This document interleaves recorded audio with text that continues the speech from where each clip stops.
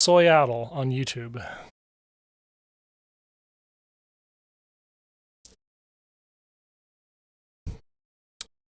I will leave Melanie muted for just a moment until I hear from her again.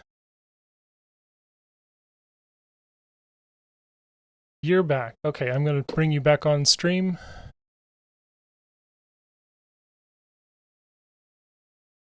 I programmed these buttons, and I should learn not to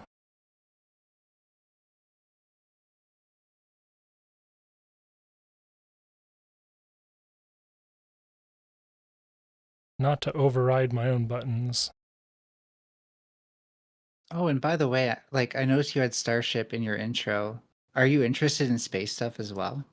Oh, yeah. So for space stuff, my producer Gabe is especially interested in space as sort of like a human solution to, a solution to the future of humanity. I'm less like all in on space travel, but probably more because I think that I can actually contribute to, solutions on the planet Earth. But yes, yeah, we are in on space travel very Okay, nicely. I wish we should talk about that informally sometime because I both have a lot of overlap of understanding from learning what is involved with like regulations for if there would be like a drone that I made that actually flies like a commercial plane. Oh man, 'Cause- yeah. And I've also been watching the development of Starship closely. So I have lots of thoughts about Elon and SpaceX and how that should go. I'm just going to make sure that all of my buttons are synced because I got them out of sync and I'm being real picky about my stream. Okay, so I made some notes. Oh, let's change title on the various streaming platforms. Also, if Mhm. I didn't see if you tweeted it out, but you didn't tag me I will reply to that and tag. because if you do, then I can retweet it. How is streaming on X going? Um, I'm not um, I'm not super attached to the platform. I think that I don't interact with it enough to really to get going, but it's just another destination for me at this point. Okay. I like, back before Wick and Chud Logic were really solidified on YouTube, I think it was another option. It was another interesting option for the, for Destiny and oh, I can't be on Twitch because it's gonna be Destiny. Ugh. Twitch, you're gonna have to come to my YouTube. Come to youtube.com at Soyaddle. So bye Twitch. Damn.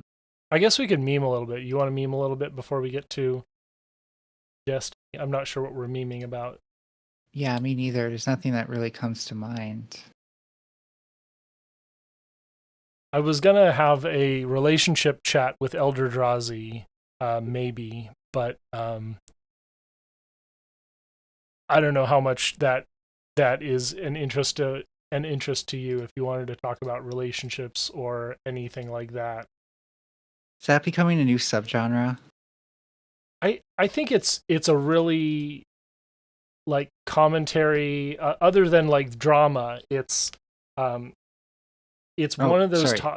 it's one of those topics Did, that I did I think say brings sub? subgenre. Did I say? Okay, I just want to make sure I said that because I thought maybe you heard subdrama. No, no. But like drama is usually the thing that people go to uh, that gets them to talk about relationships. It is, um, in Chud Logic's terms, a rape review or oh, Gabe says I'm breaking up. Just a moment. Check 1 2. He could have meant me because I was stuttering. Oh, okay. All right. But I'm always worried about my mic going crackly. Go ahead. when it comes to that, I don't know, because relationships are just so complex, and commentary wants to kind of oversimplify these things a lot of the time. Yeah. It's I'm here to kick down doors when it comes to like, because I'm recovering from the end of a 23-year marriage, and so I have my own new perspective on relationships, and it's a whole new world.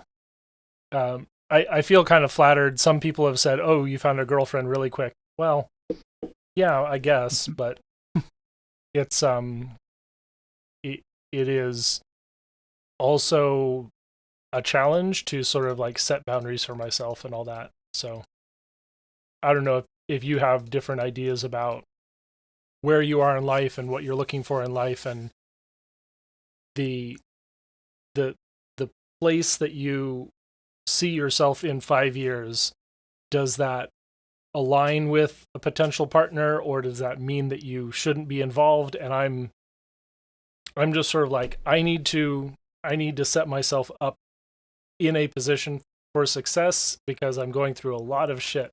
I don't know if I'm making the right decision involving someone else in that.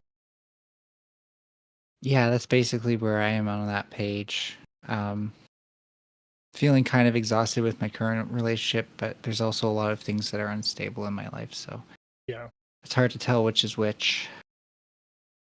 The best you can do is make one another better people. If you're not doing that, if you're not both getting something, you gotta check.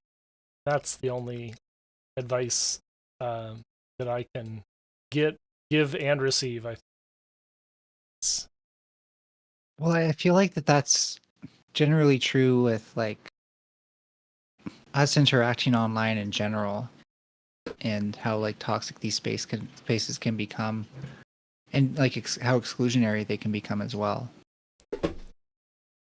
But now we're getting deep. Now we're not memeing, because I'm bad at the memeing, to be honest. Let's be real. It's all right. You know what? Everything. I'm like Jordan Peterson, because I try to make everything like super deep and thought provoking. I just realized I'm also going off brand for Eco-Modernist Society on Facebook. So Facebook, I'm going to say goodbye. Come check us out on YouTube, and also my LinkedIn. Yeah, this is super off brand for LinkedIn. So bye-bye LinkedIn, and bye-bye Facebook. Then there were 5 networks left. So we're How do still you keep live. track of them all? So there's an interface actually. I'll just show you. I figured. I was just kidding, because there's so many. There are. I put them all on the list. I either use them or I don't. Some of them seem like they could be worth it. I think that the most interesting one have been DLive and Kick. Kind of went up just a few. Just like I get 1 or 2 views there, and I get 1 or 2 views on FC2, but I don't know if it's worth it. It's with the Restream platform, it's worth it to go live on X and YouTube and Twitch. And for those 3 destinations, it's 100% worth it. Oh, and LinkedIn. LinkedIn is a major destination for my eco-modernist stuff, because all of the urbanist and energy professionals are there. If I could get if I could get Instagram or Threads, like a live space on Threads, maybe that would get more urbanist interest, but not yet, I guess. So I just hope I'm not being too much of an eco-anarchist for your brand. no, absolutely. We engage with all sorts of climate solutions people, like the doomer community. We're at least 30% covering doomers and what doomers think about environmentalism and how to solve it, because eco-modernists, we think of ourselves as the hopeful alternative to doomerism, and there's so many people who are in the doomer community who say, well, all we can do is go back to nature. But you're kind of in this interesting in-between space, where you're saying we can go back to nature and solve all these problems. Yeah, we can become like econauts. Yeah, and oh man, even in my notes, I have Earth ships, which is an interesting concept that you're I'm aware. Yeah, you're aware of Earth ships. Great, yeah, perfect. I think they make more sense in the right climate, but if the climate's going to become unstable, then they're not as good of an idea. Right. Okay. It depends. Like if you know, sorry, but if you know where you live enough, then you can probably implement it. But it's I'd rather see someone else become a specialist of making them than me is all. Yeah. All right. Sorry, Twitch. We've got to go now because this is what's coming. We're going to see some Destiny memes. Bye. And then there were That alone is like tempting fate. Yeah. Well, it's his branding. It's not his face or his content. Is there something in chat? No. I haven't been looking. Just a bit. Very, very mild. Okay. In our chat, in my chat with you, I've got notes on timestamps and stuff.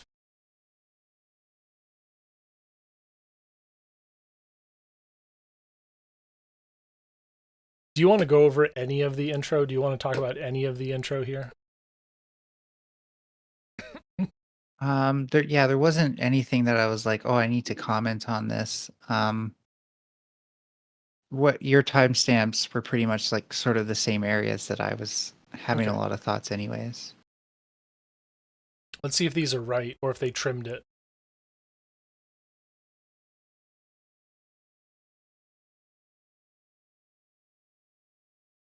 One of the things I've seen, you tell me what you think about this, something that I've seen that actually shocks me, that I was interested in watching over the last 5 or 6 years. I wondered what would happen when the left, the progressives, ran into a conundrum. And the conundrum is quite straightforward.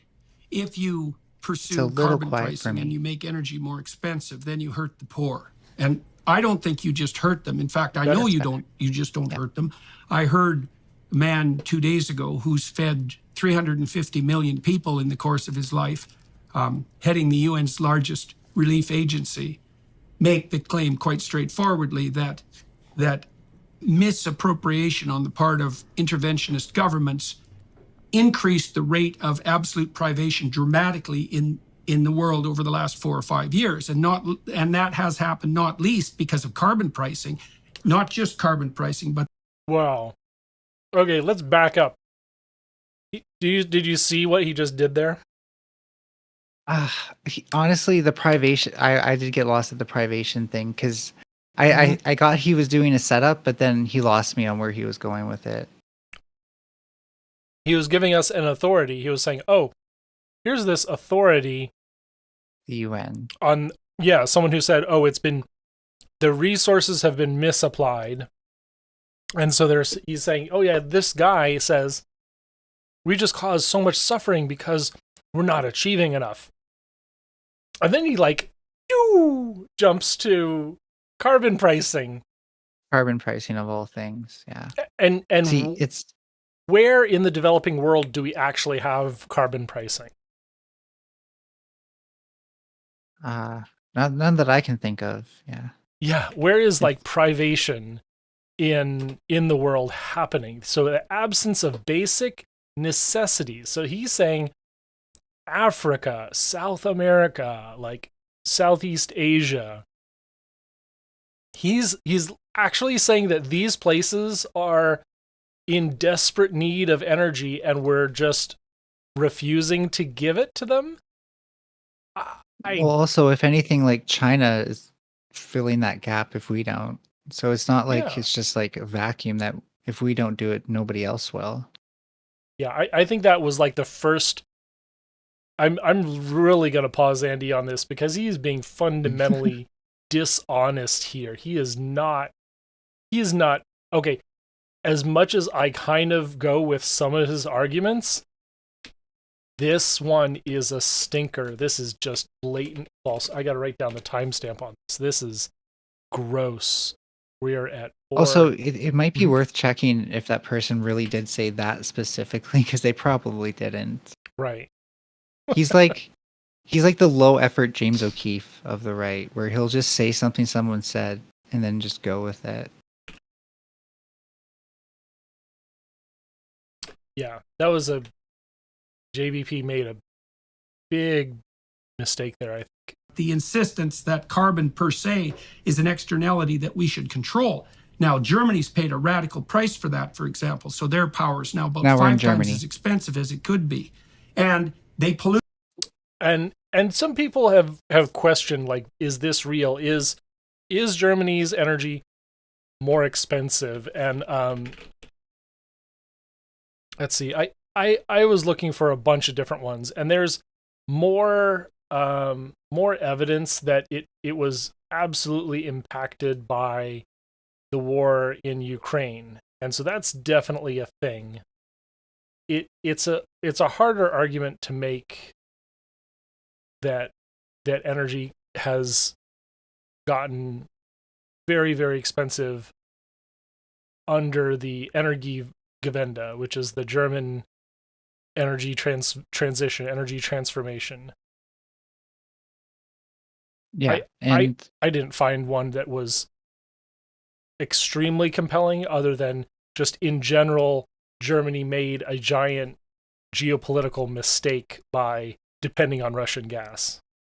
Go ahead. There's been a huge shift in Germany, as well as like pretty much all the EU nations, of running solar on top of people's homes and people running their own solar. I'm pretty sure, if anything, like that would decrease the cost of energy for people, right? It depends. It depends when you need it allows the energy, right? companies to pay. Well, the energy companies don't have to pay nearly as much to get that extra, like whatever. What do they call it? The extra energy again that they put back into the grid. Revenue? No, I forget. Surplus? Probably surplus. Yeah, there could be surplus. Yeah. And so the companies that are getting that, like, aren't paying for having their own solar array, right? They don't even have to pay for the setup or anything. They're basically buying it from the customer. Right. Oh, behind the meter solar is usually so.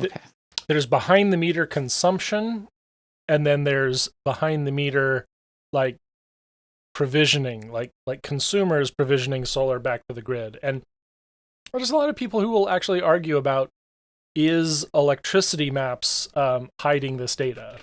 Actually, let's do that. Electricity maps. Considering how many people claim to have surplus electricity, I would imagine that if it's not showing up in the data, then it's probably being hidden. Pretty much any YouTube channel that I've gone to where somebody has their own solar, they're talking about feeding it back into the grid to sell it. Yeah, but the question is it a substantial portion of the grid? If if 1,000 people, if 10,000, if 100,000, if 1,000,000 people are feeding in 2 watts. Well, you got to remember, they're taking themselves off of the grid at that point too, right? At that point, yes, which is 10% of the day, generously. Right, but they're also going to have stores for off time. Most likely, most people will. No, almost no one has sufficient stores to actually provide. It takes like like a Tesla Powerwall. I think a lot of people are getting those. Right, but they're getting one. They're not getting 4 or 6 or 8, which you actually need to go over that shoulder period. Okay, so this is for a whole night? No, for the shoulder period. Sorry. Okay, so the shoulder period of demand. So the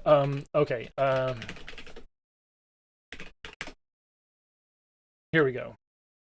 This is probably the most illustrative of what shoulder period is. The duck curve. So, this is California net load. And this is one way of seeing the behind the meter solar in effect. 2012, and if you take the difference between 2012 and 2020 minus net growth, that's pretty much where the behind the meter solar is in California. So from 9:10 a.m. up until 4 or 5 p.m. And this is probably March 31st. March 31st. Funny, that's like 6 days from now. So, but it's a very productive time in terms of the difference between the net demand in the middle of the day when air conditioning usage is very low and peak demand in the evening. You know, people get home, they plug in their cars, they turn on the TV, they start dinner, they start laundry. No, I don't think it's going to get the grid to like run all the industries, if that's what you mean. Yeah. I'm just saying it's taking the houses off the grid so it has a greater proportion. If you look, the proportion between 2012 and 2020, if I'm reading this right, like it has taken off half of the shoulder period. Well, the shoulder Ish. period, the shoulder. It's not peak demand, I understand. The shoulder is that's 4 p.m. to 9, 10, 11 p.m. And so I thought the shoulder was the lower part of the curve. My bad. No, that's the bottom. That is peak supply. So Its peak supply is at the top, and then shoulder is when it starts to fall off, like you're falling off someone's shoulder. So the generation falls off around 4, 5, 6 p.m. And you need a big enough battery for your household to go from 4 p.m. to 9 or 10 p.m. And this is saying 2012 and 2013 actual, are everything from 2014 to 2020 projections. Oh, I picked the wrong graph.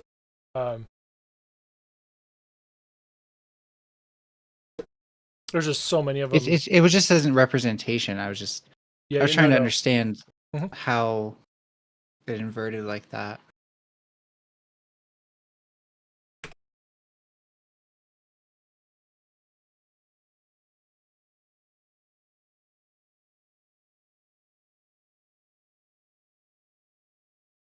Also, what is a duck curve day? It's an interesting thing. Well, it'd be a day. Yeah, energy does interest me because energy production from ecosystems is an interesting thing as well. As you saw, that chart was predicting a duck curve, and so here is one where we actually have March to May 2015 to 2023.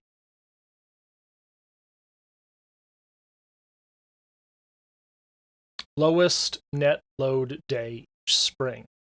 So of those days, they took the lowest net load, so this would be the point where it's exaggerated the most. So like in the middle of the day on a Saturday or Sunday when it's mild weather, but the sun is still up. And this is a really good absolute, like there's no jagged here. There's no, like how my mouse sometimes jump when I want it to jump, but it doesn't always do it. So yeah, around here, and the scale is absolute without gaps. It's very productive, I think, that way. So we are hitting zero net demand, or even negative, very slightly negative net demand at some points. And that's largely from, not just grid assets, but from behind the meter assets in California. So you're right, that they're doing something. But do people have enough Tesla Powerwalls to go from 4 p.m. to 10 p.m.? I don't know. Well, how many megawatt hours or kilowatt hours are in a Tesla Powerwall? That'll pretty much answer our question from this grid, that graph alone.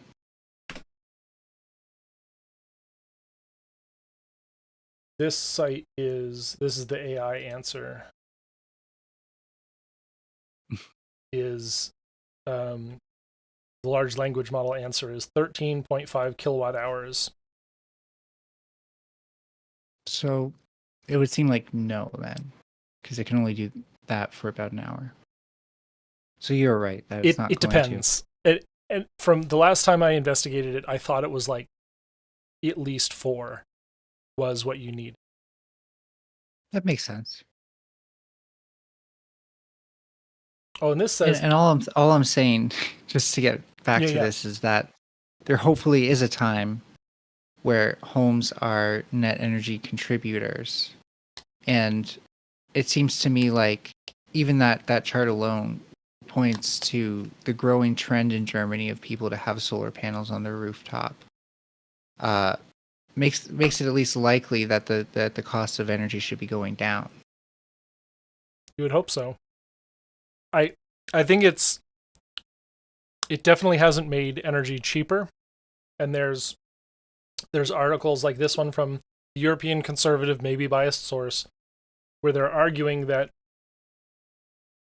companies are moving out of Germany because of either the energy tariffs they're being asked to pay or the just base cost of energy going up. And so this is the argument that Peterson's making as well. Wait. How are there there's like a bunch of, is that 50% of all the people? Let's see. So this is so that's 1 out of 4 different reasons. Right.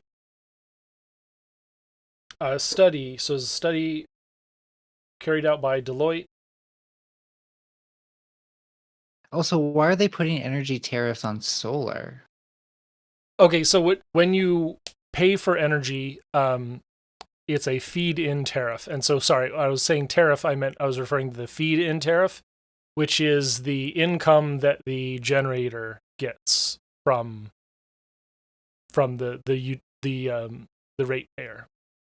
And so a feed-in tariff is when you have a clean energy asset, you are guaranteed a certain payment. That's what tariff in this context means. Sorry, very ambiguous term, I know. So they're surveying German companies, and so they're not surveying German people or German, economic units or whatever. They're saying per company they're relocating, and people who have relocated say they need lower energy cost, they need lower labor cost, they need less regulation and less regulation. Yeah. Which, I mean, the less bureaucracy thing would be better for the green movement on the capitalist side, who want to claim that capitalism can save us. But at the same time, do we really want less regulation on the green movement if capitalism is going to be driving it? I'm skeptical.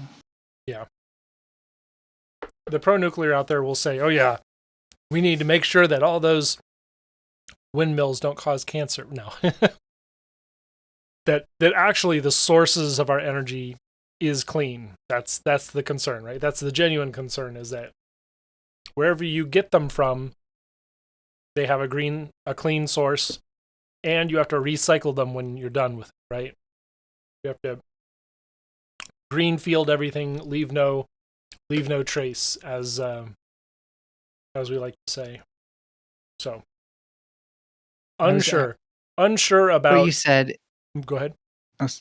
Well, you just reminded me, sorry, of a Twitter post that I saw, and it was purely off of the windmills will give you cancer thing. So sorry that I got distracted.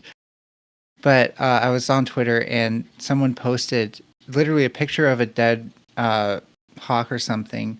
Not even sure if a windmill was around this picture, but they're like, see what windmills do to hawks? We're going to be losing our raptor species, and they're keystone species. And I almost got in there, but I can't even debunk the source of the picture as being near a windmill or not. So, no, these are verifiable. There's definitely instances where no, I'm not saying it doesn't happen. What I'm saying is you're more likely to find that due to competition from other species, like intraspecies competition, happening. Because typically speaking, birds of prey aren't like as bound by flock conditions, and so they're less likely to fly in and around actual windmills. It depends. I think that having them properly sighted is really important. The other thing, especially for migratory birds, is where in the nation they are. So let me. Oh man, Well, you can also like you can stop them at certain times of the year if you're trying to avoid that, because that's when the migratory birds will be coming through. Right. So here's, man, I already had this in my history. So right here, these are the best places for wind and solar. And so if you look, like just east of the Rockies, around the Corn Belt, the Bible Belt, there's this big, these strong numbers for wind. This is also Tornado Alley. This is where migratory birds avoid this area. They steer way clear of Tornado Alley. And it's also it's actually because the cumulus clouds are so tall, it's hard to fly through them. It's so violent. I don't think they're afraid of the tornadoes per se. Well, they just statistically speaking, they're less likely to run into those. But I hear what you're saying. Like there's so much updraft all the time. Mm-hmm. And plus there is more bird of prey there because of the updraft. Interesting. So yeah, Man, so that would be accident.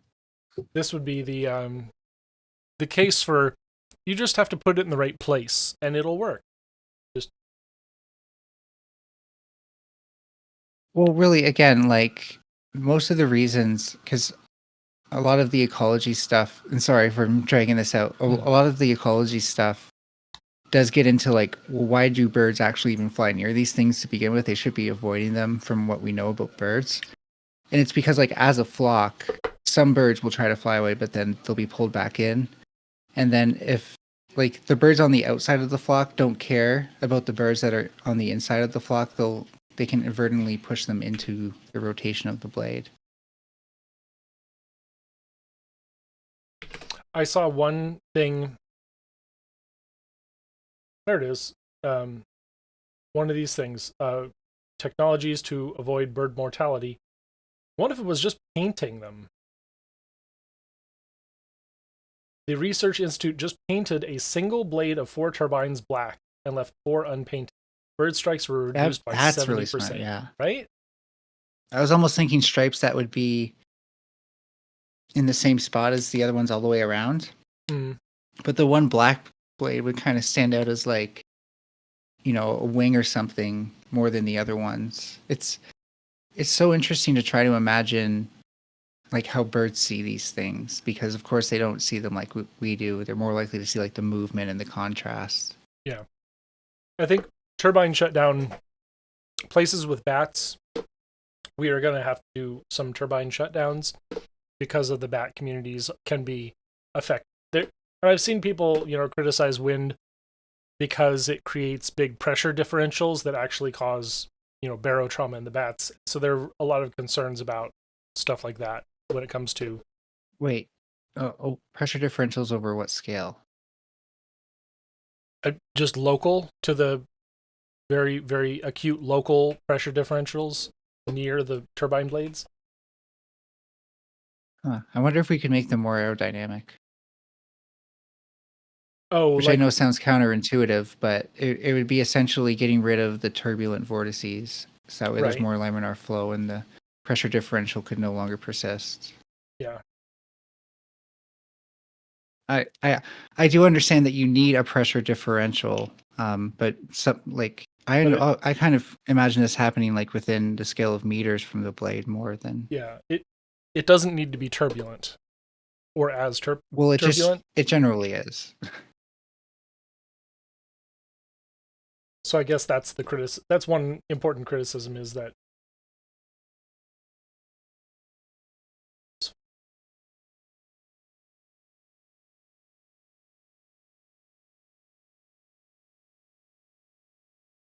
But is that just supposed to, like, that can't draw the bat in, right?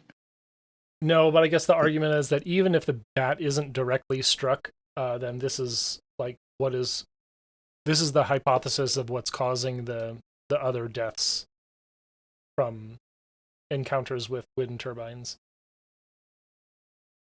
It might be better to have like a sonic and electromagnetic field effect. So that way they just stay kind of like out of any area where there is all those turbines. Yeah, maybe. I think they had noise here as one, or acoustic deterrence. Yeah, birds have, like, it's been shown, for some reason pigeons never respond to this, but almost every other bird, like, you can pretty much do like an electrical field buzzer, like the equivalent of like a buzzer that we hear with our ears, but for an electrical field. And that oscillating electrical field is like just the most annoying fucking thing in the world for them. All right, let's get back to JBP. This is a really great study. I'll just go ahead and send this to you. This is a great. This is the people who. What was his name?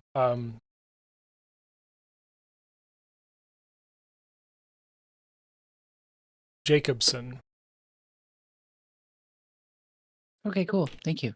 Yeah, Jacobson, the guy who says you can do 100% renewables, he sued the person who wrote reports like this over their response to his 100% renewables report. Which is interesting. We've seen a lot of we saw some resolution in the Michael Mann lawsuit, which actually they mentioned in this debate. So let's press on for now. More per unit of power than they did 10 years ago before they introduced these policies that were hypothetically there to account for externality. And the externality was carbon dioxide. I don't think that's a computable externality. And I don't think there's any evidence whatsoever that it's actually an externality, that we should be warping the... Oh, no evidence. There's no evidence that it's an externality. Oh, God. Do you want to get into... He's going to mention it a lot more, so it's more about, do we want to preemptively cover this or wait for him to cook? Let's do Nobel Prize. Is this it? Nobel Prize? I've looked this up so many times. No.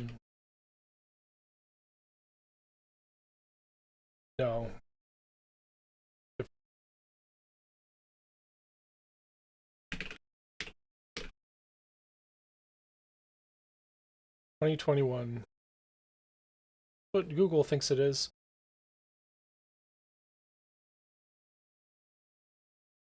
So, what is stratospheric cooling? Basically, the thermal profile of the stratosphere is affected by increase in CO2. This predicted two changes that are pretty important. Of course, global surface temperature increase, but also because it pushes out the point at which energy is radiated, they predicted that upper parts of this, or certain parts of the stratosphere, would drop in their average temperature because of changing CO2. And that's what we finally got a Nobel Prize for this study. This, the trend. Oh, this is a really good one.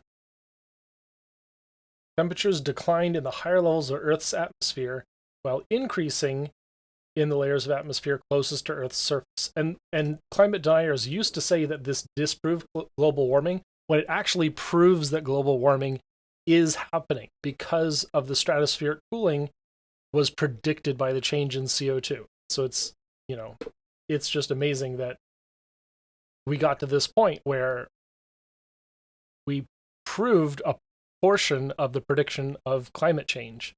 And so when someone tells you there's no proof, like Jordan did here, there's no proof that CO2 has any effect, au contraire, there it is. And can I briefly explain for those wondering what the impact is going to be from this? At least, especially for those like me in the temperate kind of like Tornado Alley belt. Mhm. Because here in the Great Lakes, we even have our own kind of mini Tornado Alley, and that will be more extreme storms. Usually, when we see like a big thundercloud that's just hit like the top of the tropopause, that's when it's starting to get into the stratosphere. And the cooler that is, so what happens is like it can't really like displace much air from the atmosphere, but it can destabilize it with its thermal mass. And then cold air from the stratosphere starts falling as a downdraft beneath it. And that's actually your most important ingredients for a tornado. Great stuff. Let's press on. Economic Storm chasers system will love it. Yeah. To ameliorate if the cost of that, and it will be an increase in absolute privation. Is this even true? I have no idea. I don't know. So, do you want to pause for the carbon pricing is going to make poor people poorer?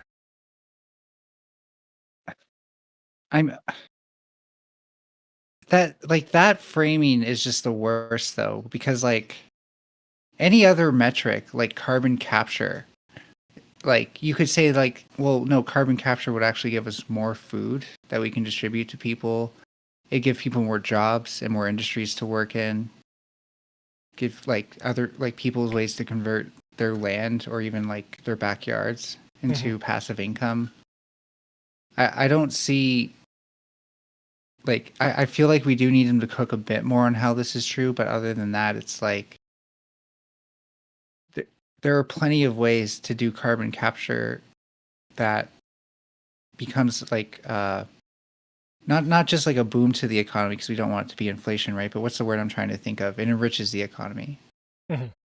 Yeah, like it's actually like the growth we want to see without the inflation. Stimulation. Okay, we'll let him cook. It's true or not. I wasn't ready for a whole fucking climate change debate. The world's poor. So, and here's an additional argument on that front with regards to externalities. You get that wrong, and here's something you could get right instead. If you ameliorate absolute poverty among the world's 1 billion poorest, they take a longer view of the future. And that means they become environmentally aware. And so the fastest route to a sustainable planet could well be the remediation of absolute poverty. And the best route to that is cheap energy. And we're interfering with the development of cheap energy by meddling with the hypothetically detrimental externality of carbon dioxide. And he just did incredible mental gymnastics there. Should I give like a TLDR real quick? Yeah, do it. So hungry people don't have time to think about the climate crisis, right? So how do we get them to eat? Fossil fuels. That's what Jordan Peterson's telling us. Well, but isn't that where most of our fixed nitrogen fixing comes from? Is Haber-Bosch is like that's how we produce food, right? Yeah, and the agricultural like sector and industries that currently exist, but we also know that there are plenty of natural methods to fix nitrogen and plenty of ways to recapture and redistribute phosphorus. Well, but that would be So yeah, P, N, and K are the three. Like I've got someone who's on my team that used to sit in with us and talk about this all the time. Phosphorus,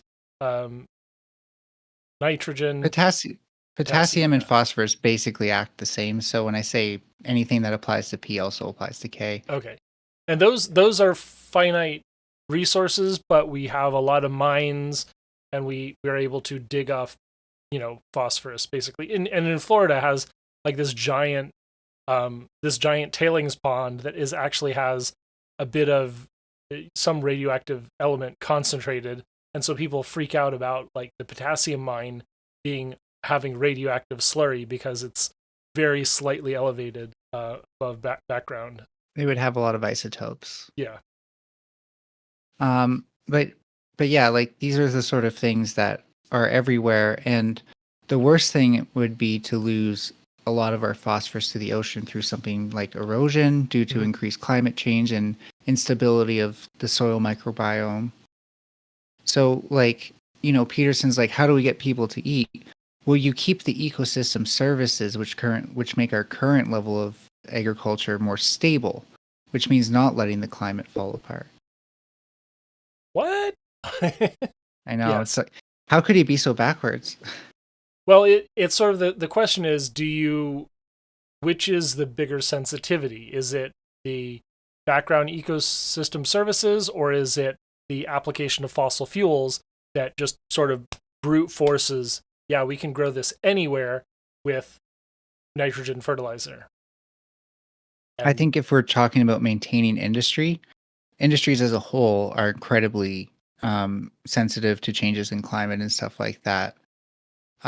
So our ability to rely on like the fossil fuel industry to keep doing this is limited. Like if they decide to switch to green technologies, which not all of them will, but some will, then they might not also be, fixing nitrogen from fossil fuels. Like I don't think you fix nitrogen from fossil fuels, but anyways, well, or no, getting.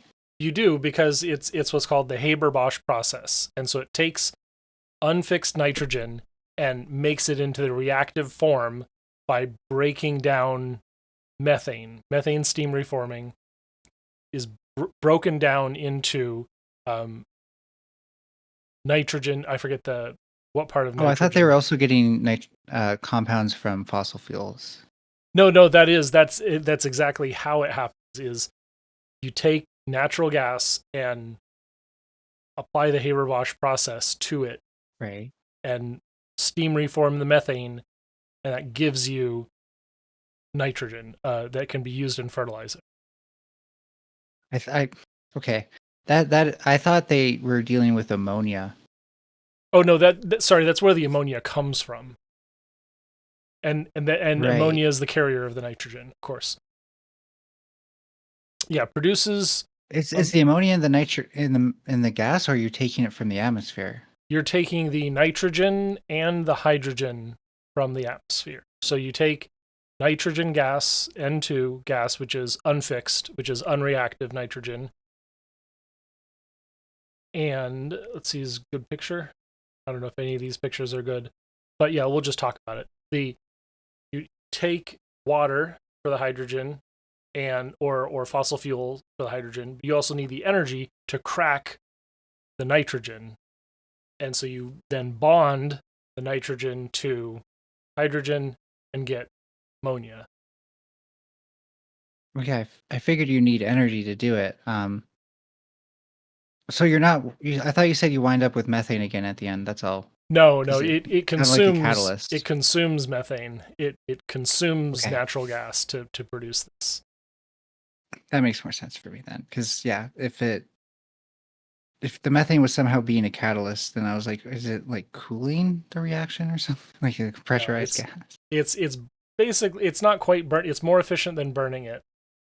And like I have at least done like first year chemistry as far as learning that much needs to go. So like I should know this. Yeah.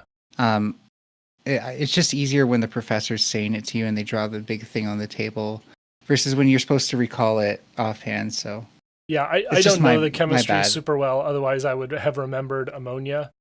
God, I've done episodes on ammonia and I forgot that's where the nitrogen was carried. Yeah. Anyways, I did not remember the part at all that involves methane. I for some reason totally blanked on that. Maybe because they didn't call it methane, you just called it CH4, and I was like, oh, whatever, CH4. Oh, yeah. Okay, press onward. The right-wingers seem to think you lost this exchange on the climate change. Well, every exchange where they disagree, they're going to say I lost. They're going to say the same thing with vaccines and everything too. Again, I'm not. I think he lost because he wasn't super strong on his response, but onward. Trying to appeal to like the hardcore right-wing people, just like people in the middle that kind of like wander through, basically. I think this is a complete bloody travesty, by the way. We are putting the lives of hundreds of millions of people directly at risk a bloody right travesty. Now to hypothetically save people in the future, depending on the accuracy of our projections, 100 years out. And these interventionists, these people who are remediating externalities, they actually believe that they can calculate an economic projection 1 century out. That's utterly delusional. Do they though? Okay, so just to be clear, the first thing I was. Oh, did you come in there? Yeah, but do they like really believe that you can make a projection when you're out? They get into this. They get into the growth. Or of sorry, it. 1 century? But I Oh, don't think so. I mean, within a certain degree of error, yeah, you kind of like my retirement is based on that projection. And so is Jordan's and Destiny's. Like anyone who has money in the market and plans to retire on the growth of the market, yes, you depend on economic stability and so it's like I think there's like a in fact here's economic development emissions scenarios in Ooh, send me that for sure. Yeah. This one's probably old. But the basic idea that I got from this was that they're willing to say that we could impact economic development by a fraction of this and it would not be a catastrophic risk.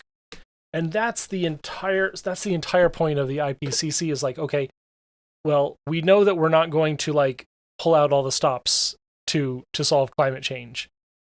But what do you think is possible? What do you think is like within the realm of believable solutions? And I think it's, it could be 1%, 2% drop in economic growth, like total economic growth. So if our growth is 4 or 5%, 6%, then we're looking at 2 to 4% total economic growth.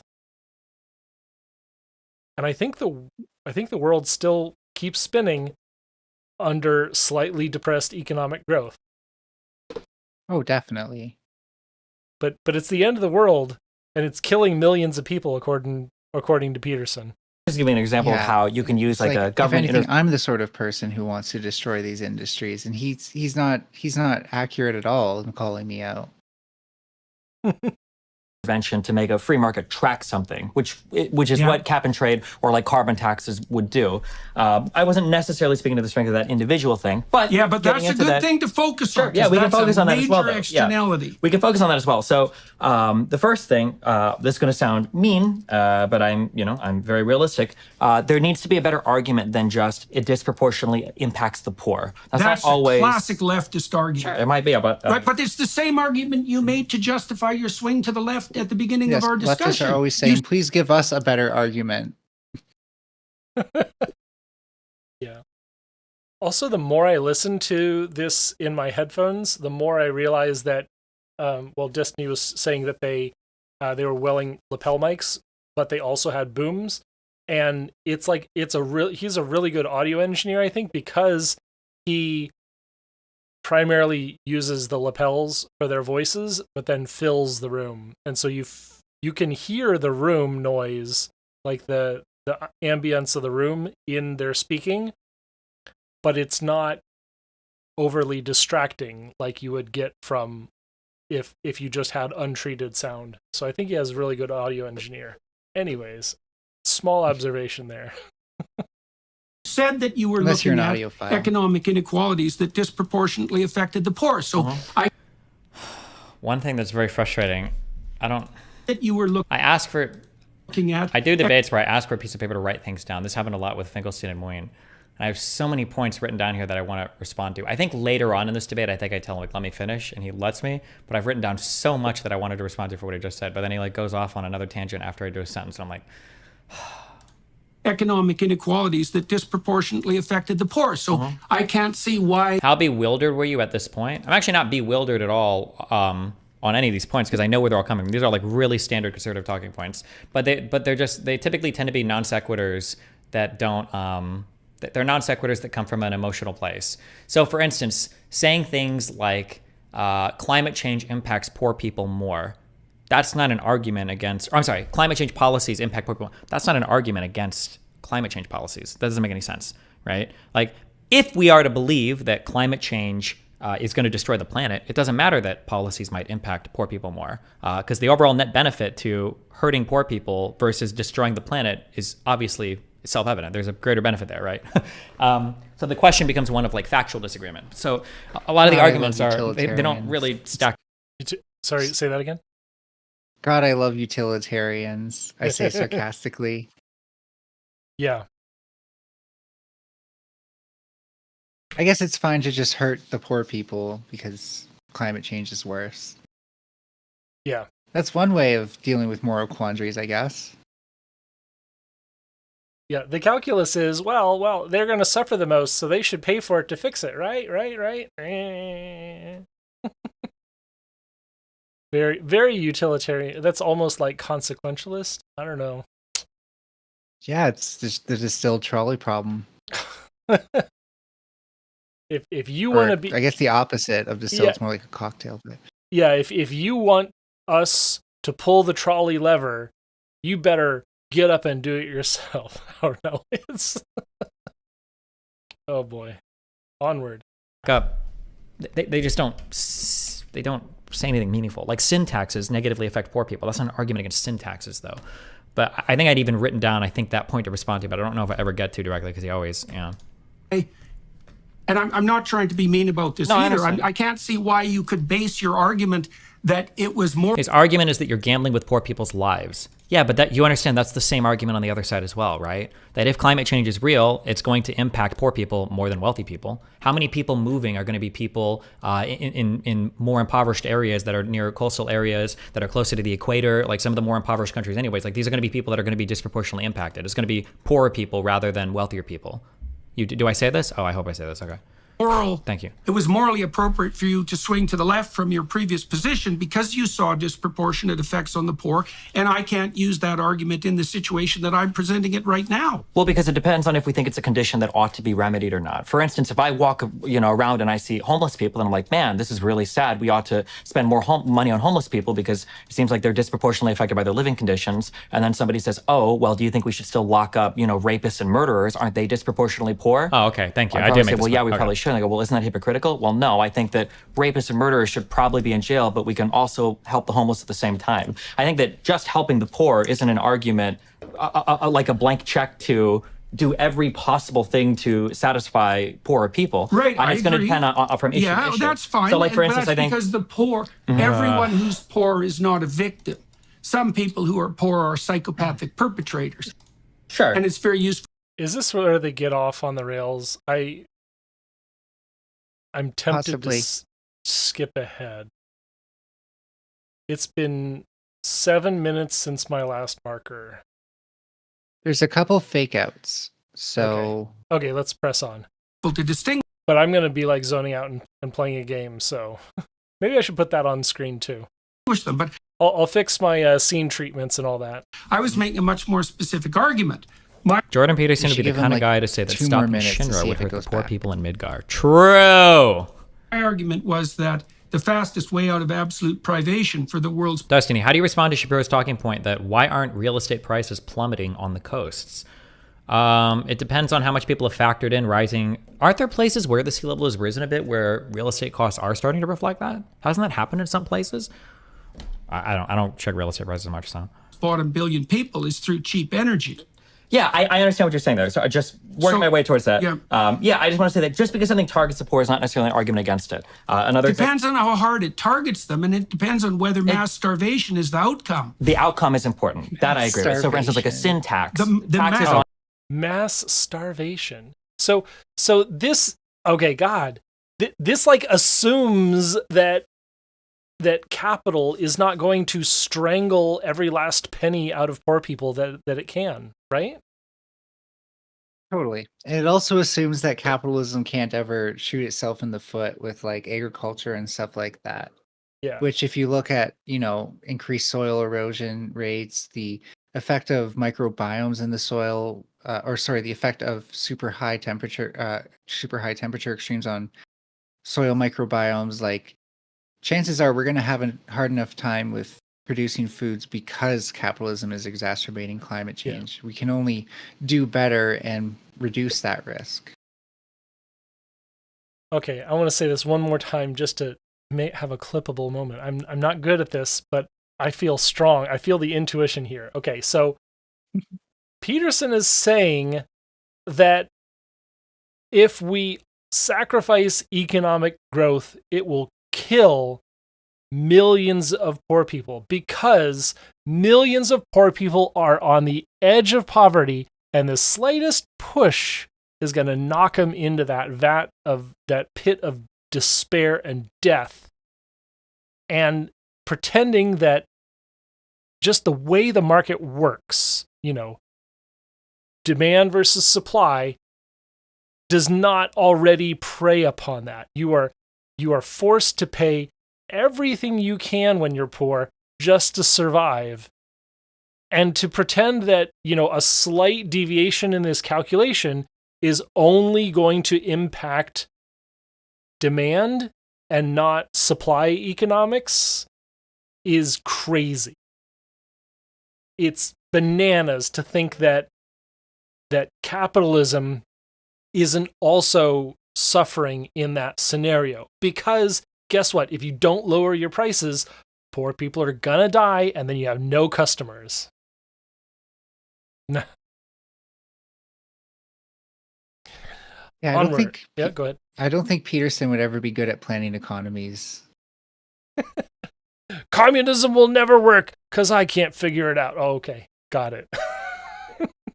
The outcome will be mass starvation. I'm in this getting to it. Okay. situation. Yeah, I'm getting to it. Okay. Sin taxes on like cigarettes and alcohol are always going to disproportionately impact the poor, or even sugar, we might say, right? But just because that disproportionately impacts the poor, is that a good thing or a bad thing? These are probably the people that suffer the most from those particular afflictions. Right. So, do you think there is sufficient proof that climate change is real by modern models? If so, there's a good enough reason to hurt the poor now?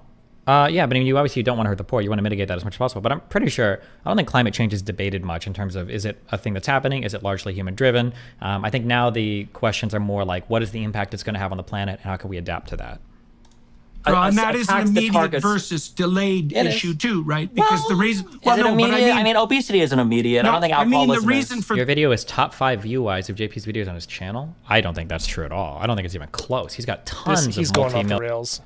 Longer term well-being. Yeah. Correct. And that exact same idea, if you believe climate models, or if you believe that we're heading in a certain direction in terms of climate, the overall warming of the planet, would be the same argument you would make for climate change. Only if you believe that you could model economic development 100 years into the future. Well, we're not trying to model, we're more concerned with modeling climate development, economic development. We're yes, equally, absolutely. okay, tell me how I'm wrong. I don't believe that, because what I see happening is two things. We have climate models that purport to explain what's going to happen over a century on the climate side, but we have economic models layered right on top of those that claim that there's going to be various forms of disaster for human beings economically as a consequence of that climate change. And so that's like two towers of Babel stacked on top of one another. And so, because if people were just towers of Babel. Oh, man, just the I even have a physical copy of this book. Dropping everything in my set. Okay, but this is the special report on 1.5. And so like he's saying that, oh no, we can't predict like these disasters. There's no way. And well, this was published in 2018, and there's stuff in here like risks from drought and precipitation deficits are projected to be higher at 2% C compared to 1.5. And they say things like medium confidence, which is actually a fairly strong statement from the IPCC. If they see things like low confidence, then that's like okay, it could happen, but we don't really see the evidence of it. And it's just not, it's just not in here if they don't have any confidence that it will actually produce a result. But yeah, it's And Peterson wants people to be just like dismissive of the researchers who are taking this data and stuff like that. He's not at all like referring to or crediting the people who do this research. Yeah. And if you actually want these models to be better, you would want the people doing the research to have more resources and to be doing more research, not just tossing out the entire field and being like, well, I guess it's impossible to do any research because I decided it. Yeah. God, there's just like, so if you look, and this is the summary for policymakers. So each bullet point here references like half a dozen sections in the main report, and each of those sections has dozens to hundreds of citations. So this is like all of this against, you know, some dude in a funny coat.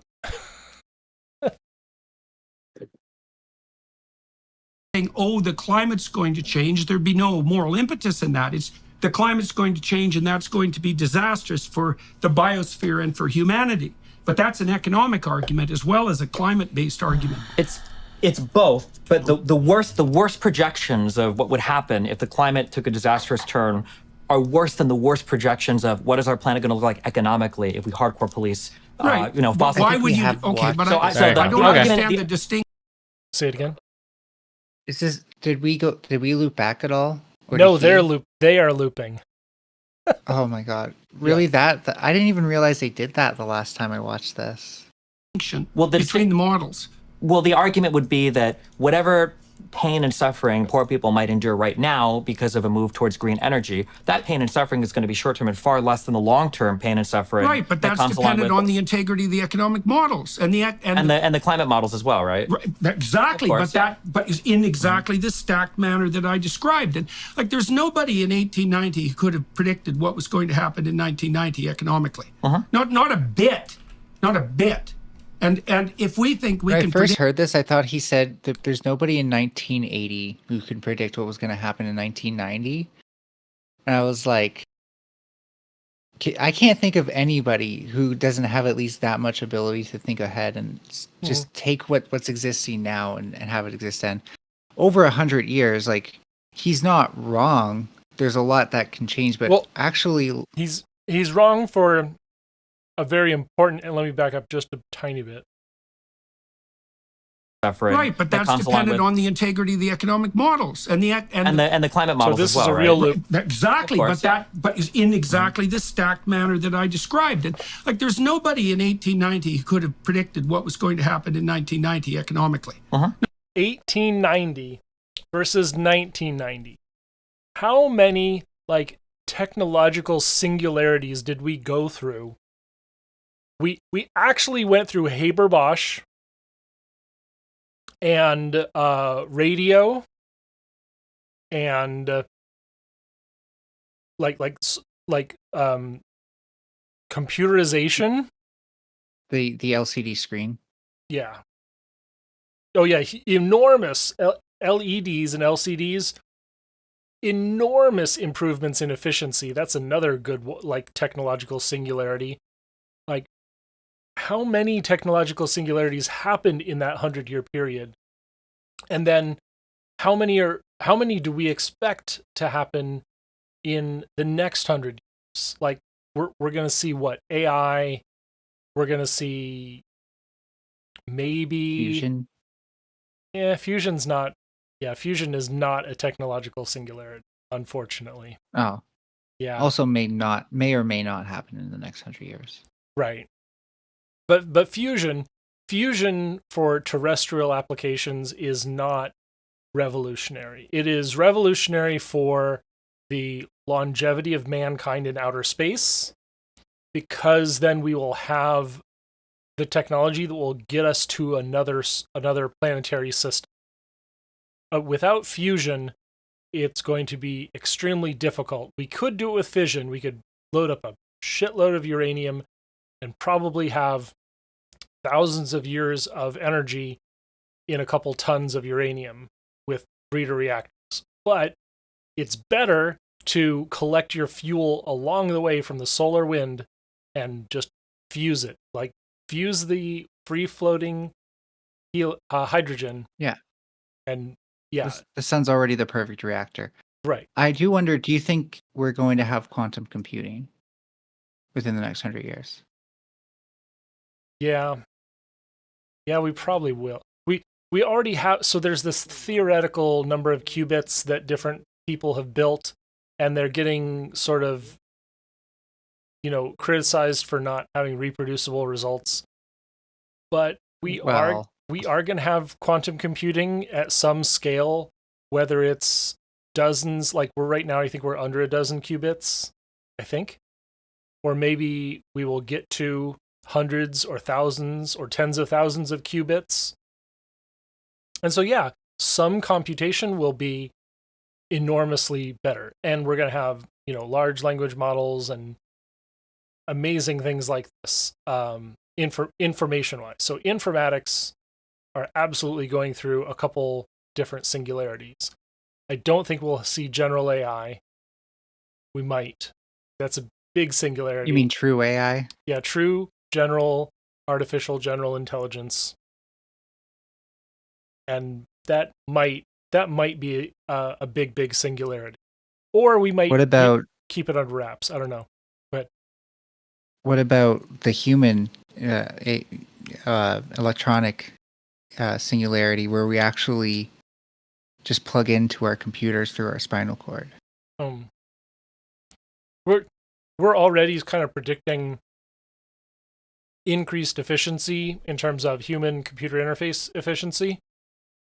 I think we're seeing a big general predictive outcome from that, like improving labor efficiency.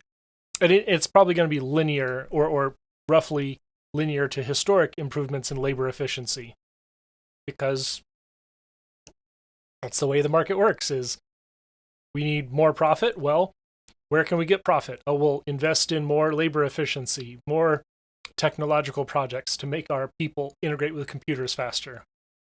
And it doesn't seem like anything revolutionary is going to happen there, but maybe it could. I think an interesting kind of like deployment that we might see that's kind of an unexpected singularity will be, well, and this is more for like within the drones of like, within the realms of drones and delivery and whether or not we have to go to a store to get something and vice versa. It's just kind of like autonomous self-navigating systems where you can pretty much every time say, you are here, I want you to take this here and then go here. And the drone pretty much figures out every step itself. Like at the moment, it's easy to do like, oh, okay, it just flies in a big curve through the sky, right? But I'm talking about something that literally kind of has enough situational awareness at all times that no matter what happens, it can make its own decisions still without you having to pre-plan or, pre-program anything. I'm almost pessimistic in my futurism, is that I don't see that as an unpredictable outcome. I don't see that as being, way beyond linear and or exponential growth. And so like a singularity. Well, I think we're just underestimating how much it's going to change society. I don't know. Like the small business itself will become pretty much online. And that'll change the way a lot of other businesses operate. Okay, so we'll transition from today. I mean, in any, because we already have people doing like Etsy and 3D printing and their small business and producing things. Maybe it'll proliferate a lot, and so there will be a lot more people doing these tasks. Like a handyman or a print shop will be capable of doing much more with that technology. But I don't really see earth-shattering applications. Not like, oh, we can barely feed 1 billion people and people are starving, to rocket to 8-10 billion people on I'm the not planet. trying to push anything in the direction of what Elon or what Jordan Peterson's talking about. Mm-hmm. I was just talking about things that will change the world as far as we know it. Like right now we're used to seeing people who go back and forth between their jobs and stuff like that. They go to stores to buy stuff. Mm-hmm. And, this creates a society where people are driving around. And I'm talking about a world that would seem comparatively dystopic because, there's more drones than people in the sky. Well, there's more drones in the sky than people than more people commuting and doing commerce. Yeah. I'm not seeing a unpredictability in the outcome. And that's You don't sort think of that his, that's going to throw, like, that's obviously going to throw like stock markets into imbalance and stuff like that, because companies that were before dominant because they had a market sector not entirely cornered, right, but they were dominant, are no longer that way because they don't, like, their storefront is no longer what allows them to outcompete other stores and brand recognition. I don't think that Amazon was a business singularity. It was a big change. Because it's not outcompeting stores to this level yet. People still like the familiarity of going to a store and stuff like that. But Amazon definitely Amazon definitely has destroyed the competitive advantage that stores like Walmart had, right? But or any store really. It's still competitive in some way. And stores like Walmart have to adapt, and they have adapted, I think. Yeah. But I don't know. Yeah, maybe it, like, I was, I'm just taking shots in the dark, but with the drone stuff, I think it really will change, like we're going to see ourselves coming out for more recreational purposes and stuff like that. Whereas most of our time is spent traveling. We go out to Walmart, we come back, then we make the dinner, stuff like that. Well, what happens when we no longer need to go to Walmart because the Walmart trip's already at our front door? Well, maybe you actually do take that time to do something with your kids after school. Imagine living in an urban center and already having this advantage. I mean, yes, I sometimes have to go to Walmart, but that's like such a small portion of my weekly existence, especially when I lived in the city. And like I could go shopping, like, my grocery store is 2 blocks away. And here's something that might make Jordan Peterson cry though. Like, right now, this is starting up its own gig economy, right? Like, I do see the drones replacing these gig economies at some point. It's pretty much inevitable. Yeah.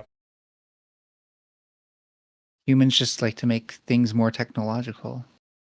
I think, if anything, there is a chance for there's generally a better chance for a revolution because of like this quote unquote late stage capitalism, like the concentration of the gig economy and then the depletion of the gig economy, and no one is going to be able to. I mean, already there are places where no one's going to be able to survive doing that job. Other places you can, of course, but in Seattle, it's like we made a small regulatory change, and then all of a sudden, none of these delivery services are affordable, and people have basically started to revolt. But yeah, it's interesting to consider what is and isn't predictable, and yeah, I think that the things regarding the flow of labor are big changes. I don't know that they sort of predict our overall economic health, at least in the way that Peterson is saying, a slight tip of the scales. Oh yeah, no, I'm not positing anything that might. Yeah, no, just I was just talking about things that I think might impact us in the future.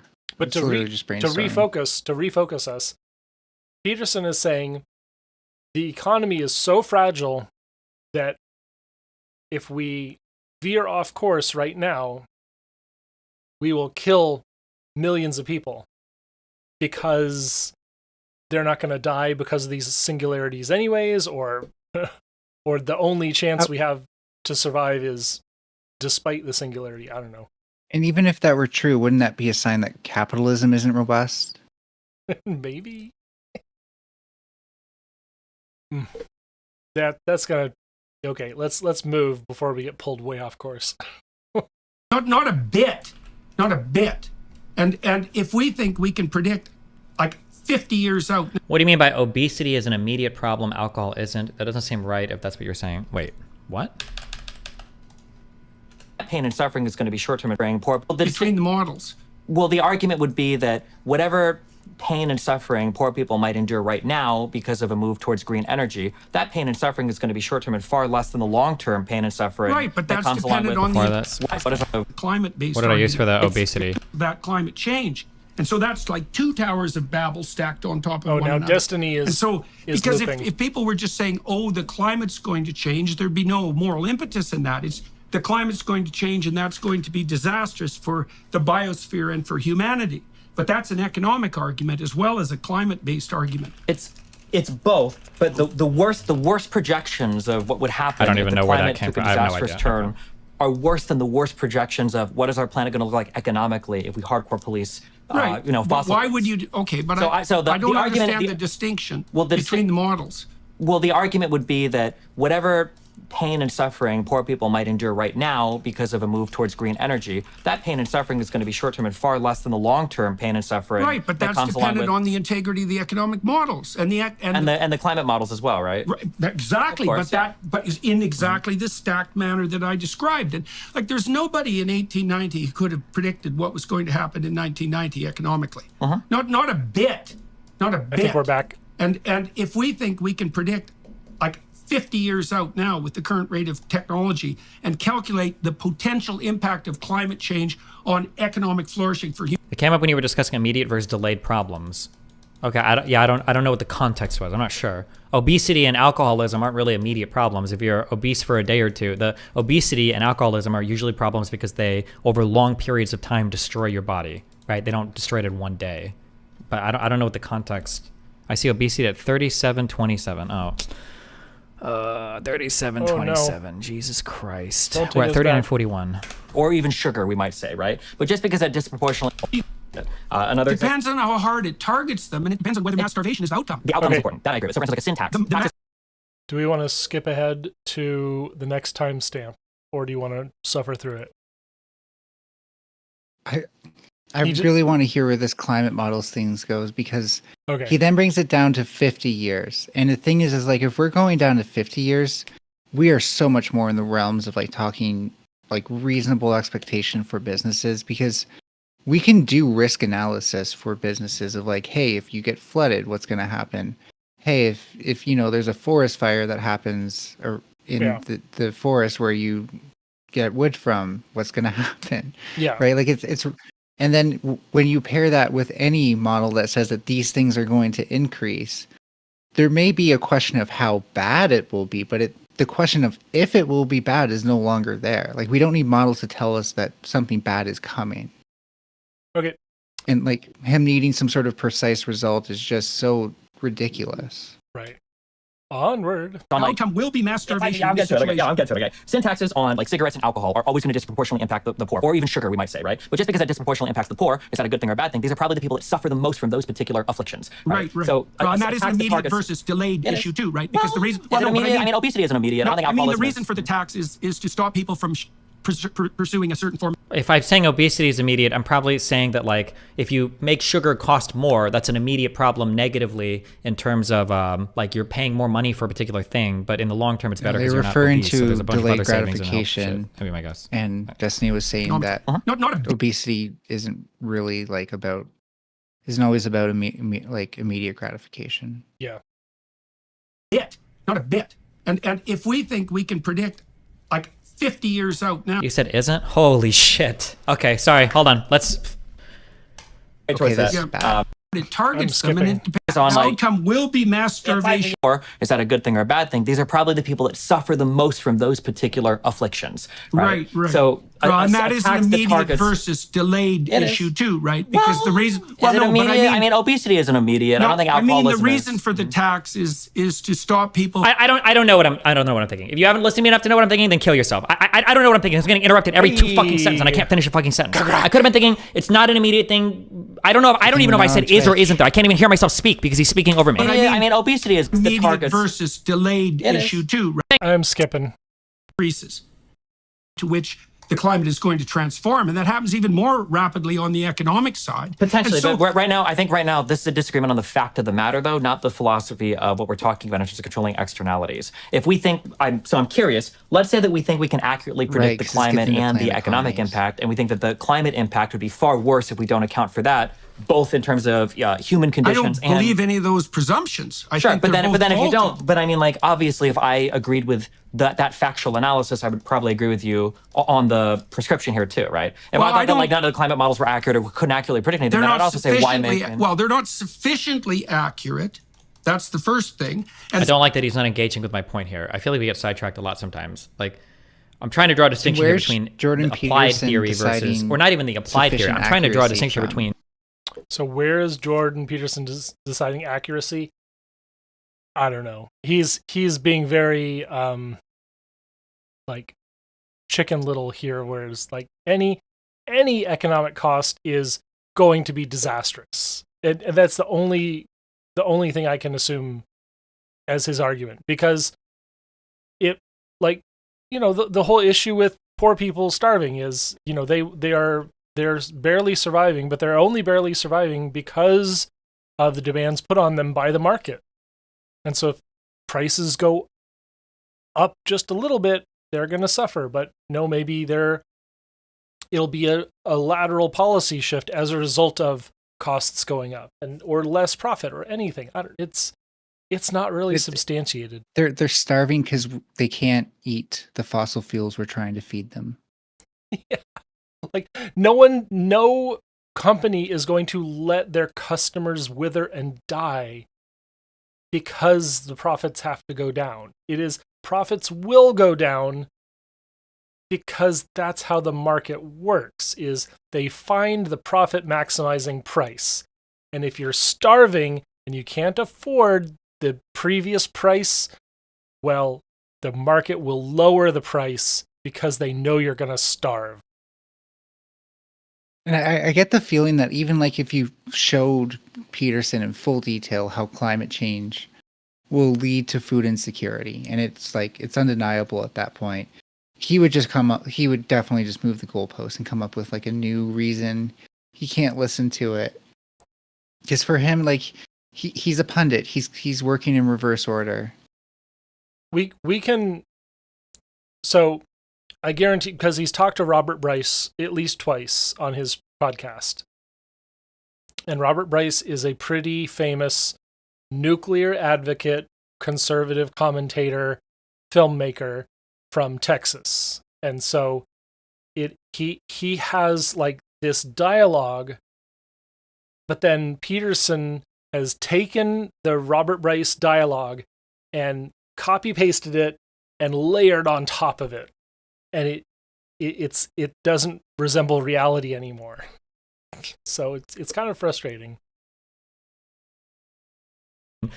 The conclusions that we're drawing based on the premises before us, that of course we're drawing different conclusions based on the premises before us, but if we agreed on the set of premises, we'd probably agree on the conclusion. But he's not engaging with that. He just is really triggered on the climate change thing. I also say why make I shouldn't have uttered the word carbon. I didn't realize that was going to be a 40-minute trigger point. Here too, right? If Well, I thought I that like don't- none of the climate models were accurate or couldn't accurately predict anything, they're then I'd not also say why sufficiently make well. They're not sufficiently accurate. That's the first thing. And because they have a He's margin just bad faith. I don't think he's being bad faith. I think he feels very passionate about this particular thing. of error, and it's a large margin of error. They don't even model cloud coverage well. That's a big That's problem. a They don't lie. have the resolution. They don't have I just talked to IPCC author about how they model hurricanes and like the category 6 proposal. Like, he is so far out of his depth. It's insane, right? nearly the Yeah, I resolution saw that, by the way. to produce Thank you. the accuracy that's claimed by the climate apocalypse mongers. People Not even keep saying close. that, but we just got another one of the hottest years on record. How many times are we going to have another hottest year on record? How many times are we going to have an increase of carbon dioxide concentration in the atmosphere before we're finally like, okay, I don't know. This is probably why Destiny is a really good debater. Someone is like going off into La La Land and he brings it back to evidence. So, okay, points. Let's keep going. But points there. And the reason I don't know is because it depends. The scientific answer to that question depends precisely on the time frame over which you evaluate the climate fluctuation. And that's actually an intractable scientific problem. So you might say, well, if you take the last 100 years, this variation looks pretty dismal. And I'd say, well, what if you took the last 150,000 years, or the last 10,000, or the last 10 million? You can't specify the damn time frame of analysis. The time frame is incredibly... I wouldn't say he's bad faith, but do you think he's a bit senile? Jordan Peterson, senile? No, I don't think so at all. No. Million. You can't specify the damn time frame of analysis. The time frame is incredibly important. That would be like saying, look at your, let's say somebody developed cancer and they didn't realize it, and the person has lost, 40 or 50 pounds in the past 6 months, and I'm just like, you look very sickly. And you're like, okay, well, look at my weight fluctuation over the past 10 years. You say, well, that doesn't really matter. What matters is the the fact that I'm not saying the time frame isn't important. Well, but I'm saying that, that's a good point. That's a good example on the fly, too. That's, yeah. Of course, the time span is important. If human activity has just caused an increase of carbon concentration in the atmosphere for the past 200 years, why would I use a 10 million year or 100,000 year time frame? Of course, the time frame is going to be relevant to the variability of whatever we're talking about, right? Which is carbon in the atmosphere or surface temperatures. 10 years. You say, well, that doesn't really matter. What matters I'm not is the fact saying that the time frame isn't important. Well, but I'm saying that it is important. Yeah, I'm just saying I don't know how to specify it. Well, you would probably specify it with the beginning of the industrial age, right? Why? Because that's when carbon dioxide, which is a gas that's seen as trapping more heat on the planet, Why is that relevant to the time over which you compute the variability? Because it seems like as carbon dioxide has increased in the atmosphere, the surface temperatures have risen at a rate that is a departure from what we'd expect over 150,000 year cycles of temperature variations on the planet. Not with good job. Okay, I answered this way better than I thought I did. That time frame. That's absolutely just not the 1,000-year cycles of temperature variations on the planet. No, not with that time frame. That's just not the case. It's absolutely the case. No, what do you mean? You just flipped to 150,000 year time the time frame we use. What I'm saying is that if samples. Ice core. Well, yeah. So okay, let's talk about that. Temperature. Yeah, geologic.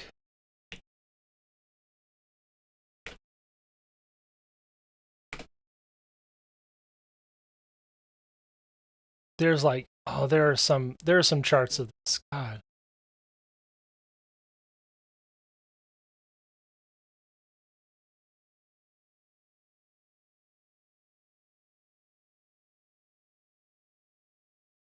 Maybe you could summarize what you're saying as what you're looking for, just because I'm in suspense. So yeah, okay. So here, just to give us a picture of, we've got 0 is where we are today, and the last glacial maximum. So geologic time is going to overlap the Little Ice Age back to, I don't know how long ago. It's probably going to be tens of thousands of years ago. So with that, and that's the resolution of this is a little finer, right? So you've got all these big peaks and troughs, and it goes up and down and up and down, and we know that happened because of ice cores, because the carbon. Okay, so this is like big complicated why, but basically the ice cores indirectly tell us the temperature at a given year, at a given depth, which we correlate with the year.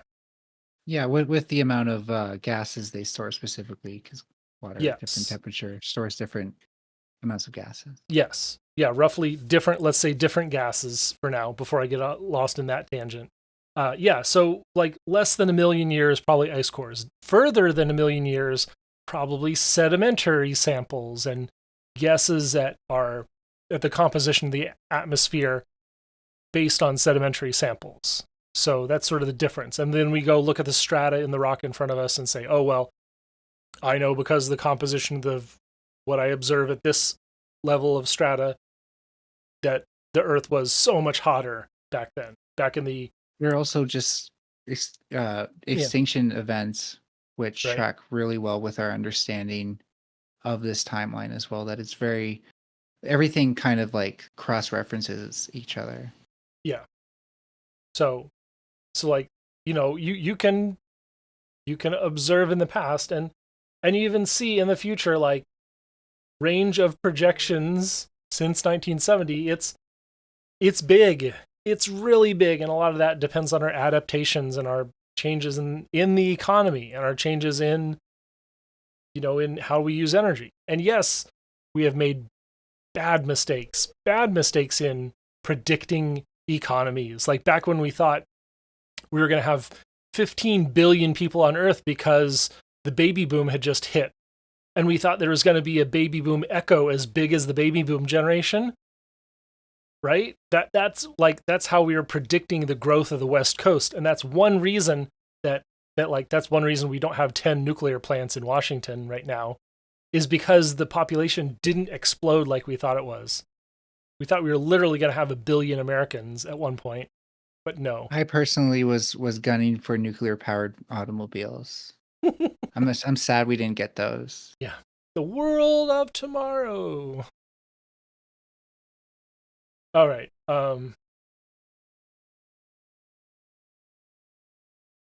Does that get at the question of like the range, the geologic time range, and how far back we can look and how far forward we can predict? I think maybe. I should hope so. Yeah. We expect to see a temperature do this in a 150,000 year time span. In a 100 year time span, seeing it do this, that's very worrying. Now, you mean it could like be the Michael case. Mann's hockey stick, the one that's under attack right now in court? I have. Oh God, I tried to make him follow up on this. I threw a little bit of money at him trying to force feed him this fact.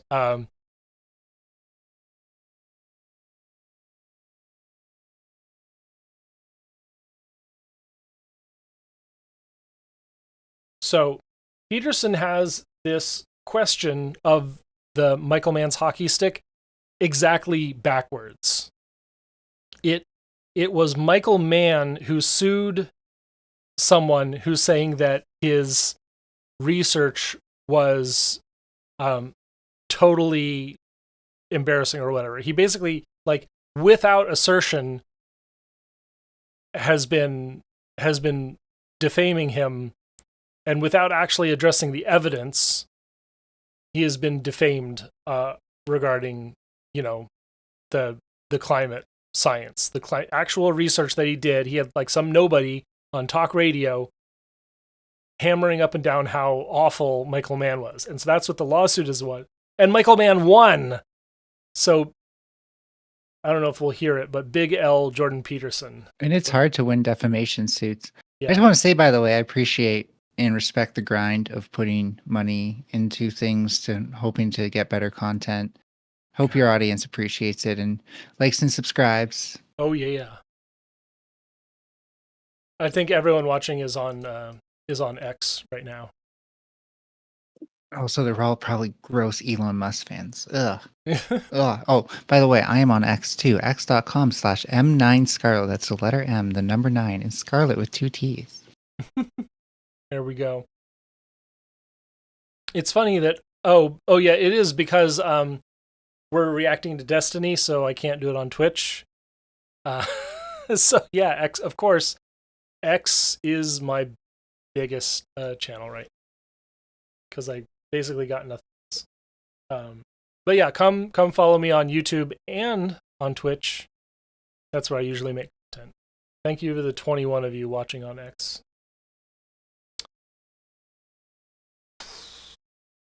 No fucking idea what the fuck we're talking. I feel like I just got sucked into a PKA podcast where we're talking about sports. Wait, what?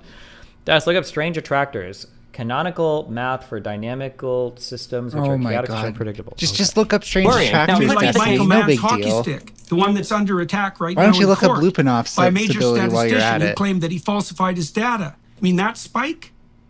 I'm talking about the Yeah, the guy who said that he falsified his data is paying Mann $1 million. record temperatures that are declared what you get for that have been falsifying your declared for like data. the past 5 years that have also increased with the concentration of parts per million of carbon dioxide in the atmosphere. I mean, I'm not going to tell you that every model is perfect. They're but not right now, perfect. Sure, but right now we're like standing in What, traffic you with feel- our eyes closed. He always feels the need to interject that. Like, most of the time I'll hedge. I'm like, these things might not be the best. They're not the best. Thank you. That is indeed what I just said. It's perfect. They're but not right now, perfect. sure, but right now we're like standing in traffic with our eyes closed saying the car hasn't hit me yet, so I don't think there's any coming. I think it's pretty undeniable at this point that there is an impact on climate across the planet. I think that's highly deniable. We have no idea what the impact is from. We don't know where the carbon dioxide is from. Jordan Peterson, you're just disagreeable. Yeah, that's How's it. that for Big Five? It's his personality type. He's just chronically disagreeable with things that he's motivated to disbelieve in. Isn't that funny? Ugh. And yeah, like I guess in like a hypothetical sense, or not even hypothetical, theoretical, not even. What am I thinking of? In a plausible sense, it is deniable. Somebody can, in Minecraft, deny climate. Right. But if you're actually doing climate research and stuff like that, I don't think you can do that without discrediting yourself at this point. Unless you find like that one thing with climate studies that's actually going in the opposite direction. There's some people who are, cherry picking like that. Right. There are people who are very, very determined to say, okay, the effect is overstated, or the actual results of climate change are way smaller than humans' ability to adapt to climate change. Both of those things can be true, and it's still worth addressing climate change. Like, is climate change going to cost us 1% of our economy as a consequence of all of these effects? Maybe. Is it worth spending 1% of our economy to try to fight climate change? Most likely, I think yes. Is it 0.5%? Is it a quarter percent? Is it 0.1%? Yes, absolutely.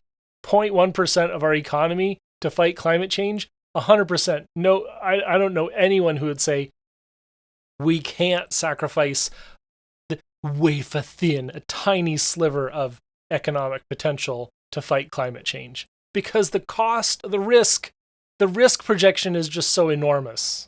Ugh. Can't measure the warming of the oceans. We have terrible temperature records going back 100 years. Measure the almost all of the terrestrial temperature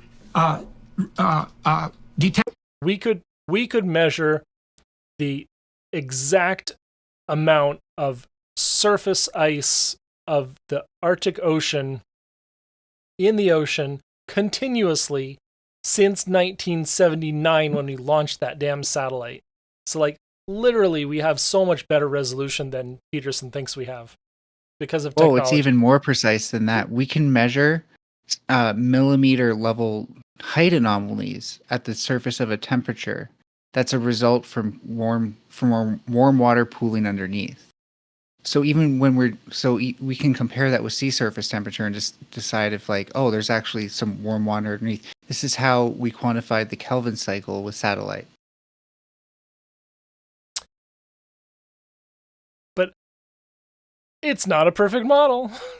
action sites were first put outside there's something urban called the areas. TAO buoy array from in the El Laguna. Nino 3.4 region. Mm-hmm.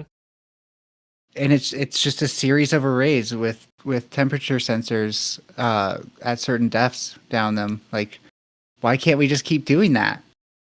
Is that suddenly impossible now? And I see you, Peppero Uwo. Peppero wants to talk, but oh, okay. Mel, you might meet Mel. So, Melanie and Melody. Yep. Okay. That name, I never get confused with Melody, so that's not going to cause any confusion. Okay, let's see how this works. Just call me Ninetails. Do not call me Melanie at this point. Yeah, we'll do Ninetails only way. and Peppero.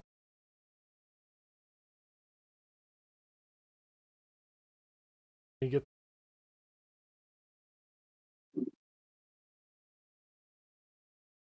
the invite.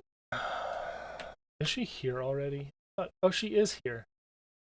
It says offline.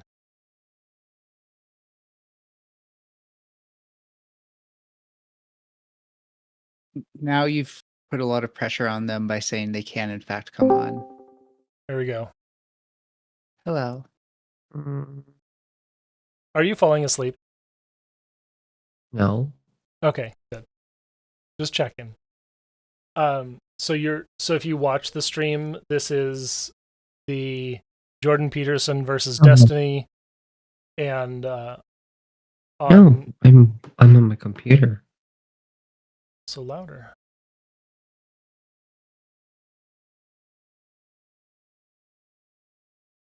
And the other one, my camera coming back, is the stream out, so you know it's on stream. So here we go. We're going through this awful debate, and we might skip 10 minutes ahead here. I'm not sure. I didn't know this was a popular conservative conspiracy meme, that now that we measure temperatures inside the cities, the thermometers are warmer because the cities are warmer because there's too much heat from the buildings and everything. Detection sites were first put outside urban areas, and then and then you have to correct. Then you have to correct for the movement of the urban areas, and then you introduce an error parameter that's larger than the purported increase in temperature. Do you have a date and time schedule for the Mark Hill talk? There is no Mark Hill talk. The heat island talk. effect is something you'd want in, like, you'd almost always want that in your data because that would be warming. Right. And again, they're pretending like we don't measure average temperature from satellites, which would include the heat island effects. Another problem is, like, he's confusing regional climate models with global climate models. Like, that data would be used to supplement a regional climate model, and only after, like, it's conglomerated in with other regional models will it become, like, part of a global data set. Yeah. Talk. Nothing, and that has been scheduled. That you're planning to measure. This isn't data. This is guess. And there's something weird underneath it. There's something weird that isn't oriented well towards human beings. There's something weird underneath it, which isn't oriented towards human beings. Oh boy, this is getting exciting, huh? Underneath it. It has this guise of compassion.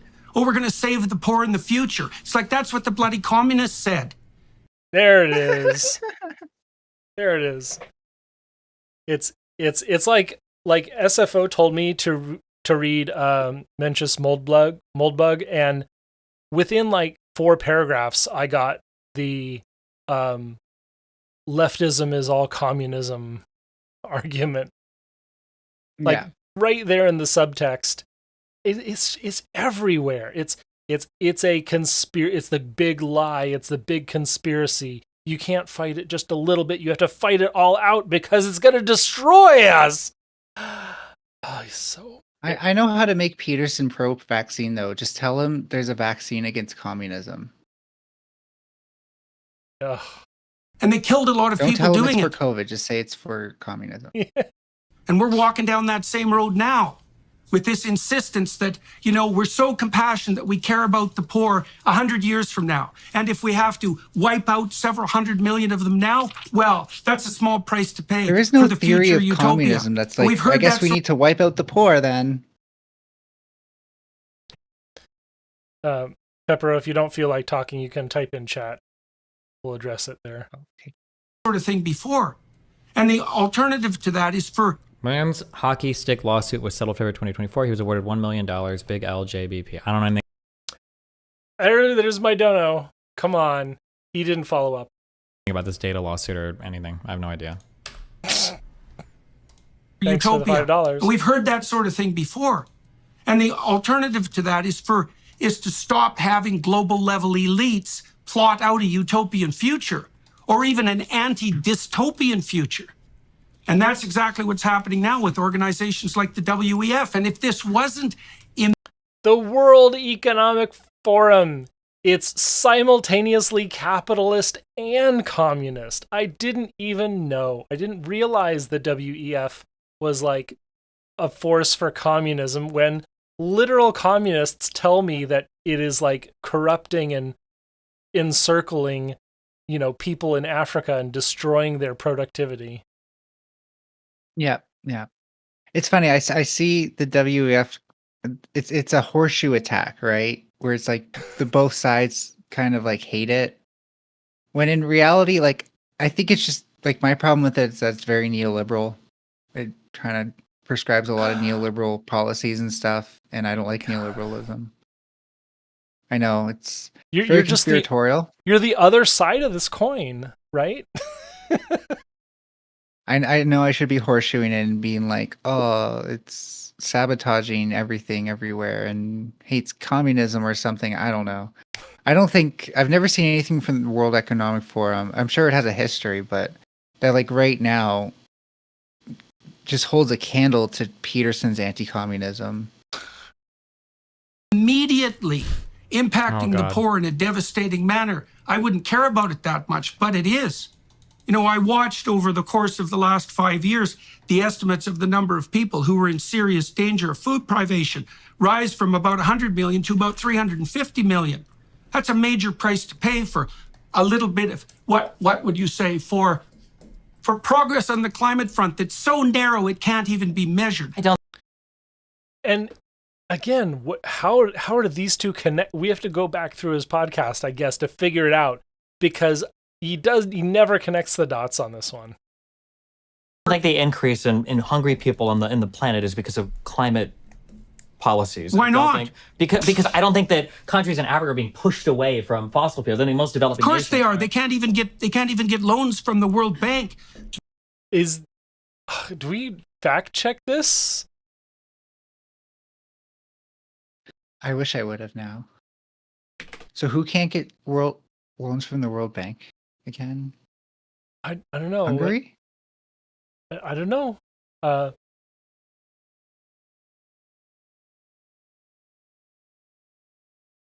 World Bank approved additional financing, $5 million in Djibouti. There's what the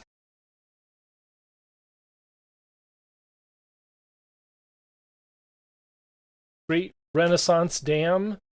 The Grand Ethiopian Renaissance Dam. How is this financed?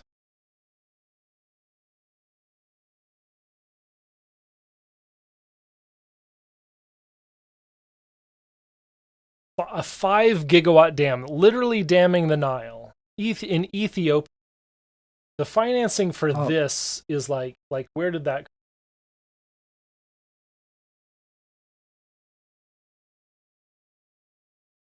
cost and financing? There it is. Estimated to cost $5 billion US, 7% of the Ethiopian GDP or GNP. I think what Peterson's referring to is something called the Equator Principles, which, according to The Guardian, is a set of minimum industry standards and safeguards for financial institutions to address environmental and social risks in countries where they finance fossil fuel mining projects. So, and that was imposed by, what was it again? U.S. banks abandoned. International Finance. Wait, who was? World Bank Group. I thought this said who was running that.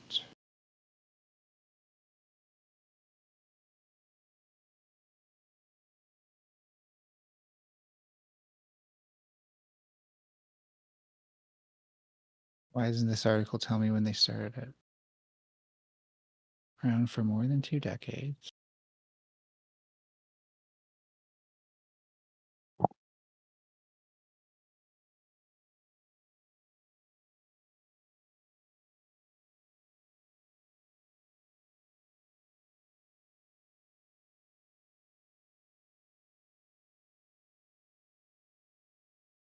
So they're managing environmental and social risk in project finance. So they're making sure that these projects aren't... Is this ESG-ifying world finance? Is that this? Yes. Okay. That is what it's doing. Or at least that's what critics are saying it's doing. Environmental and social assessment, acceptable environmental and social standards, environmental and social management, stakeholder engagement, grievance mechanism, independent review, covenants, independent monitoring, reporting and transparency. I don't know. This is sounds based, honestly. Like, this is like how you make the IMF not suck. But Peterson is basically saying that it means they're not able to get money for their project. It sounds like anti-encirclement policy, honestly, which is good and based. Purdue Okay. Go ahead. So you're saying that the equator principles were anti-encirclement. That's the vibe that's the vibe that I'm getting from it.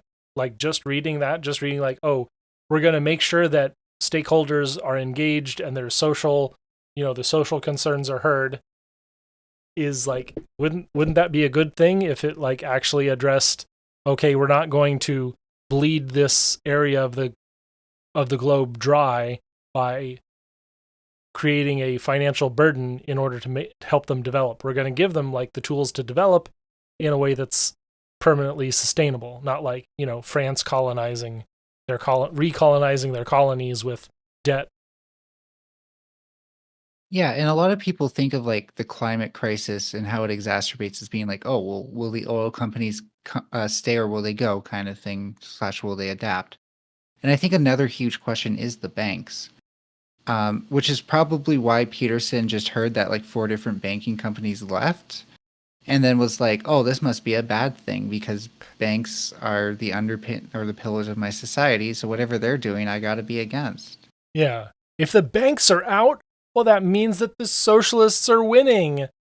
Unironically recognizing the worst parts of capitalism can't compete when they're regulated. Yep.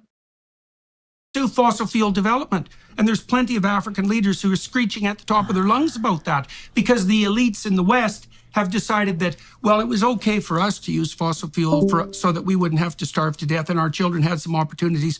But maybe the starving masses that are too large a load for the world anyways shouldn't have that opportunity. And that's direct policy from the UN, fostered by organizations like the WEF. They're going to have to turn to renewables. Yeah, well, good luck with that, because renewables have no energy density. Besides that, they're not renewable and they're not environmentally friendly. Okay. How much do you want to unpack here? Yeah, so I actually got to talk with my partner who is a qualified engineer before. And the first thing he pointed out was like, are we talking about automobiles or, grids, electrical grids here?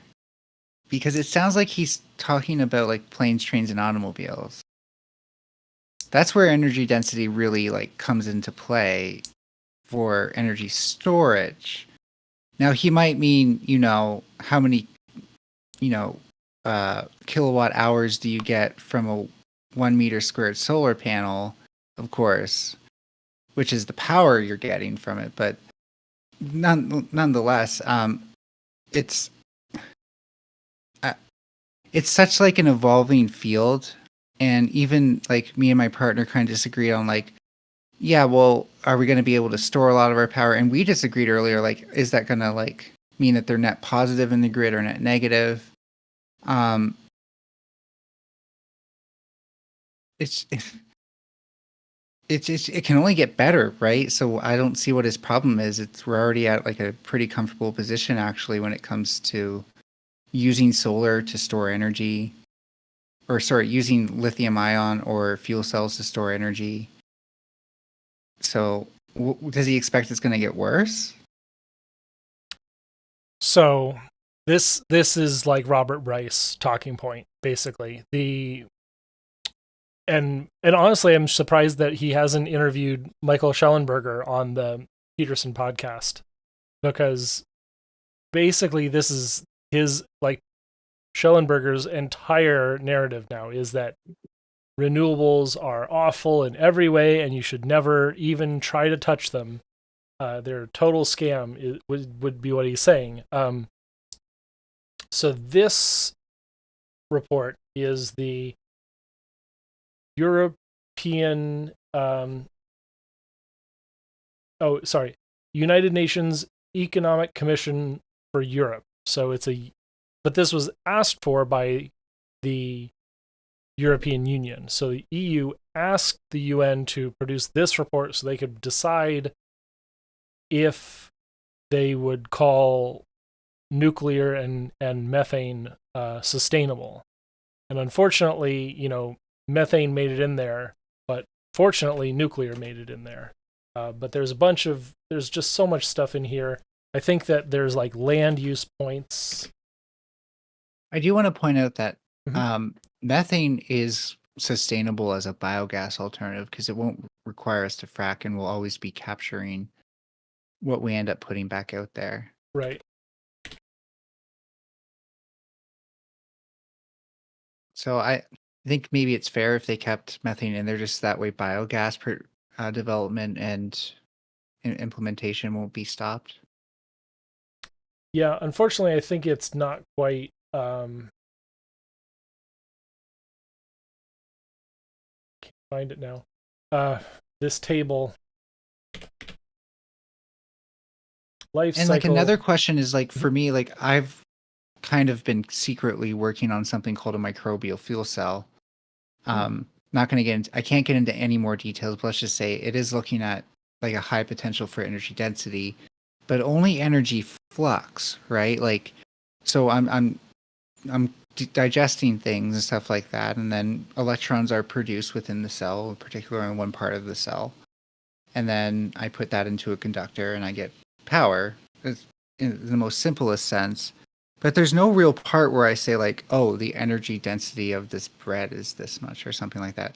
You can think of it calorically, of course, but like in so many ways, because of like inefficiencies and stuff like that, what he's saying is ultimately meaningless about energy density. It just doesn't translate to the actual work you get, except for like in the case of like an automobile and stuff like that. Well, it does on the scale of biofuel, of bioenergy, and wind and solar. It starts to approach it.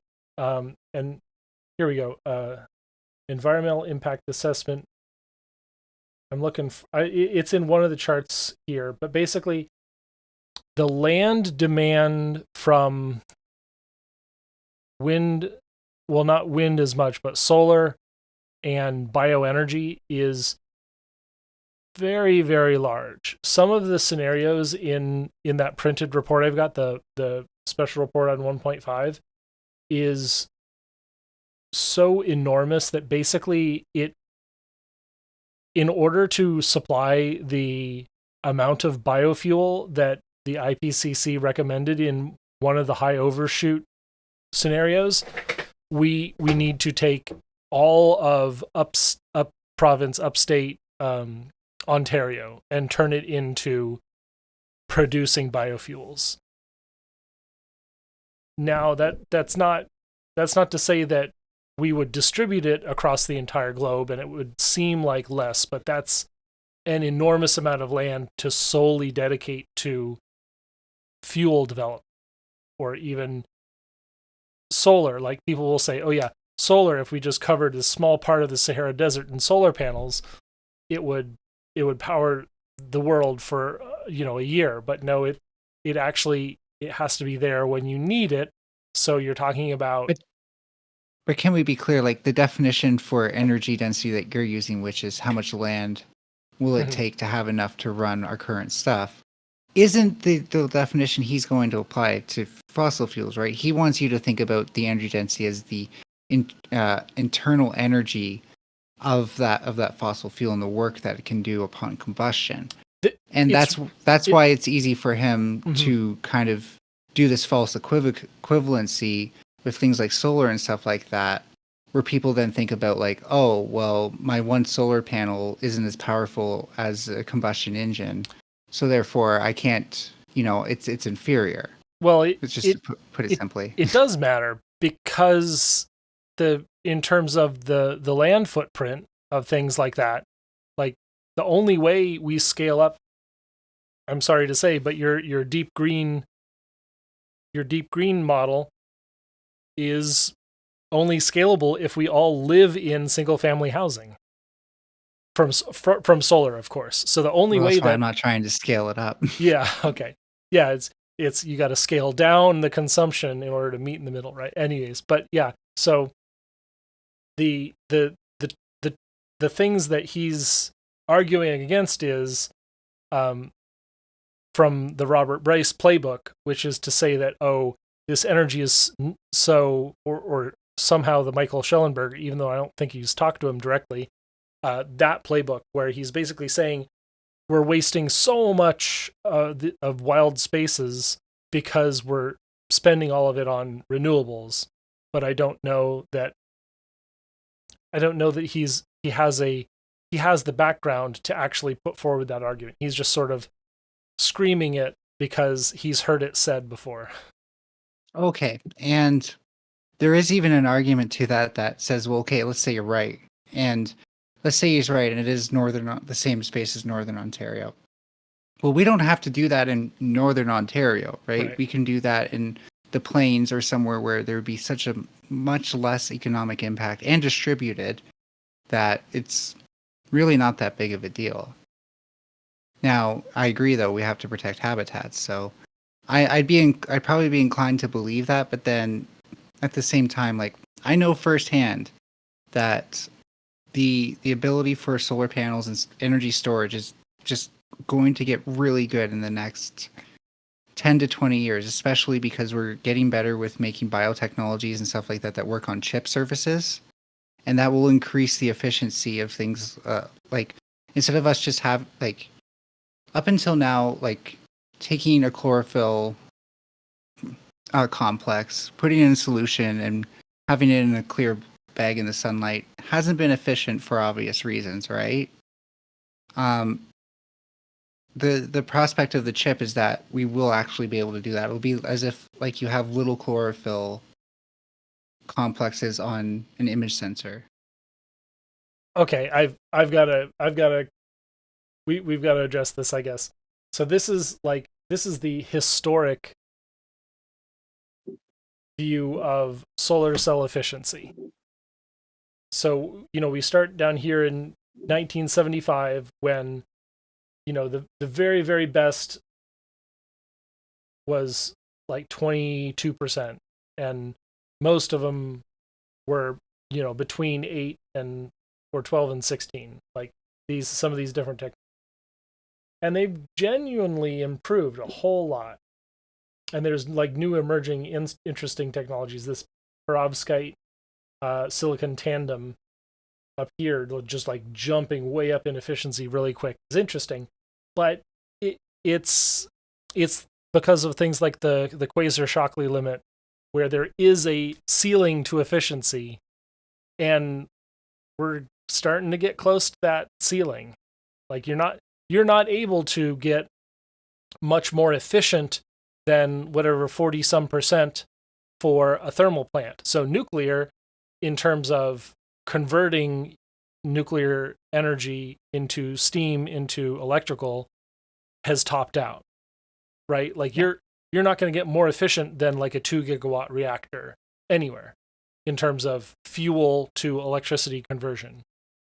And so, well, unless you like turn on breeding fuel, and then it's like a 50 times improvement. And like we're gonna get better with material sciences too, which will make certain things that were impossible or inefficient before at least more efficient. But it's just like I'm not a material scientist, so I don't know what the specifics are. Well, those aren't going to be orders of magnitude different. Well, for one, yeah, in some ways it will be. So, like, for example, with solar panels, having graphene-based substrates for the charge collection, I think it is, or current collection. I forget if it's current or charge collection. But basically, your cathode will be, or wait, you're charging a battery. So is it working in reverse? No, it's I hate electric. But look at this. This is a percentage of converting sunlight to electricity, and it tops out between 35% and 47% on this chart. No, I get that. I get that there's like a limit. 50% for most things is actually pretty decent in my Right. opinion. So like there's no technology that's going to bust this wide open in terms of efficiency. It's not exponential. No. It's like, right? I'm talking okay, so like I'm talking about sort of supporting technologies that make up the infrastructure improving instead. Okay. That's like downstream efficiency. So we're going to shave off, or even nano efficiencies, yeah, like things that happen at the molecular scale. So we're going to take our transmission or a conversion step down, step up efficiency. It's going to go from 80, 85, 90% efficient to 95, 97, 98% efficient. And that doesn't give us an exponential improvement. It's a good improvement to have. It'll keep profit margin going. It'll justify research into the next generation of transformers or whatever, or high voltage DC power lines will pay for themselves with that 1% improvement. But it doesn't magically produce 10 times as much energy, right? I realize that. Okay. But at the end of the day, like, and yeah, for downstream stuff, like I'm anticipating that we're going to be needing less and less energy in the future. I hope so. I don't see like switching from natural gas heating to heat pump. Good. We'll burn all that natural gas in power generation instead, or we'll just stop using natural gas. And we'll build all these nuclear plants, and so we'll have like enormous clean energy grids, and we can have wonderful, more efficient buildings and more efficient air conditioner, heat pump systems. But that's going to what I'm saying. No, that's going to be like a 50% improvement in energy efficiency of buildings, and that's great. But it's not going to like drastically improve the amount of total energy available to the world. Efficiency doesn't scale like generation scales. No, I'm not. Okay. So, like, what I'm thinking of, especially in the bio stuff, is like there's more than one way to do things, right? And so, what I'm thinking of is like all the different ways we can do things as well. So, for example, with biofuel generation, like, sure, if we're thinking horizontally of how much space we'll need, that whole needing the northern part of Ontario is fair. But there's also vertical methods of harvesting these things. And I think that that's an important component that we have to consider if we are comparing space to work that can be done ultimately. So I am still very hopeful that we'll come up with more inventive ideas. And I think particularly in biology is like a fertile grounds for like almost doing the magical stuff you're talking about, because it's partway there of just doing things that are beyond our comprehension of physics and molecular dynamics at the moment. So I am hopeful that we're going to exceed this with some sort of biosynthetic substrate or something like that. Okay, so in terms of generating biofuels with vertical farming, very hopeful. Like, yeah, I could see us getting closer if we like genuinely invested in vertical farming technology and improved the way that we generate the feedstocks like this. But that's like a great specific application that I could see succeeding.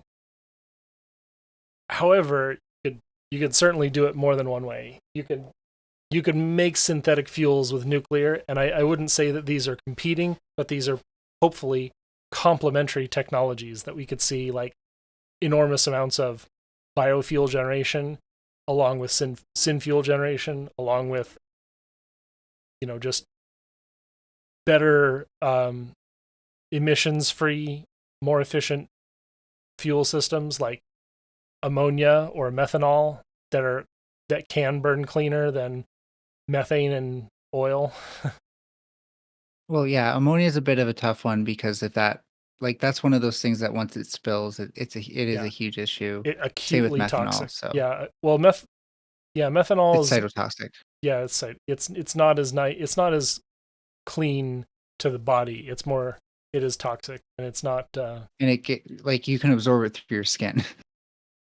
Yeah, so we need a different standard of safety before we can possibly work. Well, especially because I feel like when we're talking about biofuels and stuff like that, I'm careful too to talk like more about methanol rather than dealing with like algae and stuff because that's like refining that is still a bit of an unexplored field, especially with like all the stuff that goes on in cells and separating that out. Like there's technologies, but is it scalable to industry and et cetera, et cetera? Because we need to be very careful of VOCs. I think VOCs are going to sneak up behind us because we're so obsessed with like the carbon budgeting discussion and the heat budgeting discussion that the diverse impact of VOCs and the diverse sources are going to be unleashed by our loss of ecosystems. But I know we're kind of going back to part one. Let's summarize. So that's volatile organic compounds, and the idea is that if we're producing all of these aggressive, smaller, petrochemical compounds, that we introduce more ecological direct harm by using those. So, right? Yeah, can I explain just like a bit Please. of the chemistry? So biodiesels, you do end up getting fatty acids, long chain fatty acids, but they can have a wide range of functional groups at the hydrophilic end, and then the tail can be various chain links as well, with saturated and unsaturated bonds all the way through. And so they can either be saturated or unsaturated. And so what that kind of means is when we burn it, we don't really know what compounds are ultimately going to be formed because we're not burning it at like pure incineration temperature. So it's not always just pure carbon and water. And so there will be some synthesis of new compounds, and they're very likely to be volatile compounds. So they'll be volatile organic compounds. That means bad stuff for living things. TLDR. Yeah, it interferes with our ozone layer all the way down to microbial mats. And don't get me started on how much methane gets released and sulfur dioxide if microbial mats destabilize. Yeah. Okay. Let's move onward. Sorry. I think so to catch us back up, Peterson just gave us the laundry list of why renewables suck, and he's taking from someone else's playbook, and he doesn't have the backing to sort of make this argument. So it's disappointing that Destiny hasn't engaged in this topic enough yet to be able to fight back. That's where I'm going. It's kind based on how this has gone. It's kind of good because it is such like there's so many weeds. Yeah, that's true. That's true. Like even arguments about implementation, it gets very heady. And then one more thing. Just like every. Sorry, go ahead. Oh, I didn't mean to say something. Sorry, I should have muted myself. Oh, okay. Thing in like 1 minute, it's like every single conspiratorial talking point, every single one. The WEF, renewables actually cause more pollution. They're not energy dense. Poor people are being killed. The WEF is forcibly killing poor. It's like every single talking point in like 2 minutes, 1 minute. My God. And they're not environmentally friendly. And then one Do you more at least thing. One more recognize them as weird talking thing points? underneath. So yeah, media literate. Yeah. all of this. Okay. Well, let's say if carbon dioxide was actually your bugbear and it was genuine. Well, then why wouldn't the Greens, for example, in Africa, the progressives, be agitating to expand the use of nuclear energy? Especially because Germany has to import it anyways. Especially because France is demonstrating. Do they not? He just takes for granted that they don't. And for another thing, like if they weren't, China wouldn't be able to exploit this demand. So I know someone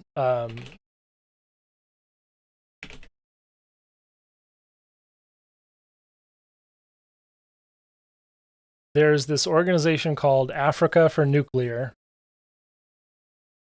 and it is run by Princey Matombeni.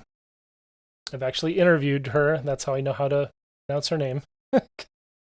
And she is part of this network of nuclear engineers in Africa who are preparing their nations and the industries for being able to bootstrap nuclear energy in all of these different countries.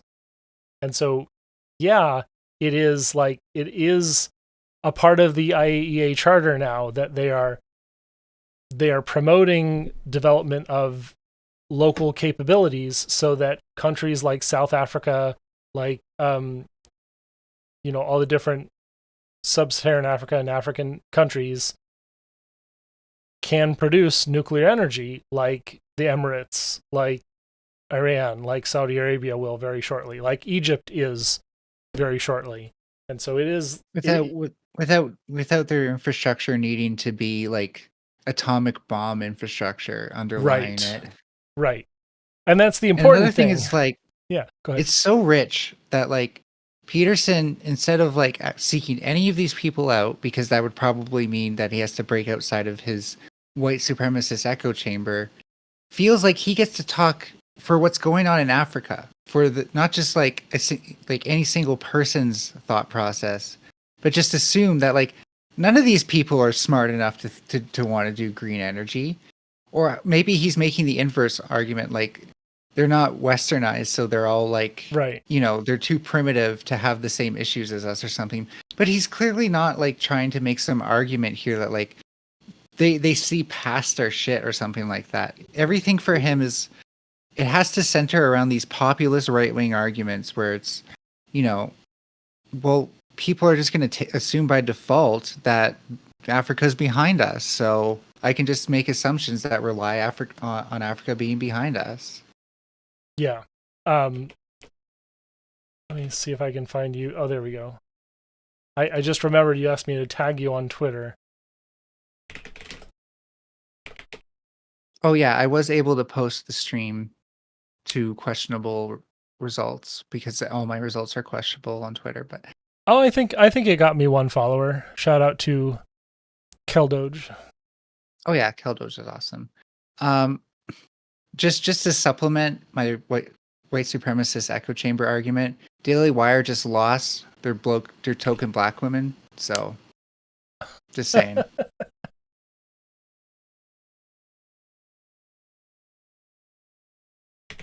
I'm gonna bravely tag Destiny and JVP. JBP has me hella blocked. Nice.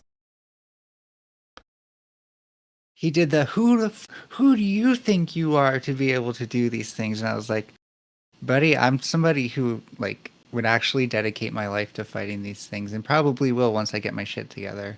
That's funny because I think Destiny blocked in almost exactly the same way. Not on Twitter. Were you arguing about nuclear though? Because I'd be surprised if you argued about nuclear. Yeah. Really? It's possible. Wait. You mean you and Destiny were arguing about? I mean, it was kind of just a clout jump right there that I think he blocked you for. I don't remember anymore. I always thought it was because his fans interpret me answering a question about whether or not he gives me rapist vibes as like me making allegations, which is like, I preface that shit with like, no, this isn't an allegation. This is my opinion and purely my opinion. Like, I don't know the guy. I've never met him. So he did block you on Twitter because I was talking about when he blocked you on his YouTube. Oh yeah, I think did this happen in this video actually? Yes, it happened earlier in this video. Yeah, I said you sound like a sociopath, and he's like, "Can you substantiate that?" And then I did, and he blocked me anyways. Good job. Oh boy. All right, onward. We could drive down the cost of energy with low-cost nuclear. and there'd be no carbon production. And then the poor people would have something to eat because they'd have enough energy. And that isn't what's happening. And that's one of the things that makes me extremely skeptical of the entire narrative. It's like two things. The left will sacrifice the poor to save the planet. And the left will deindustrialize even at the nuclear level, despite the fact that it devastates the poor. And that's even worse, because if you devastate the poor and you force them into a short-term orientation, in any given country where starvation beckons, for example, they will cut down all the trees and they will kill down all the animals and they will destroy the ecosphere. Okay. But capitalism won't. Well, there is two important things there, is like energy poverty and the opportunity for global profits is basically why Indonesia is losing their rainforest.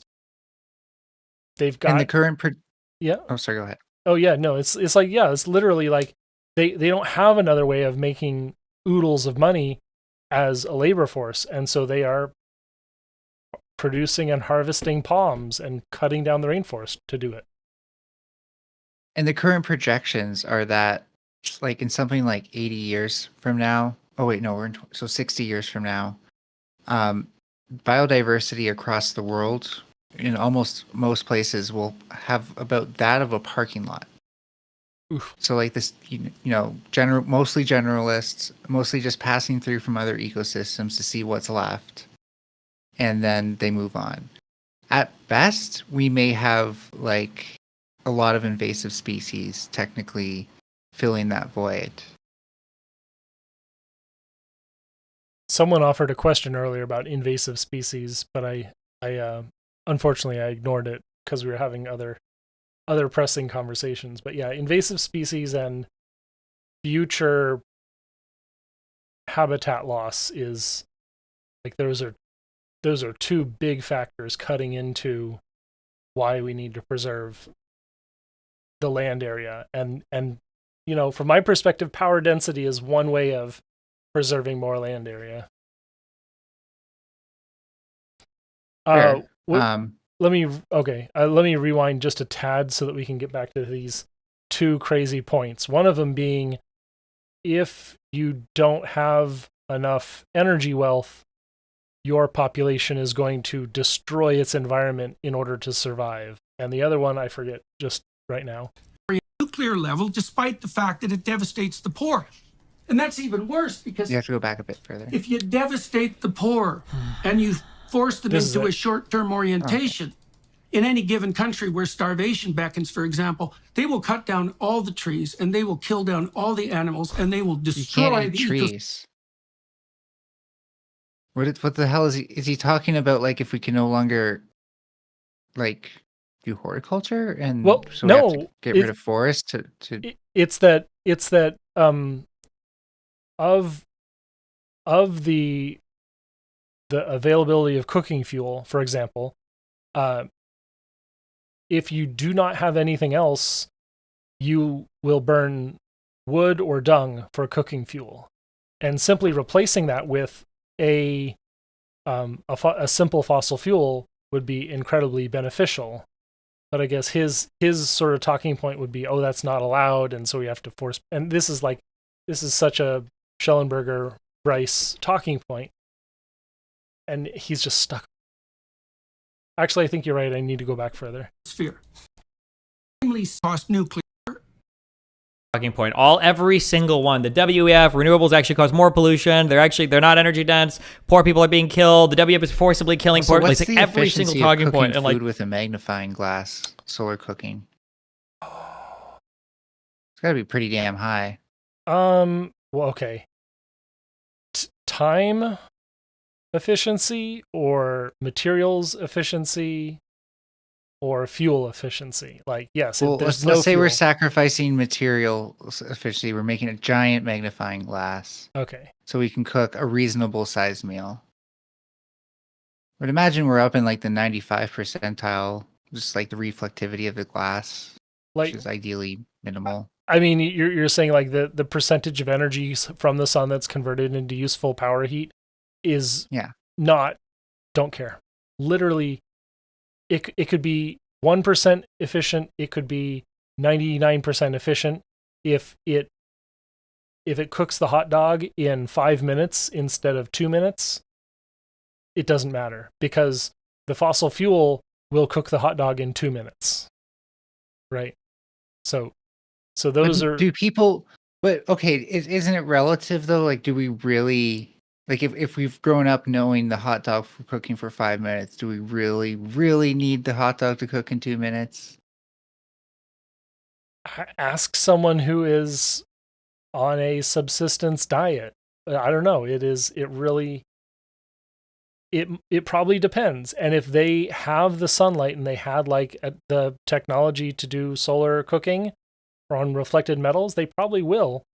But also they have dung and they have wood, and wherever they find those things, they're probably faster so that you spend less labor time cooking a meal and you can spend more of your productive labor time doing the other 100 things that you need to do to get out of poverty.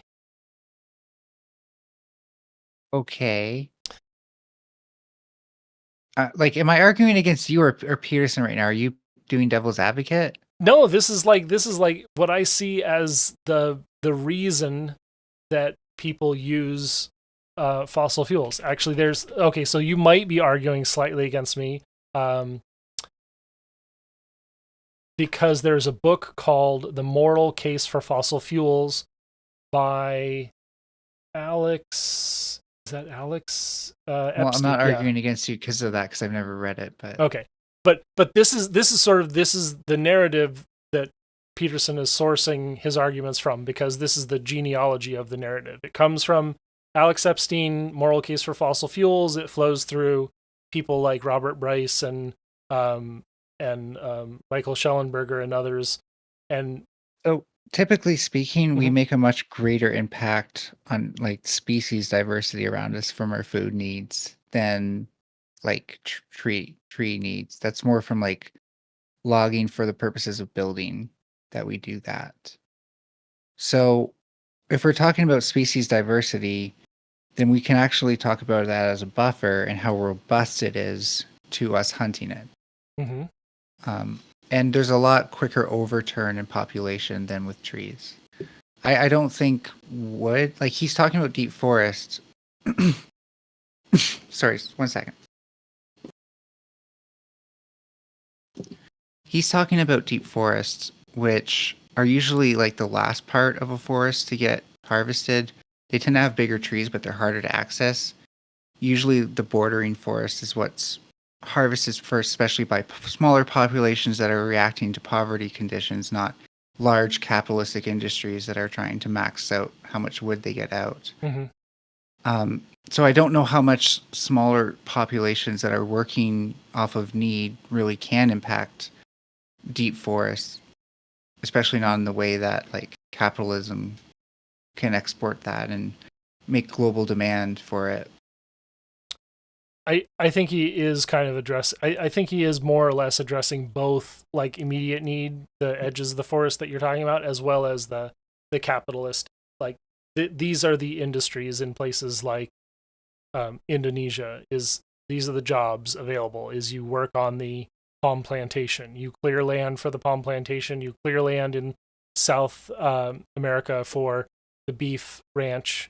It is in essence, it's the most profitable, productive use of your time if you're selling your labor.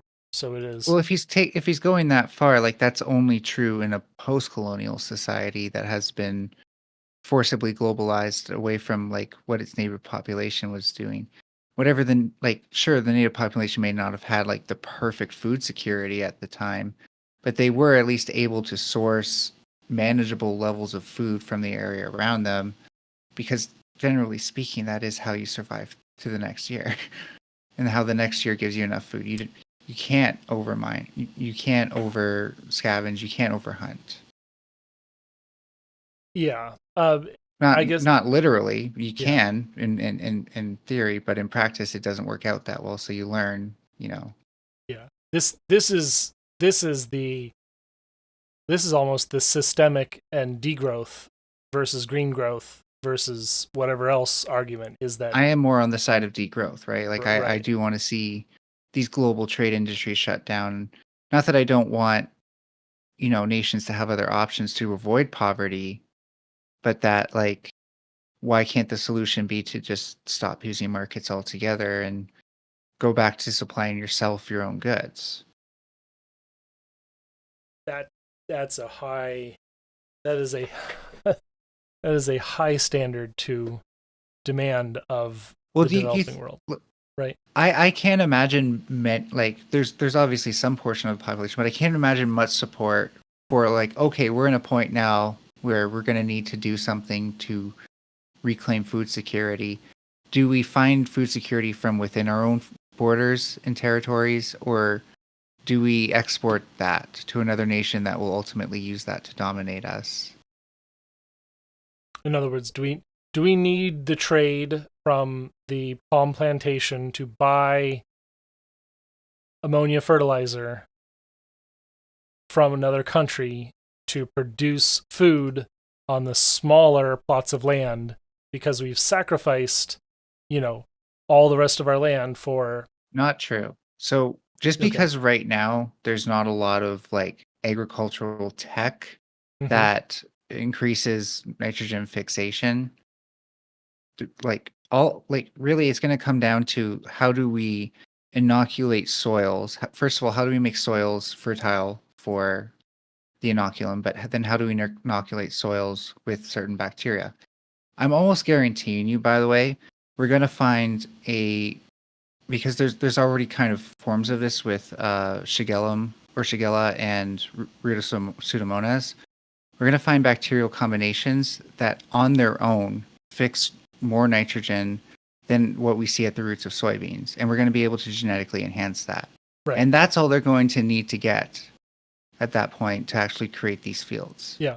I love that. They're not going to need... And we need that as fast as possible. But it's sort of like a question of how rapidly can we produce the replacement technology when people are used to developing via a market purchased ammonia. There's an interesting kind of like intersection of two things that affect this, which is, first of all, how do we get genetically edited bacteria into a market? Which, part of that for me is subverting the market, but the other part is having more people able to participate in this. And then the other half is, well, how do we get these in vitro things to work in vivo? So how do we get the lab-based colonies to work in the fields? And my solution to that is to say, well, no, these things already exist in the field, just not at the concentrations that we need. So how do we make our fields basically somewhere where these bacteria can only have their beneficial interactions? And we're getting better, I'd say, every year at understanding what matters to these bacteria. Things like biological stoichiometry, literally the ratio of carbon to nitrogen to oxygen and phosphorus and all that stuff in the soil.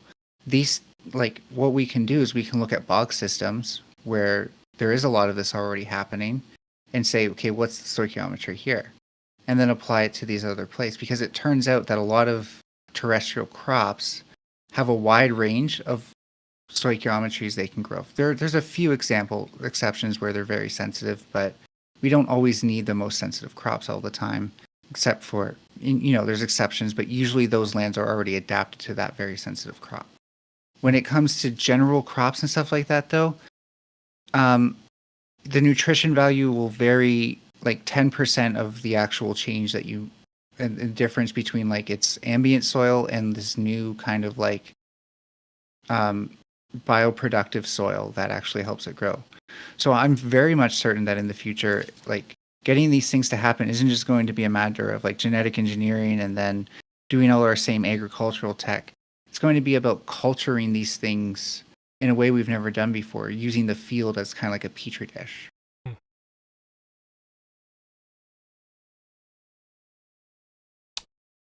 I want that future.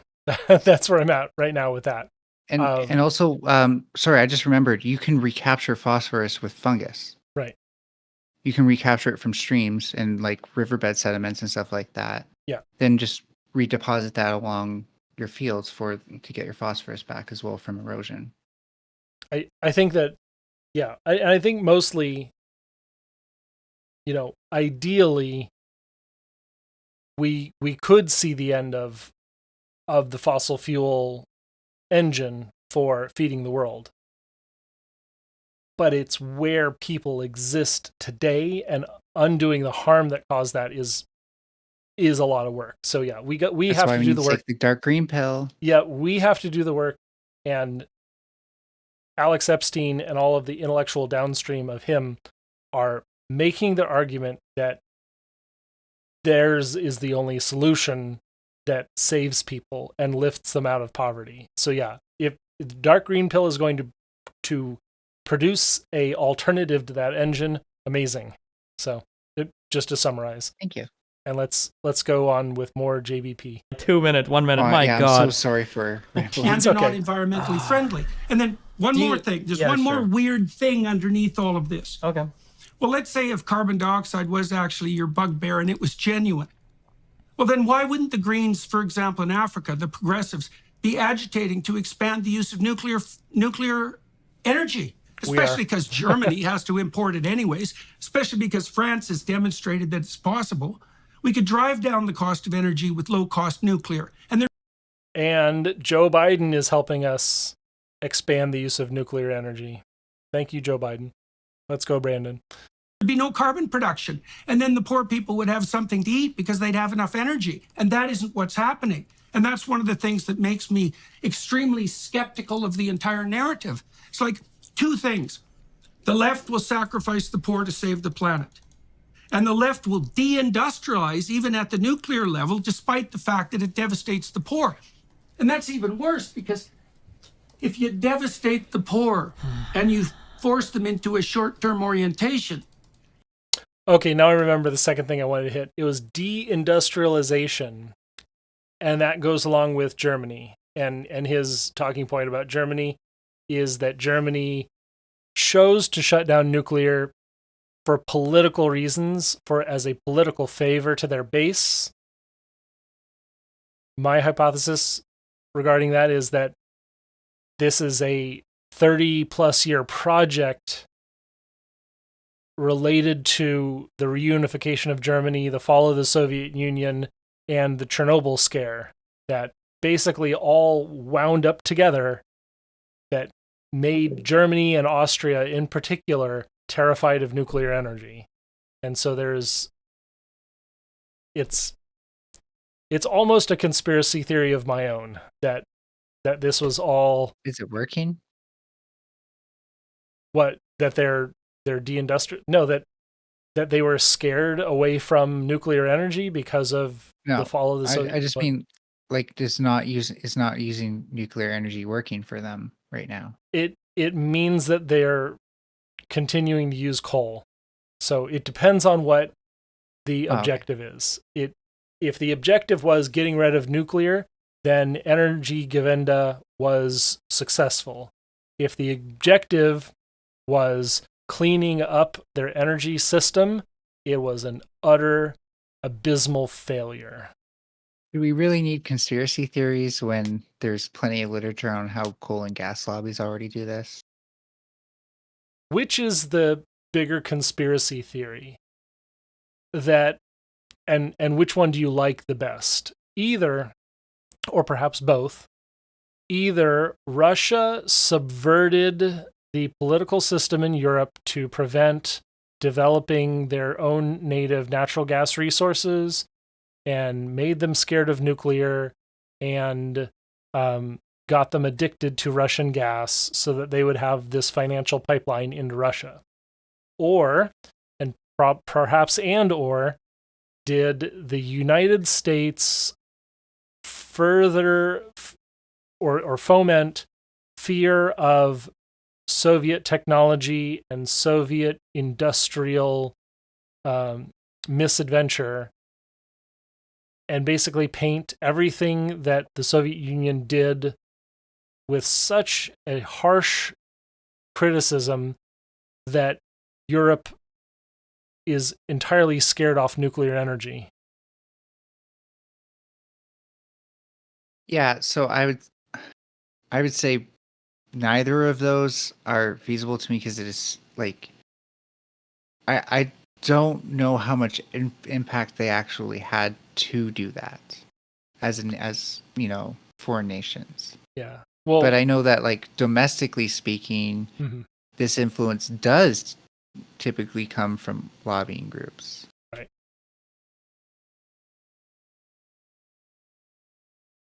I'm not saying it's impossible, but it just seems less likely to me.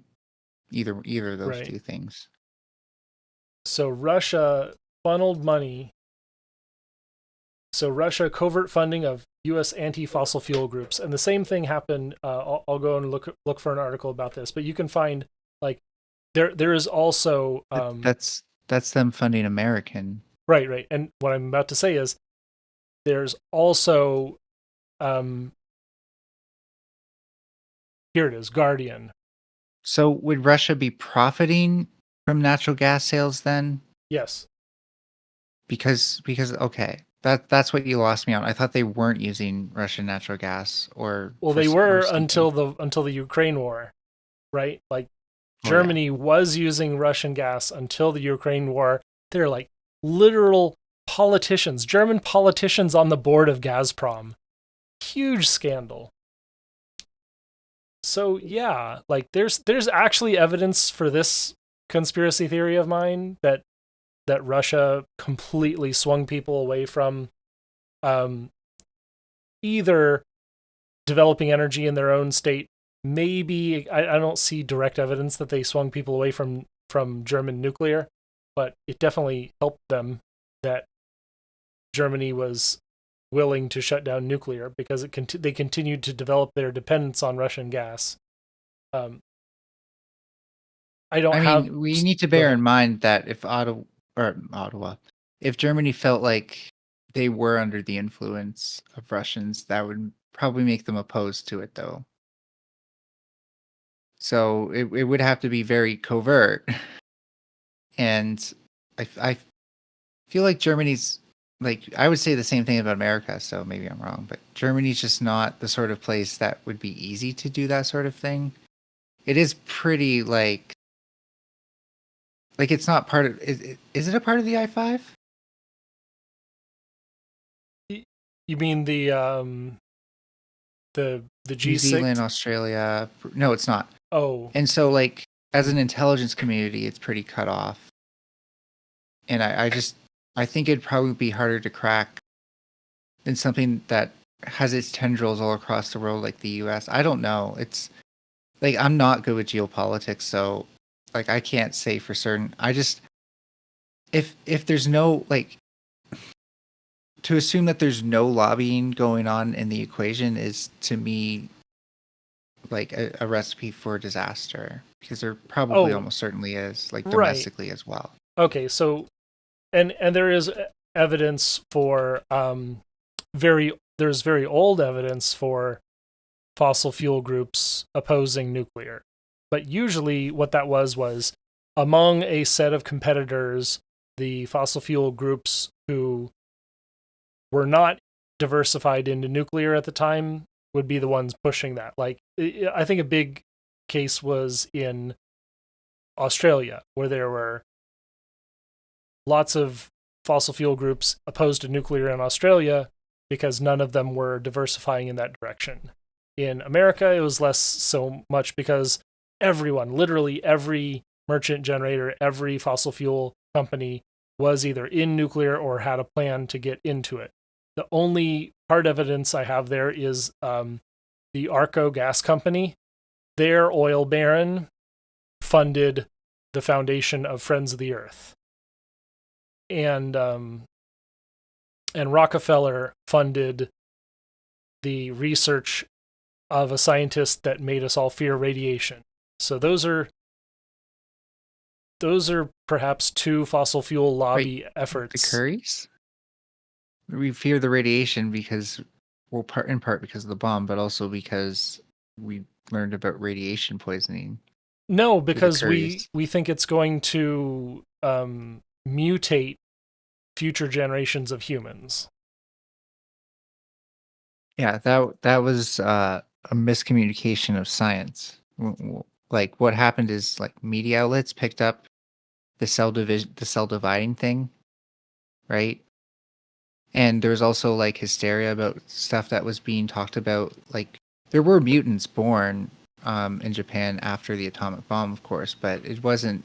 It's not like it was more like Hollywood representing mutation being like this direct effect that could happen that caused hysteria, of course. Well, no, I'll find the Atomic Insights article on this.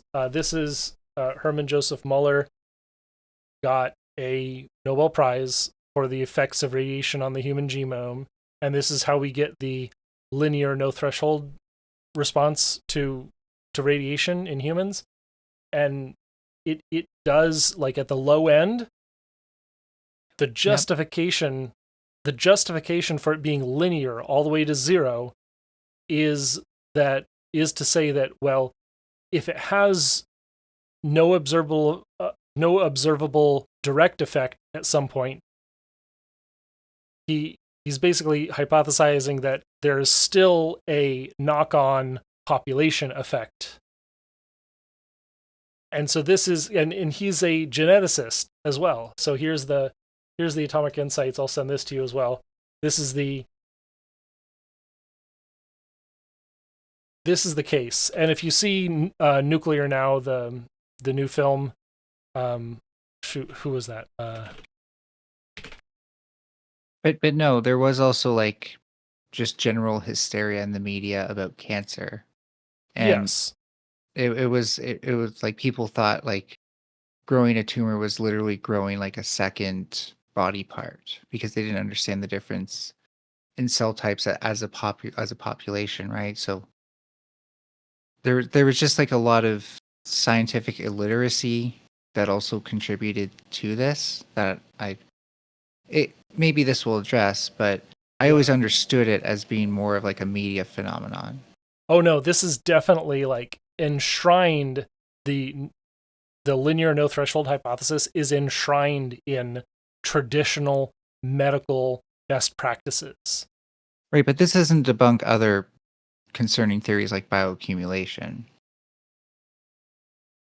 Well, so bioaccumulation meaning that you can gather up plutonium in the bones or strontium in the bones and it will stay there forever. Yes, that doesn't just have to be the bones, but that is one of the more denser substrates. Those are the isotopes and the effects of concern. If it's something more like cesium, it's also pretty bad, and it can bioaccumulate in your muscles and it can bioaccumulate in fish, but it's less problematic than plutonium and strontium. Right. And strontium in the teeth was the big thing with nuclear fallout from weapons testing. So that's where the green glow thing came from, right? I think. Oh well, the radium girls was where the green glow of the teeth, but then because of the lineage of all these fears, that's sort of where the media, and this is the case. Like green glowing shit was all media invention. It was total media invention. Funnily enough, I do know what's happening at that level that's causing the green glow because it's part of the photoelectric effect, and it's the phosphorus in your teeth it's basically a phosphor, and much like a TV screen, like how the green glow from the electron beam hitting it, well, it's the same thing. It's becoming fluorescent as it goes up in energy level and comes back down. Interesting. I kind of doubt, because the radium girls thing was they literally glowed from radium, and maybe there's an effect there where the phosphorus interacted with the radium, but they literally glowed from the teeth from their mouths because they licked the paintbrushes they were using to paint the watches. Right. Yeah. Those girls were seriously contaminated in so many ways. And it would take like a dense amount of energy for to even have like a perceivable glow, because that kind of thing happening in free air is either happens at very high energy or in a vacuum. Yeah. Oh, there's a movie poster. I don't think there's any actual photos of this, but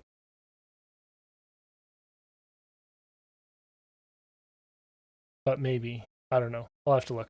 But yeah, radium. Sorry. Going back to like power Mhm. density, there is one thing that I do know about electrovoltaic materials that is going to change the game a bit in the future, and this comes back to our singularity thing as well. Okay. So up until now, we've been kind of dealing with a lot of conductors and stuff like that. I'm not going to get into superconductors, but conductors and stuff like that, as if it's always just Ohm's law, right? That's my neighbors outside are literally saying obscenities. So what's going to kind of change the game is materials that aren't so linear in the Ohm's law domain, such that like we can start getting the same amount of work done from a high voltage but a low current. That would otherwise be an efficiency drop because of Ohm's law. Because this material will be suited. So think about muscles, right, and how they contract, kind of. That's one of the things that's kind of like been holding back linear actuators and stuff like that, because in theory, what you want is something that you can apply a voltage across it and then it becomes its own current sink and contracts itself. It's a weird thing to do with inductors and how they work and stuff like that. But because of Ohm's law, anything that does actually do that is really inefficient, because the voltage drop and the energy losses due to heat are just really high. But once we have something that does work where voltage can lead the current, like Ohm's law, but it's not necessarily like a big copper coil or even a small copper coil,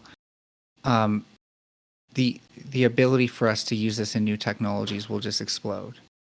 And vice versa too, right? Something that has more capacitive reactance and that the current can lead the voltage, and so we can get better effects out of that as well. Interesting. I'm looking at EV engine efficiency. Anyways, it's a. And in what I'm talking, I don't remember what the branch of material science is, but I know it's like part of voltaics, and they're talking about it as like, getting like a bunch of different, like a range of different effects from the same unit of power, because you're essentially either dealing with it in voltage or current. I think that it's definitely possible for novel applications, but I'm looking at like, okay, so brushless electric motors up to 96%. Yeah, motors aren't a good example. Okay. Because I'm talking about things that like aren't relying on magnetic or electrical field. Well, maybe electrical fields, but they aren't relying on that same kind of principle of operation or principle of theory. What am I thinking of? Underlying mechanism to work. So it's going to have more to do with materials that change their properties as their electrical characteristics change. Maybe something novel in an application I'm not thinking about is the only problem. I'm just not considering where this. Anyways, well, for example, like insulators. Like say we have high current, low voltage insulators because we have yet to step things down or step them up in a transformer for transmission. There's a huge amount of heat loss right now in that stage of energy transformation, and something that will only technically release heat if like it. So let's say it stretches a little bit because of this work function, but it doesn't release heat because of and let's say, like, even better yet, it's reversible, right? So it can stretch a little bit, doesn't release heat, so current goes up, it stretches, and then current goes down just because of the natural, like, tiny fluctuations in any grid, well, then it can contract in response to that current going down, instead of that heat just being gone into entropy. So these are the kind of like niche things we might figure out how to do that are more than just novel, but actually do increase efficiencies in ways that we otherwise couldn't. Because we're actually kind of like, we're increasing the exergy, I believe is what I'm trying to say, of the system. The ability to actually capture energy before it's turned into entropy. Okay, interesting. Or lost to entropy. Yeah. So let me unwind one or two of these threads. This article, this Atomic Insights, it's basically part of the narrative from Robert Stone's Nuclear Now, is basically to say that this guy Mueller is the source of this, and it came from the Rockefeller Foundation helping him get a job, helping him get appointed to and favored by the Nobel Committee, and so basically using that influence to promote fossil fuels over nuclear is the main accusation. And so you mentioned, like, were there instances of fossil fuel lobbying against nuclear energy? Yes, I think, and this is one of those big ones, and Friends of the Earth is the other one that I can think of. But it's also, it's like the confluence of all these factors that has pushed the public against it in general. And then we've got Peterson just saying other stuff. Go ahead. I think a lingering issue is also storage, and how there literally is like NIMBYs versus marginalized groups, right? Right. And wherever you put it, like, at the end of the day, do you want to live on top of a nuclear fuel deposit? I would, but that's me. But would you choose, if you chose, and this is actually how I get people, would you choose to live next to, like, 10 miles from a nuclear plant or 50 miles from a coal plant? How does that get me? Okay, because so people who engage in First Nations people, Native Americans topics, they're filled. Their home countries are filled with coal. They're filled with coal plants, and they bad air pollution everywhere. And so this is the question: is which one would you choose if you had the choice to close down 5 coal plants for 2 or 3 nuclear plants? Would you do it?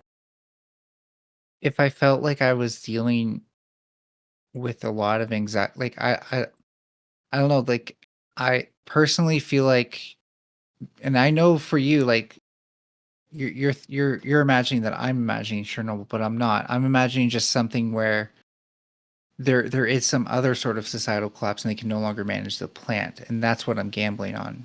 Right. So I don't want to be anywhere near either. Like, both of them are just incredible hazards. One's just more immediate. I'll work on that's kind of like the same, like that's kind of like the same thing, but in a different sense with the storage, right? Like, even if I apply that to storage, if like we're talking something that's being stored down there for, thousands of years, I'm sure they're going to inspect it sometimes, but are they going to inspect it forever? And how perfect is the engineering, right? So, but again, why does it matter? Is the next question. Because it does have incredible impacts the moment we reach an inescapable failure mode. What's the impact? Well, okay, if it's coming from the ground, then there's groundwater contamination risks. So here's the question: how much contamination, and what's the effect? Depends where we're talking about. Yep. But I don't want my groundwater contaminated with any. Not coal, not mercury, not radioisotopes. No, but it goes both ways. Yeah, it's all of. I don't want any of that. Okay. But one of them will actually kill you, and the other one won't. And it's not the one you think. Honestly, being dead is in some ways not as bad as having cancer. And I know like that statement bothers you. No, it doesn't. It doesn't bother me as much as it's another like, okay, we're talking the total mortality and morbidity effects at the dose levels we're facing. If So what's the New York example again? Indian Point. What was what was the effects of that? Because I think that's a good example, right? Right.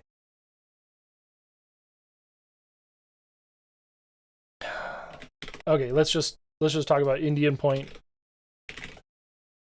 Okay, I'll look up. I'm not sure what your question is here, but okay, so this location. What was there any spike in mortality or comorbidities? Oh, in New York? Yeah. Or 3 Mile Island is what you're talking about. Was there not like radiation released by one of those events? There was at 3 Mile Island. Right, okay, then I am thinking of 3 Mile Island. And zero impact. Okay, I'll just check that later, but I'll take your word for it. There's other studies. There's like the what's called the KICK study, and that is a correlation between people living close to nuclear plants in general and cancer incidence. The problem is that the KICK study used proposed nuclear sites, and so then you're talking about common mode, not just the embarrassing mistake of including proposed sites, but also the common mode of, okay, nuclear plants are proposed to exist in industrial areas, and industrial areas have chemical contaminants, and the chemical contaminants also cause cancer.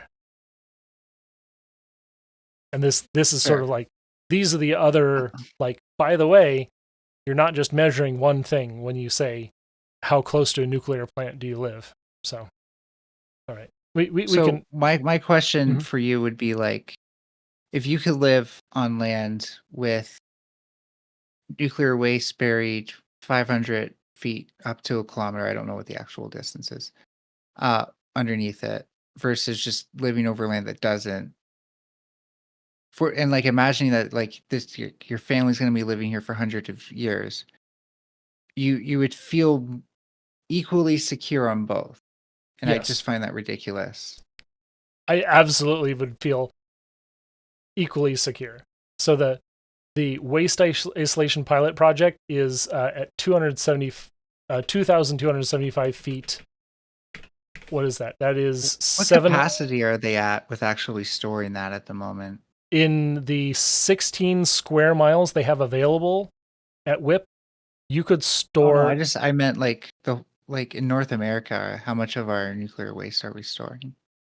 We're not storing any of it hardly because we don't have a political consensus to store it. But what we could do, we could put all of the entire world's nuclear used fuel in the waste isolation pilot project, 16 square miles. It would take up a small portion of that. But these will also be like one of the first things that are hit if like any sector of nuclear gets defunded by future administrations.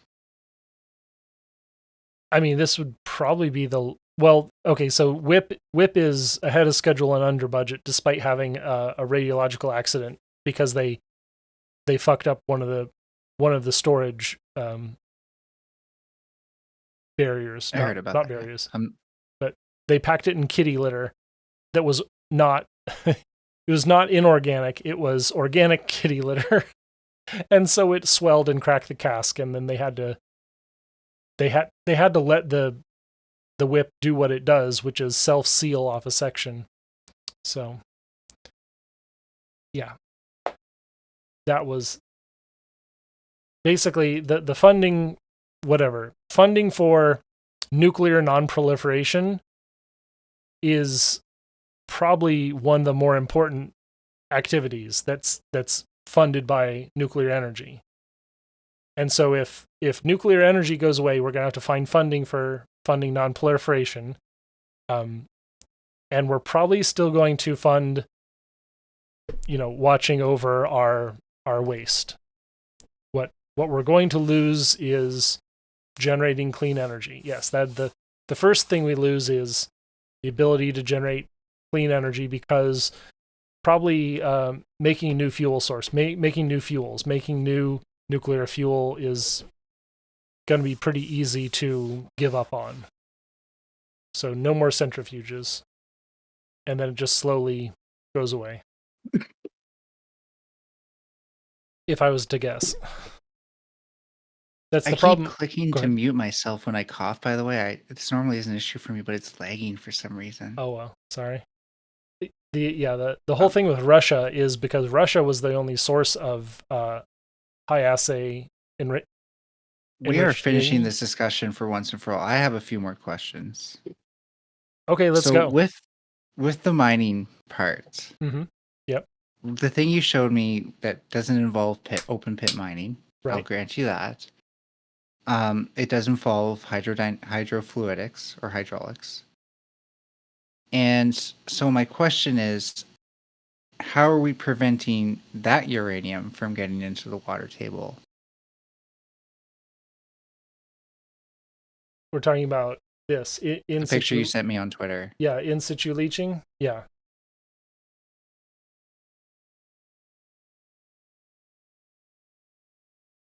So, okay, so this is uranium that exists in a strata of rock currently. And obviously isn't being leached by groundwater, otherwise it probably would have been leached by now. Yeah, and so we will basically pump a solution into the injection wells and extract it via the extraction wells. Mm. And I honestly don't know if there is a propensity for effluence outside of this barrier, outside of like these clay barriers, or if you go around or you don't have enough. But in essence, yes, well, maybe it would be a crack, right? That's what it would take, is a crack. Yeah, could be a crack, could be too much pressure, could be not enough extraction wells. But there's going to be more monitoring wells than injection and extraction wells, because you need to know that your site is contained, that your contamination is limited to a certain extent. But once we're running this, if we have a leak, then we just kind of have a leak. Or well, you stop injecting once you have a leak. Once your monitoring wells alarm because you're beyond your scope for what you're allowed, your effluents are allowed. Like you have a monitoring well, and Fukushima Daiichi is like this today. Like they have monitoring wells so that they know how far the contamination is in the groundwater. And so like if you reach a point where your monitoring wells are alarming or at a high level, you stop your activity. It's actually there's different standards of safety that I'm learning at work now. One of them is called a work pause, where you think that something could be going wrong and you need to address the solution. You say, okay, we're going to have a brief stoppage that lets us look at the situation and have a really quick corrective action. And then on the site, everyone can basically say go, no go for a small issue. But if you can't find a solution to that, or if there's no easy solution, you stop all work. And you don't start up again until it's resolved. And so that's what I would imagine if you have a monitoring well that is seeing unacceptable effluents, right? You would stop injecting. You would start working on a remediation plan immediately, right? To contain whatever you're spilling. And so yeah. So the problem becomes though that if there is a leak, so it might, like, we're kind of assuming it's going to go over the path of the well when you actually look at what water does under the soil and stuff like that, because like I understand that there is truth to the way that they've made that strata, but there's also a lot of stuff under that ground that will force waters to go around, move up, move down as it flows in or out.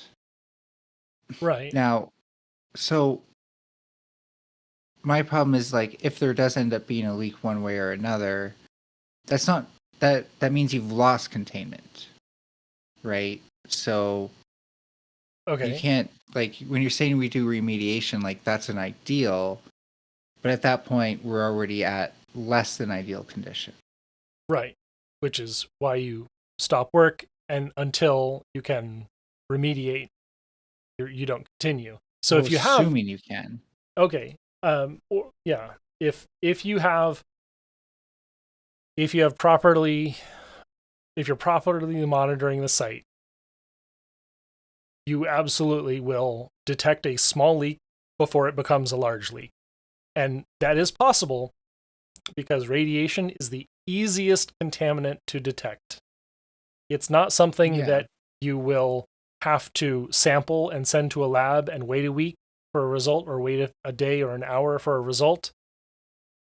but Carl, we both know that there's different forms of radiation. There's different length scales along which you can detect them. No, but they're all of them are detectable instantly. I realize I'm not arguing that. Okay. So what I'm trying to say is, like, this isn't this isn't a millimeter scale sensor network being placed in all possible leak points. These are strategic points where we think we most likely will need to monitor. But it's very unlikely that we have an impenetrable mesh of sensors. You right? do have an impenetrable mesh of sensors because uranium is emitting gamma radiation. I just heard it. You heard it? Yeah, that's fine. I So, understand. Yeah. So because it's emitting gammas and you have a known background level, the instant that background level starts to climb past a threshold, you can know that there is a possible leak in that area, in that sector, wherever that monitoring How well far is. does gamma radiation travel through rock? Through rock. Oh, it depends on the energy. And the rock. Yeah, and the rock. So my point being, though, that you can't say that we have ubiquitous coverage when there could very easily be a stream of effluent that is subverting sensors and is at the right distance and shielded by the right materials to get past it. And if this is a slow enough drip, it could accumulate somewhere before it's detectable.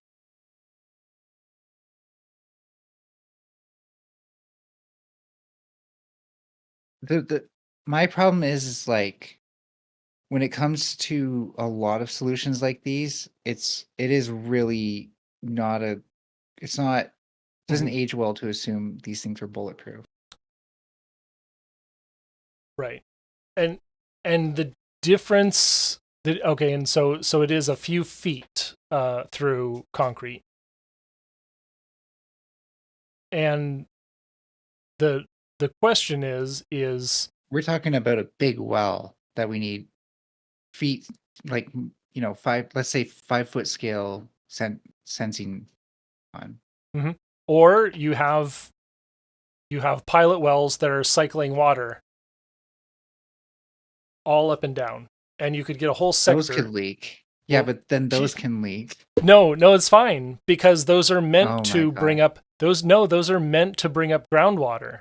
Those are meant to cycle groundwater from the monitoring locations. And so you're bringing up, like, say, a bank of 20 pilot wells, and they could I mean, like, this is the thing, is that people who know way more than either of us would be designing the pilot wells in order to So let me monitor ask you this. something. Go ahead. Well, I mean, they're designing it for a company that says you have to design something that works, not that. No, they're Not you designing have to it design. for a company that says it has to work and be affordable, and a regulator that says, here's your maximum boundary contamination before you have a work stop. Okay, or something. Carl, let's be very specific here, right? Those Mhm. three things that you listed for an engineer end up being a trade-off. They have to trade off one for the other and try to find somewhere to meet in the middle, right? For cost. And they have and they have to complete the project. And if the regulator says this is the red line, that might make the project economically infeasible. And so that they won't do the project. If the red line can be subverted by creating something that isn't that sometimes misses the red line, then the engineer's done his job, gets his paycheck, and now it's the oil company's problem or nuclear companies. Sure. And if that were the case, getting back to what I was going to say, go ahead. We know that in an aquifer, that when a pollutant enters, just because you have one of these wells, that it depends on how quickly concentrations, the lowest concentration point can increase. So it depends on mixing within the aquifer, which is incredibly slow, and in this case, how far gamma radiation can penetrate, because that will determine how close it would need to be to the well uptake. Now we are increasing stirring, which is good, but that also creates a problem where if there's turbulence, we have pockets where things can settle. So it's all, my point being, and I'm not trying to do a Peterson on this, but it's all easier said than done, but when you're talking about perfection, it falls apart really fast. And I think you are assuming that this will work perfectly when No. we both know actually not assuming that it would work perfectly. I'm assuming that it will be good enough for the level of contamination we find acceptable, which is bounded by the allowable background dose. Okay, let me ask you one thing. Okay. Let's say there's what I will call an outrush. I don't know if there's a term for this, but let's imagine it being like an avalanche of material from these contained layers to an aquifer. Okay. And there's just no way to prevent it, no way to see it coming as well. But will that ever be an acceptable risk for this? So, and if there is any risk of an outrush in a situation like this, I don't know what the plan would be. However, I know that since Fukushima Daiichi, nuclear plants themselves are required to have what's called a beyond design basis plan. So, you could say, okay, great, we've planned for everything that we think is going to go wrong or could go wrong, or might, one order of magnitude worse than what we think can go wrong. And that's our design basis. And so we have a solid, firm plan for addressing and remediating everything in this region. But then after, March 11th, 2011, the entire world realized, well, that's not good enough. And we need to make plans for the unknown unknowns. We need to have the ability to respond to unknown unknowns and do the very best job possible in remediating in those situations. How does one develop develop new technologies for the unknown? Well, not new technologies. You develop procedures for what's called like a double guillotine cut. That's a pipe that you have. A single guillotine would be you detach the pipe at one point and then you have a loss of coolant.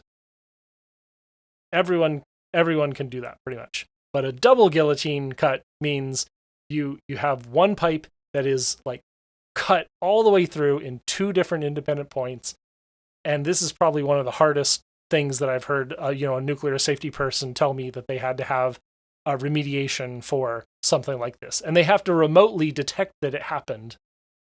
Like, you have a disastrous loss of pressure at 2 points in a pipe, and you don't know where either of them start or end.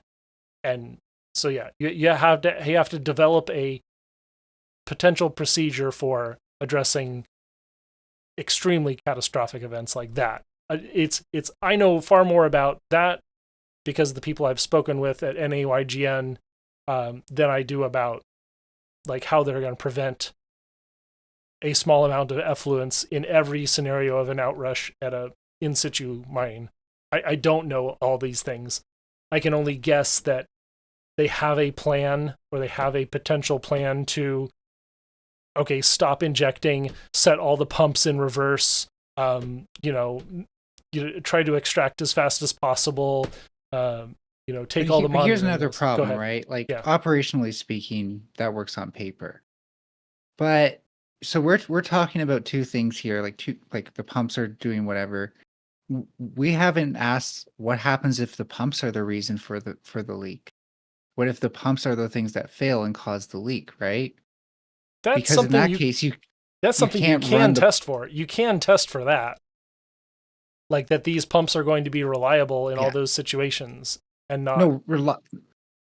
Sure, reliable, but structurally speaking, failure modes are not something you can take for granted. Maybe in like an electrical component, it almost always fails the same way. Right. But in structural systems, it's a little bit more hit or miss. But I think a famous example is like in the paper that they're pulling, you can do the tear line and you're able to rip the paper down the middle, right? But where the tear finishes, nobody really knows. Okay. Because it's certainly... And so the key thing being that if you have like a contingency plan that relies on pumps, and the pumps are the things that are failing, then, you can't deal with that. If you rely on putting other pumps on there and it turns out you've now equalized pressure and you can no longer pump anything because of the other failed pumps, then that's not a good plan either. And so I'm incredibly skeptical as to, like, I understand it makes you more prepared, but I think it almost makes us feel too prepared in that we're going to take greater risks than we actually need to. Well, this is sort of the paradox of nuclear safety, is that the more you talk about safety, the more nervous it makes people. Like you don't say, "Oh yeah, we've planned for everything. We've planned for that. We've planned for that. We've planned for beyond design basis." It's one thing when you're saying you're doing all of this in a reactor, right? But in natural systems, we are talking about variables that we do not have direct control over. This is not, a controlled process by any means. Well, it is relatively controlled. Like, I know we can do ground surveys. I know we can get with ground penetrating radar, get pretty good resolution scales down to, surprisingly deep depths. What I'm not convinced about is that everything can go according to plan once we go that deep beneath ground, and we need everything to hold together as if it's one of our man-made systems. Well, the other tack that I'm going to have on this is that it might not matter. Yes, we will try for perfection as much as we can, but and let's be real, like the standard of deviation for a fossil fuel company or a chemical company or literally the water park that puts too much chlorine in the pool is like, it's dog shit compared to the nuclear industry because we're so concerned about it. And the actual result is that we have the results, the experimental results, because the world literally created a natural nuclear reactor. And it's called this Oklo. The Oklo reactors in Gabon, Africa, had enough fissile material at one point, billions of years ago, that they reacted in the strata of the crust of the Earth. And it freaked out, like the French scientists who were sampling the uranium in Gabon, they freaked out because they thought someone had stolen the uranium. But it was so perfectly missing, it was so perfectly mixed that didn't explain it.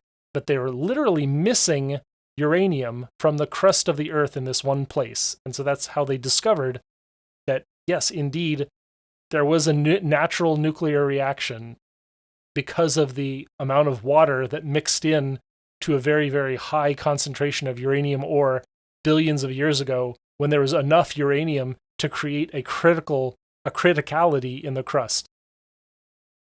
And so what did we know from this? Well, we knew that, well, first of all, life went on. It did not destroy all life on Earth. It did not like horribly wreck the local ecology as far as we know from the geologic record. It did not create anything otherwise notable in the geologic record. How deep down was this? I don't see it there. Well, let me see if I can find.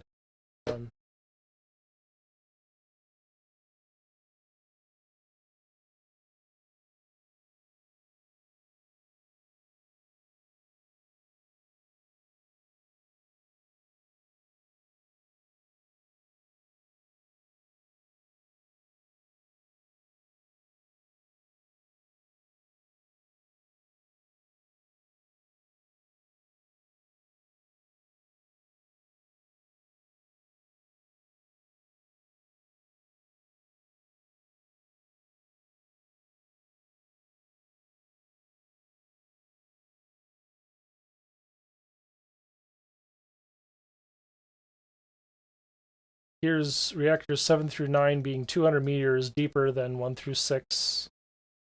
There's a diagram here. Oh, here we go. Is like just is a ratio of, or a comparison of the slab's thickness to the reactivity.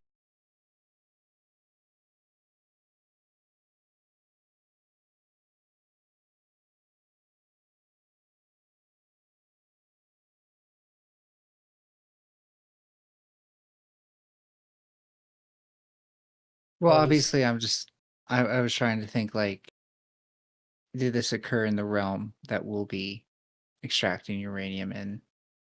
Because the crust can also be much deeper than we can currently do a lot of these things because of the pressures we're talking about. Well, this was in a part of Africa where, that was very interesting for extracting uranium. France was looking for uranium for their bomb program. And so this is where they went.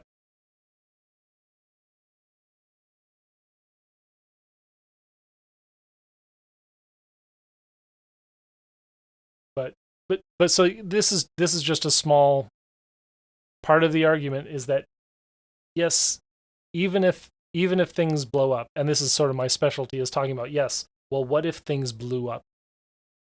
What if it did go wrong? Is the harm substantial? Is it possible that it will not go perfectly? Absolutely. Is the consequence so dire that we must at all costs prevent it from going badly? No, it's not. It's not that consequential. So what are the results from the tests where we did put uranium down to that level? How did it react? And then, Oh no, this is not like we didn't put it down there. This happened naturally billions of years ago. I'm not. I'm aware of something different. I'm asking you a bit of a facetious question, which is, well, clearly we've tested this, right, with a very accurate model. What would happen? Because we have wells here, and sure, we can hypothetically seal them. We do know how to seal oil wells and stuff like that. But we're assuming we're going to have the same pressures we see in an oil well, which we can't really do because we don't know what pressures were there. And you want to know how far it escapes and how far, like, the water from something like this would escape?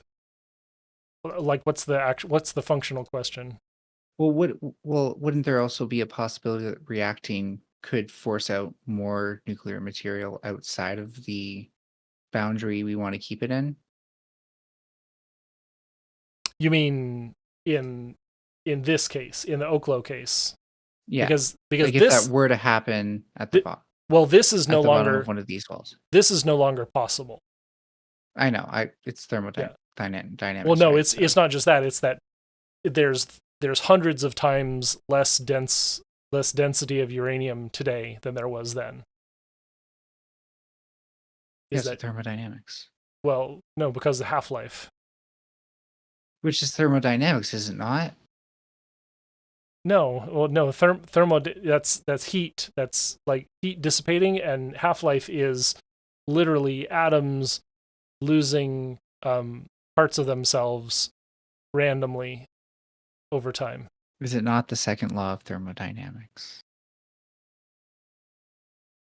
Is radiation and equivalent to the second law of thermodynamics? This is a stretch, right? I am stretching. Now you're coping. Yeah, because I was just thinking of the Earth cooling, but I am curious now too. So did you ask it? Oh, okay, it's just on a different screen. Heat always flows from hotter to cooler regions. No, this is not thermodynamics. Because this is unmoving samples of atoms. They will, if they are radioactive, out of that sample, about half of it will decay in the half-life time. So at 0 degrees Kelvin, they'll still decay at the same rate. Yes. Okay. You won't reach 0 degrees Kelvin until, of course, the sample is completely depleted. But it sounds like thermodynamics. Well, it causes thermodynamics. Because of that fact. Because of that. Sounds like thermodynamics. Oh, okay. Epistemologically, maybe. You can't. It's not thermodynamics, but because of what's going on, you'll never reach 0 degrees. Okay, you Kelvin. can think. Okay, no, you can think of it this way. It is related to thermodynamics if you include the effect of the white dwarf star collision where the energy came from. And so, yes, it is stored thermal energy that is billions and billions of years old. It's thermodynamics. It's thermodynamics. Came from the collision when we of two talk stars. About entropy. When we talk heat. About entropy, it's yeah. When we talk about entropy, by the way, that we do rely on it's hypothetically not literal including heat. That. It's not literal heat. It's stored just like entropy. Potential heat. Yeah. Yes. Like entropy is not literal. It is not kinetic energy. It is potential energy. It's a different form of energy. So now you're conflating thermal energy with thermodynamics. I am making an analogy so that you understand. I am admitting this is possibly in the same domain, but it is separated by a transformational aspect. You realize that entropy doesn't actually exist, right? Potential energy. Yes. Yeah, in order for entropy to matter in thermodynamics, we also need to do the dwarf star that it came from needs to matter in our equation. So I'm just saying, it sounds like thermodynamics. Within the closed system, it depends how closed your system is. It depends how big your closed system is. Yes. Okay. Because if you took a sample and that sample apparently increased in energy, you would say, "Oh, I didn't balance my equation." That would be, yes, you're violating the laws of thermodynamics because you didn't account for all of the energy in the system. You thought you had a closed system, but you didn't. So maybe, but I would not use those words to explain it to someone who is a physicist. They would get mad. There's also state mechanics theory where because time is continuous, the state must continuously be changing. That is way more like I don't even know if that's still thermodynamics or if that's just, mechanics in general. Yeah. All right. We haven't even Have I drained you yet? We haven't Have even I gotten drained- to the end of this Peterson garbage. It is late now. It is late. I'm not getting more work done tonight, so I have a long day. Well, I apologize for rambling and It's fine. picking your brains on. Can we nuclear. finish? Okay, so have we put like, yes, there is a possible theoretical problem with any nuclear extraction, but my contention is that we can go through enormous efforts to drive the risk very low. We can go through enormous effort to drive the risk as low as possible, and we will probably pass the threshold at which the risk actually matters. Relative to, and listen to this, relative to the other possible technological solutions to energy need. And this is where it matters, because all energy use is a societal intervention that prevents death and suffering, right? Even if, would you say the risk is minimal compared to, if we could theoretically have a society that only relies on windmills for power? Yes, because all extraction will have a cost. All development will have a cost.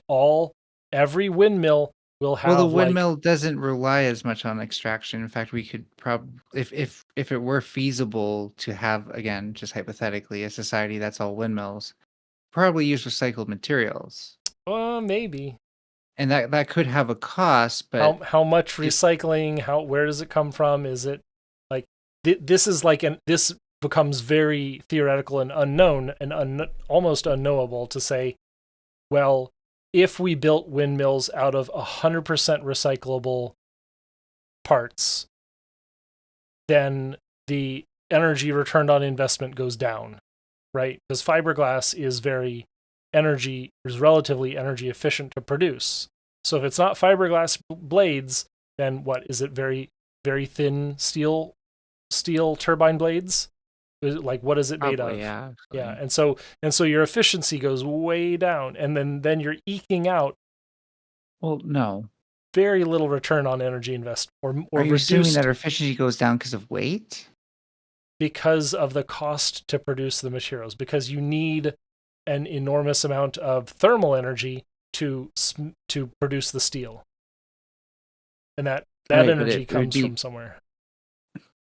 It'd be steel that we would need to find a use for anyways, at least, right? So you wouldn't need as much steel if you didn't have the windmill. If you didn't have the windmill as your power source. But we will also need steel for pretty much any other infrastructure we make. Yes, and every kilogram of steel will have embodied energy. It's right, it's all energy. The nuclear reactor requires a lot more than just steel.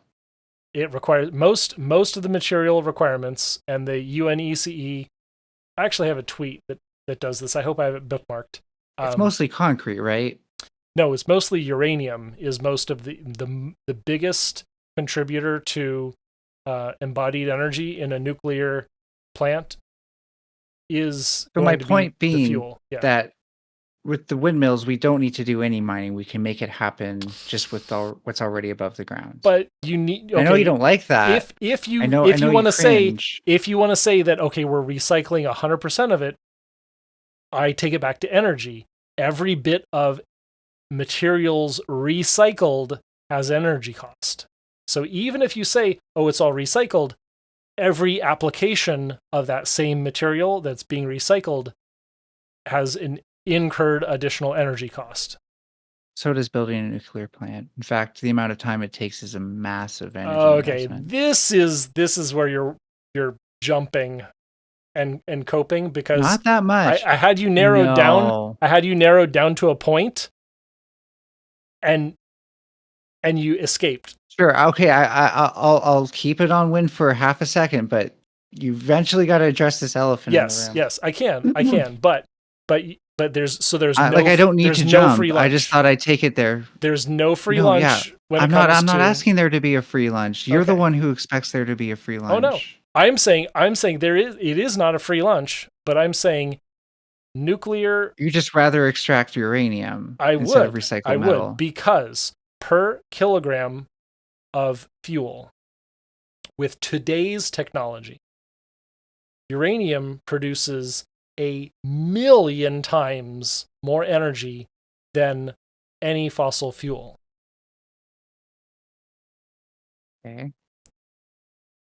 And for the plant, the total balance of the plant, if I can find this tweet, sorry, because I made a nicer chart because it's so hard to follow the logic of what I'm trying to say is it doesn't matter how much energy density there is, since we just won't have to mine any more steel. No, you can't avoid the cost of recycling by saying we just won't mine it. You're avoiding the question of embodied energy in every iteration of your generation infrastructure when you say, and you're avoiding the cost of making an entire plant. No, I'm not. I'm saying it is calculatable. It is part of the equation already. And yes, it has a cost, and that cost is surprisingly low. Well, only after you factor in the amount that you're projected to get after like 20 years from running the plant. 60, 80 years, 100 Right. years.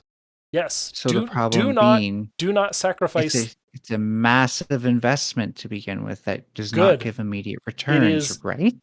Don't care about immediate return. So which has a you capitalist pig? I don't care about finance costs. Which has a shorter what am I thinking of? Manufacturing cycle. Okay. Making a windmill from recycled steel. Yes, 100%. Or making a nuclear power plant from raw materials. You are correct there. It is extremely capital efficient to produce windmills. You have got me. Doesn't that make you kind of think that if we have to deal with current capitalist investors, that might make them want to invest more in windmills than in nuclear? If you only care about the next marginal dollar of investment, you are 100% correct. So at the very least, this is what we can expect. Mm-hmm.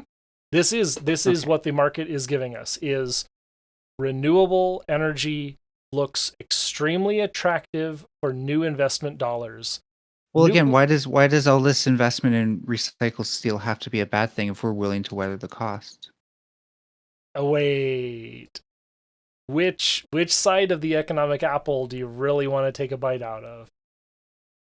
Is the increased cost worth it if you're saving mining? Because right now you get copper. Okay, so not copper. You get aluminum cheaper from mining than recycling. You get glass cheaper from mining than recycling. Well, especially glass, because we literally do. Well, I guess we do find aluminum everywhere as well. But in terms of like these things, we're in fact we're not kind of like forced to just mine something in a place and having to ignore all the geopolitics in that place in order to get to that sample, right? So it's if anything, it's a lot easier to mine as well with less geopolitical impact. Okay, so let me put this in front of you. This the lighter gray. I'm on the wrong one. Yeah, the lighter gray on the stream output. That is the cost in terms of materials, grams per megawatt hour. So I know some materials are cheaper than the others, but within an order of magnitude, this is roughly like the scales of efficiencies. So you will notice, for example, that Hydro 360, that's hydroelectric dams that are less than 360 megawatts, they are the most material efficient. You put a little bit of concrete across a small river and you get an enormous amount of energy. Well, it's mostly there already. A run-of-river dam is the most materials efficient way of producing energy. a photovoltaic polysilicate installation on top of an existing roof is one of the least materials efficient. Yes, I'm aware. And that's kind of shocking. That looks like it's what order of magnitude are we at? That's from 100 or so to 650. So, yes, you can recycle all you want, but if energy invested is anywhere close to linear to materials use, it's nuclear is highly competitive.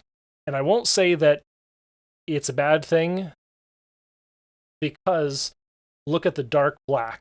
The dark black line, that's our goal. That's what matters. Coal, gas, they are all higher than every renewable one. No matter how tall that materials use line goes, the carbon, the CO2 per grams of kilowatt hour, the carbon dioxide is better in every case. And that's what matters. Why is the black line for nuclear like at the ground then? Doesn't that make it like way worse? No. Proportionally The speaking. black line, that's the amount of carbon dioxide per kilowatt hour. That is why nuclear is so great. Because nuclear from Canadian uranium and Canadian powered plants is like 3 grams of CO2 per kilowatt hour. That means you produce an enormous amount of energy for very little climate polluting gases. Wait, how long is this supposed to be relevant though? Because obviously that, especially if we're factoring in production, like that tapers off. Yeah. Over the lifetime of yeah thing, right? So it will go to zero, because you will have electric engines driving the mining. You'll have electric centrifuges. Yes, it will, and that's one reason, because Ontario is largely a carbon-free grid, but they still use fossil fuels to dig it up. So do you think it's possible that we'll get to a point where we could recycle steel and aluminum like carbon-free sooner than we can manufacture a nuclear power plant carbon-free? In aggregate, across the entire globe, I don't think that is a good argument for avoiding nuclear, because it would be possible someday to completely avoid fossil fuels. Like the question is, can we do it in the next 30 years? Well, no, I'm asking which one will we get to sooner? You mean, will we get to a carbon-free grid with or without nuclear sooner? Well, yeah.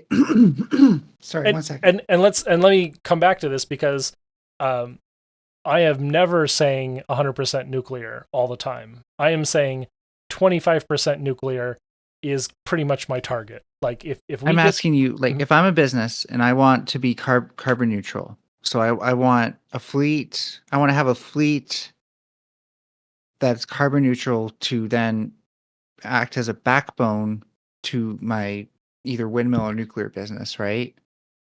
And I'm starting, let's just say from scratch, but unlimited money. But I have to have return on investment as soon as possible, because that's how capitalism works, and trying to operate within this framework to prove you wrong here. So okay. let's say, so we can at least agree, like, it is probably more profitable, thanks to environmental legislation, to be carbon neutral sooner rather than later on whatever project you endeavor in, right? Because otherwise you're just paying extra taxes and stuff for not being green enough. I have a report on this. Wait, can I just get a yes or no? Like yes, You I was you hoping need to include nuclear if you want to reach net zero as soon as possible for the cheapest dollars. You need nuclear, and I'm looking because I have a source No, for this you're one. trying to sell me nukes right now. What I'm asking you, Okay, is can we agree that any business that wants to save money will want to be net zero sooner rather than later? Yes or no? No. Any business that wants to save money will stretch out the use of fossil fuels as long as they can. Even with the price going up and environmental tariffs being in place? Sorry. They will stretch out the profitability and the cost effectiveness of whatever fossil fuel they can get a hold of. So you're telling me, no, let me get this straight. You're telling me that if I'm picking a fleet of vehicles right now in 2024, you think that most people are going to think it's more secure to go with the gas guzzling fossil fuel stuff, despite fluctuating gas prices, or the fleet of EV vehicles that can easily suit their needs. I mistook generating fleet for vehicle fleet. You're talking purely a vehicle fleet. If you're having an entire energy company and you're going to be supplying a grid from scratch, but unlimited startup capital, and you have to make decisions for how to be carbon neutral as soon as possible, so that way you don't have to pay the government more money than you already want to. Okay. Then would it not make more sense to go vehicles, with the thing? You're gonna go with the cheapest available electric, maybe with a few hybrid vehicles in there. The hybrid vehicles are gonna have higher maintenance cost. So you're gonna want to get there as soon as possible, is my point, correct? But are you gonna bait and switch me here, or are we gonna stick with motor vehicles? I'm not trying to bait and switch you. Okay. I got here because you've been misdirecting me.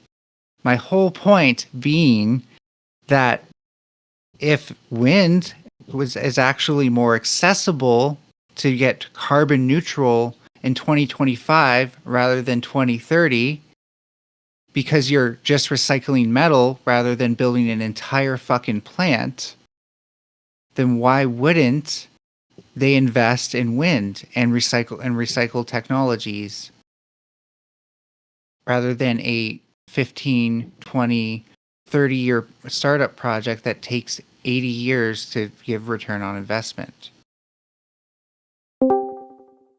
Ignoring the exaggerations here now. You gave me 80 years, by the way. No, I said 80 years for the lifespan of the plant, not 80 years for profitability. It's something. I was talking about profitability at the time. You somehow got lifespan from that. Yeah, I did. Because that's how long these assets will live. But that's and I thought it was about 40 years, 30 or 40 years until you can actually start generating revenue and getting back the energy you put into running it. It's much lower than that. It's probably on the order of 5 to 10 years, probably less than 10. No, it takes at least that long to build the fucking place. No, okay. Are you financing it from day one? Are you giving it like in the company in my example is like 10%? It has its own capital already. Well, that's the case for destroying nuclear, is requiring a high interest rate loan and not allowing a municipal interest rate. Yeah. So basically, nuclear destroys itself if government doesn't subsidize it. Yeah. Are you gonna build a bridge with a credit card? No, I'm going to build it with recycled metals. No. Not are you going to build nuclear materials? Are you going to finance your bridge across a river with a credit? But no, let me ask you this. Are you going to build your bridge with metals that everybody else uses to build bridges, or are you going to use it with are you going to build it with exotic materials? I'm going to use the most cost-effective thing that I can, right? Because it's a civic asset that needs to last 100 years. So if I'm telling my investors, hey, look, if you want return on investment as soon as possible, we have two choices here. We can scrap some metal and make some turbines and then start getting power straight to the grid, Or we can wait about 15 years to build the plant, wait another 15 years to make profit, and then you can maybe watch your grandkids enjoy your hard work. Ignoring the exaggerations, you can try and fail to get to carbon neutral with wind, or you can include all options and succeed someday. You just assume we would try and fail, but Because even though everything is moving towards carbon neutrality, regardless of what energy option we choose. Not with only wind and solar. Not with only wind and solar will you hit carbon neutrality.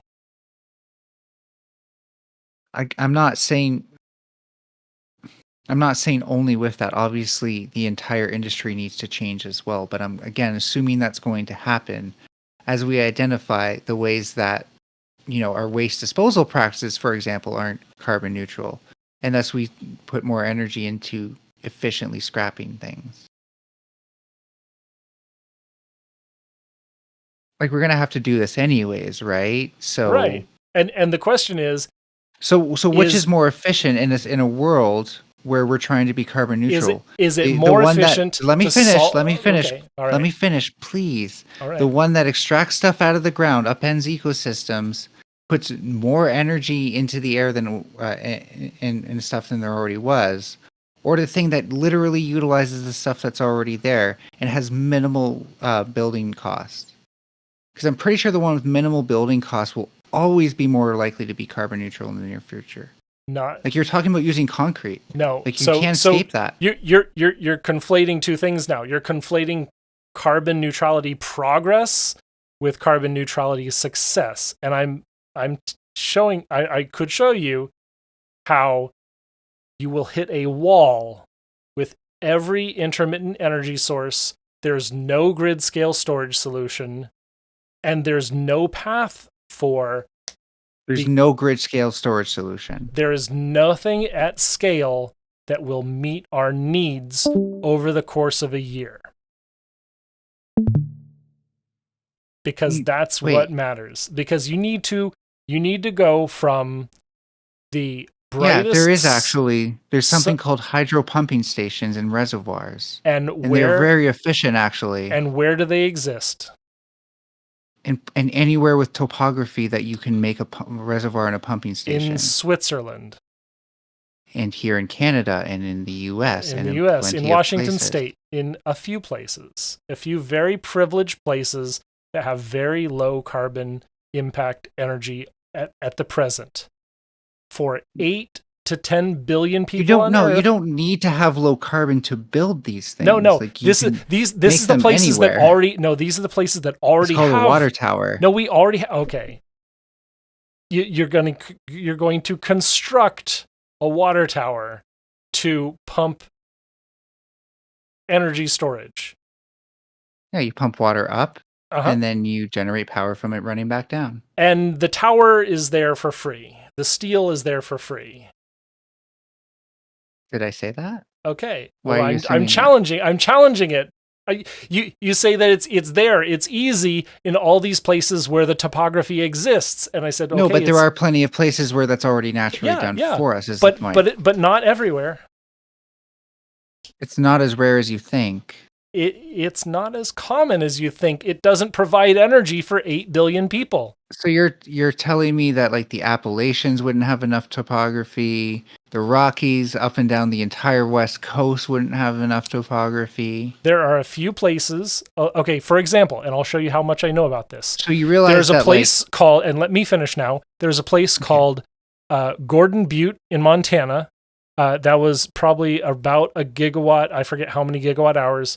That is a potential hydro pump storage facility for Seattle. There is another one in the around the Columbia River Basin where we have a very, very big, headroom for another really great potential hydro pump storage. These two, tiny. They're like less than 10% of the storage needed, and they're on the order of days of storage, not weeks or months of storage. So we need literally months of storage to handle seasonal variation. And that would probably be what a larger reservoir is for. That is orders of magnitude larger than even the reservoirs available in Washington State. How much space does a water tower take up? More or less than a house? Wait, per megawatt hour is the question. When you go from the best energy availability day in early fall to the next best energy availability day. No, those aren't the only days we can make electricity. No, this is I'm telling you. ridiculous. Okay, no, I'm not saying those are the only days, but this is the trough. Remember the shoulder period as Yes. as But the you're evening also ends. like, But this yes, is the but- this is the trough as yes, summer but ends. just because the reservoir is draining during that time doesn't mean it isn't being restocked during the surge times where you're making more energy during the day, right? So you can't just be like, But oh, on, well, it we're needs to talking have about enough to run the entire city for that long. we're Like, talking that's about not how on it average, works. right? We're talking about on average for the entire season. And if you don't have enough, you're gonna overbuild, and then all of your economic estimates go out the window. Once you start not really, because then you're just buffered. No, You have enough it's buffer. not because if you say wind and solar are cheaper, they're cheaper for the next marginal megawatt of installation. And that is true today. But as soon as you start overbuilding, because you're in that winter trough, you're in the Dunkelflaute, you're in the time period when you do not have enough generation resources to keep the lights on, and you start eating into your storage, your great imaginary like trough of grid scale storage. It doesn't magically become more expensive. It does, because you have to overbuild the generation to compensate for your lack of storage. You don't have to overbuild the generation. If you don't have storage. And are we technically also doing that for nuclear power, except it's just we're already at the scale of overgeneration? That's what the magical thing about baseload is that instead of wishing that you had more energy, you have too much energy. And but so I'm talking about a scenario where we're not wishing we had more energy because we have buffered grids that can respond to demand and supply. Okay. So I'm fine with that. If we have a 24/7 source of energy. You're doing the Peterson thing again, where it has to be perfect for you to pass. It's not perfect. It's not perfect because I'm allowing, and here's the big thing you notice between me and other nuke bros, I am allowing renewables space on the grid. There would be others that say, okay, what's your maximum demand? Build that much nuclear. Let the other energy just be wasted. I don't care. This is it. This is the solution. Build 100% nuclear. Let everything else. Don't you see?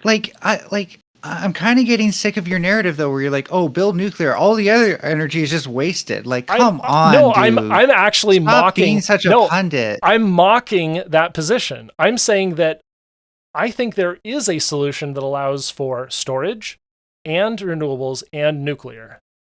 And there's a great MIT doctorate named Jesse Jenkins, who has done like the analysis and shows that yes, integrating storage and storage and renewables and firmed clean energy, which is his euphemism for nuclear, will produce a very economically efficient system. Okay, did he look at what happens when power generation is localized? That way you don't have transmission losses? That's not something that you get firmed generation sources with. Like if you're talking about like eliminating the 2 to 5% transmission losses efficiency, that's what you're talking about. Is what's the critical length scale of a wind turbine, a hydro pump station for power generation? Just to be clear, but before you incur the grid that it would serve, before you incur transmission losses, the question, like, how big could that system be? Well, no, I'm asking would it be big enough that we would need a transmission line, that we need to step up the voltage and transmit it over higher voltage conduits? Probably not, right? But with nuclear, we have to. We need to incur transmission losses with nuclear because it's such a larger grid. There is no small nuclear option.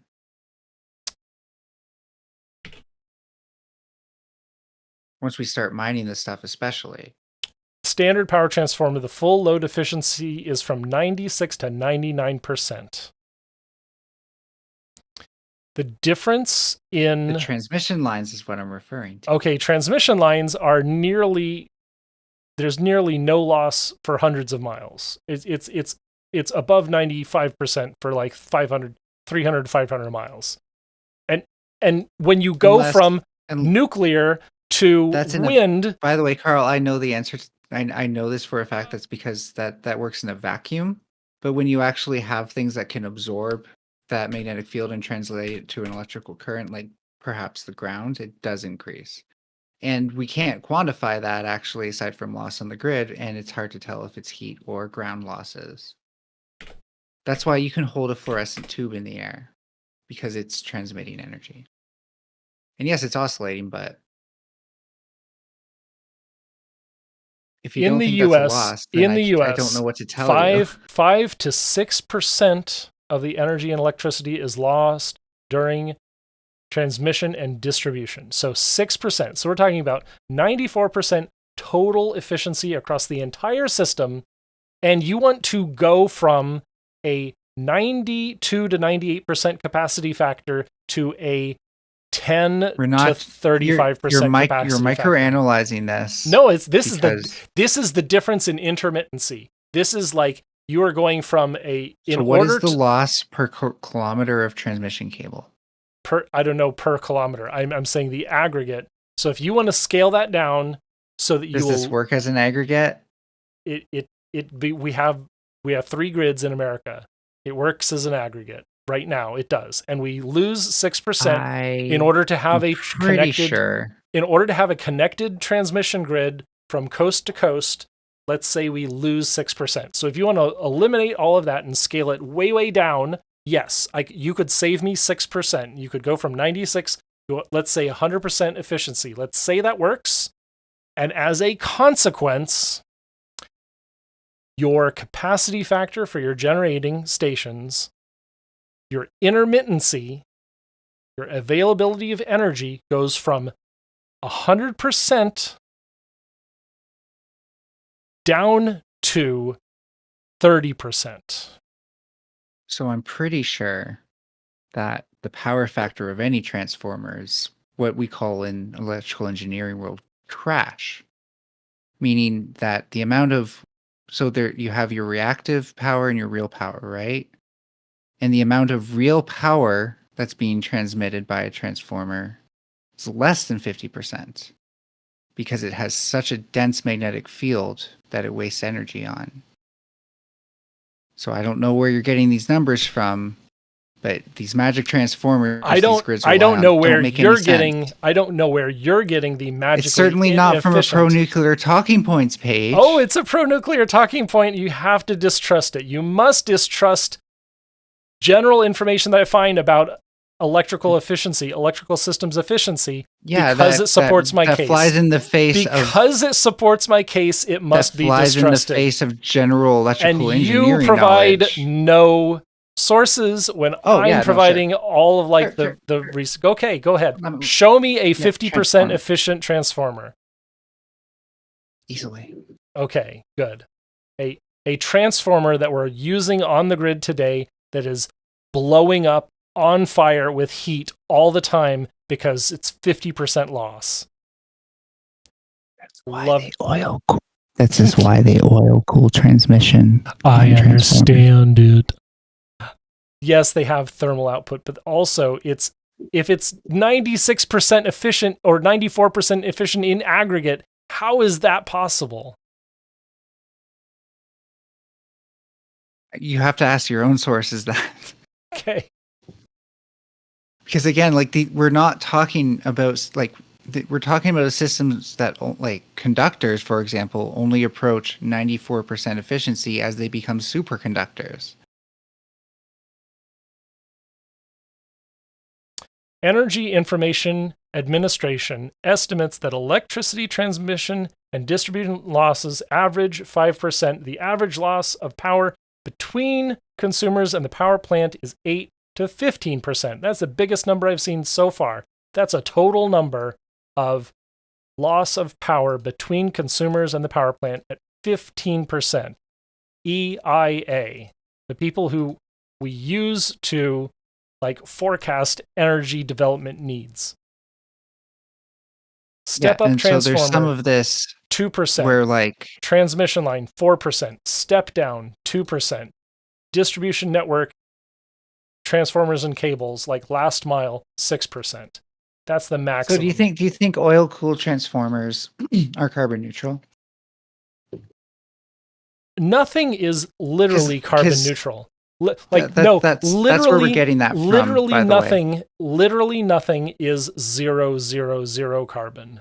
But we know that needing to have this super efficient grid does rely on like this highly efficient oil cooling to make sure that we can prevent these losses. Because I'm telling you right now, your average air cooled transformer, step down transformer that you see in your microwave and shit like that, is not giving you 96% efficiency, or 92, I guess, because it said 8%. Okay, a microwave is like, that's my last concern. I understand. Okay. That wasn't my point.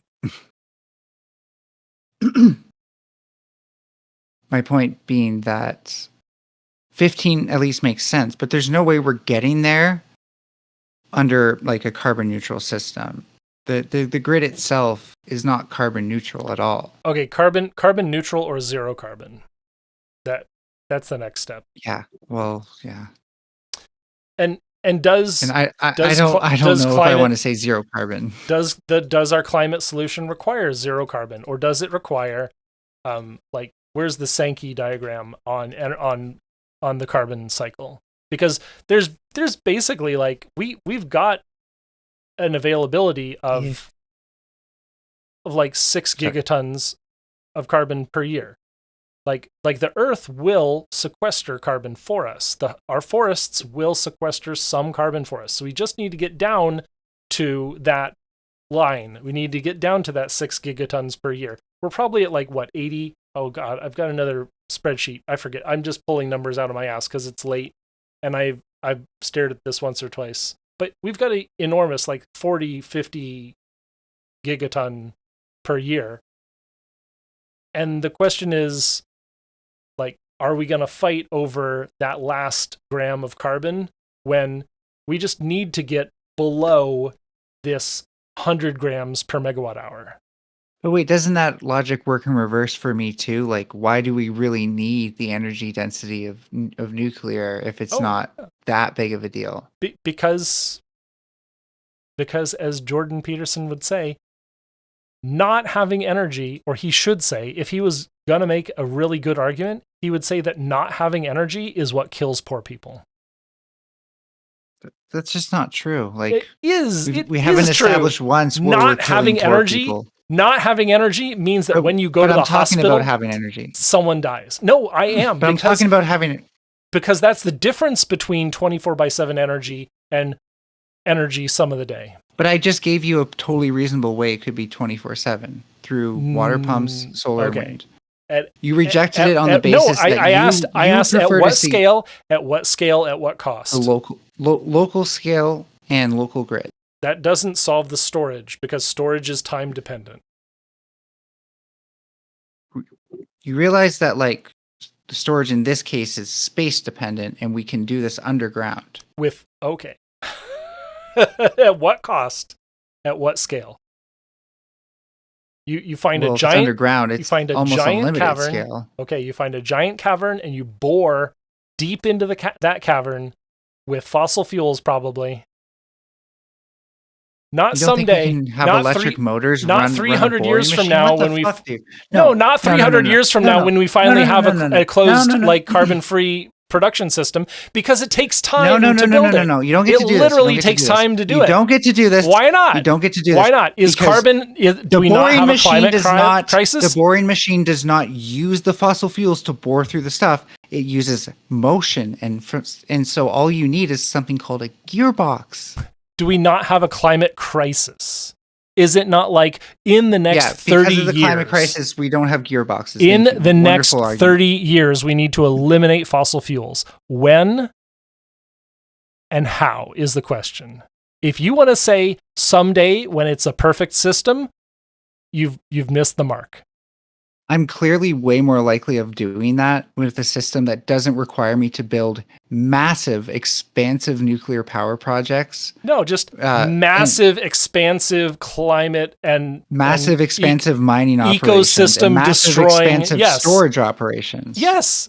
You can soy about nuclear taking too long and being too expensive when your system is going to take twice as long to reach it's not. carbon. Okay. Well, you can show me a source, and I'll be happy to return the favor. You think what RNG do we need to do to pump water into a well and then extract the energy, the kinetic energy that we got from pumping it into the well? You need to build up a net energy positive economy. Wait, okay, I think you've sidestepped my question. Energy return. No, look it up. Look up energy return on investment. No. I'm asking you right now. If I put a windmill in someone's backyard and a water pumping system to store that energy, what's preventing that from working?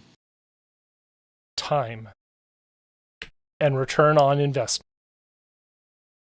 No, but they're gonna have electricity, no?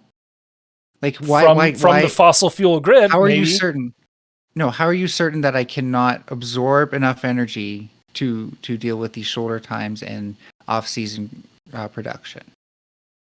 You seem so certain with that, but I'm telling you right now, if you're this big on like the efficiency of the transmission system being like only 6% and something like that, you're gonna love reservoirs and pumping stations for their ability to store kinetic energy almost super efficiently, because water is barely compressible.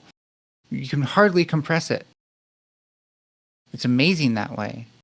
And it doesn't heat up when you try to, or at least not easily. It takes a lot of work.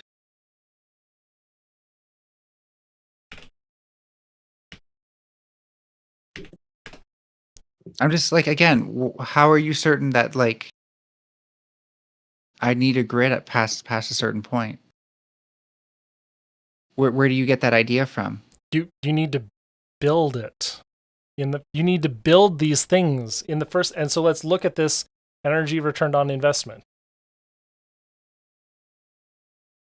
So for every unit of energy you invest in building your system, you want it to be carbon neutral or almost or like 90% carbon free. Let's say 90% carbon free. That's our goal, right?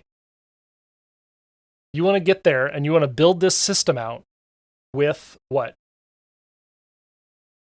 With fossil fuels or without fossil fuels? Probably without, yeah. Probably without. Okay. You get 7-1, 4-1, 7-1. Maybe what is like this? This like you're starting with initial conditions. That's like, oh, we don't already have some nuclear reactors. So initial conditions right now is fossil fuels. Because that's where we live. Initial conditions right now is that we also have nuclear reactors, especially here in Ontario. We have probably enough hydroelectricity at this point. That's great. To make that. You're welcome. Sorry. Same with New York. No, New York, Riverkeeper and Robert F. Kennedy were busy shutting those down. My point being that, like, just because it is that way doesn't mean it needs to be that way. And if we're talking about getting to a point where that's feasible, then I think I've won the argument that it is at least feasible for my side to work, so long as we aren't obsessing with things like EROI. I mean, obsessing about EROI is the point of building a carbon neutral system in time to avoid climate catastrophe. Will we actually avoid climate catastrophe by acting sooner rather than Oh later? yeah, we can avoid climate catastrophe tomorrow. We literally can. You know what we do? No, because we can't build a nuclear power plant tomorrow. You know what we can do? We can do it faster. We can do it even faster. We smash. Now that's some smash neoliberal feel-good shit. That's engines. some neoliberal feel-good shit. We smash them all. We go back to the caves. We go back to the trees, and we smash it all. That's how we do it. No, that's some neoliberal feel-good shit. No, that's what Jordan B. Peterson would call like murdering billions of innocents with with like energy poverty. So it's literally the question of how do you balance these concerns? I think I'm just too much of an anarchist to want to see these long-term projects achieve the longevity that they require. And that's really just it for me. Like, I don't think I think that the sacrifices between the option I've given and the option you've given are so marginal that the only thing that matters is which one we can get to sooner. But the problem is that you don't get there.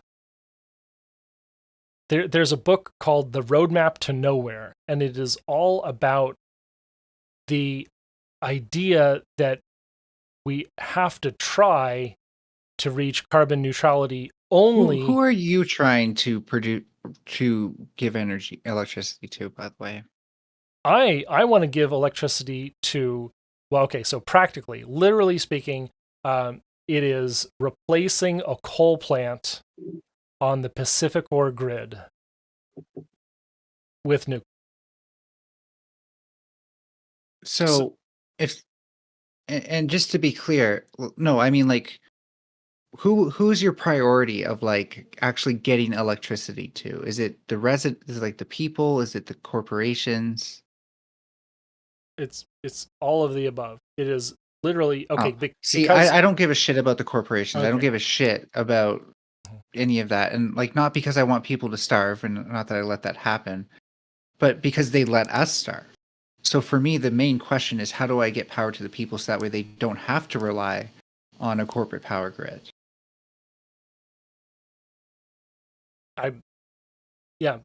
And meanwhile, so if you give you're offering something to a person needs power, and you can give it to them some of the time, and they will be thankful some of the time. Stop saying some of the time. I've just talked about a feasible way we can do it all the time. No, unable to debunk it. Because you just ignored the EREI, ignored the time scale to implement it, and so you are saying you're a small anarchist activist situation. You are going to build these things and cut out the corporations and give power to the people. You're going to do it. You're going to do it as fast as possible. You're going to steal electricity from the grid. It can probably be built. Okay.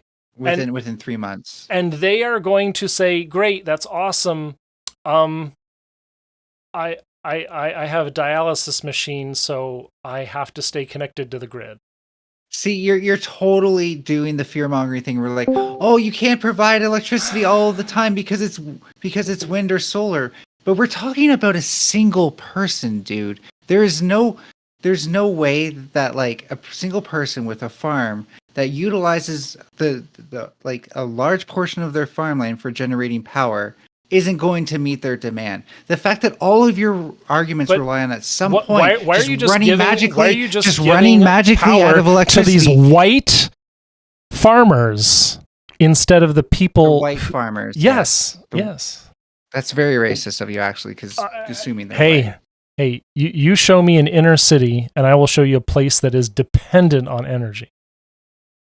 Man, that really is the erasure of black farmers. That's incredible. I'm not being combative. How many have you met? How many have you met? It's not an own. I just didn't think you'd go there. But demographically speaking, am I wrong? And this is your solution. I'm not. I was not here to argue demographics, Carl. All right. So this is a Wendy's. If you want to whine and cry about like giving power to the people, I'm going to tell you, you've got to give it to all of the people and not just the farmers.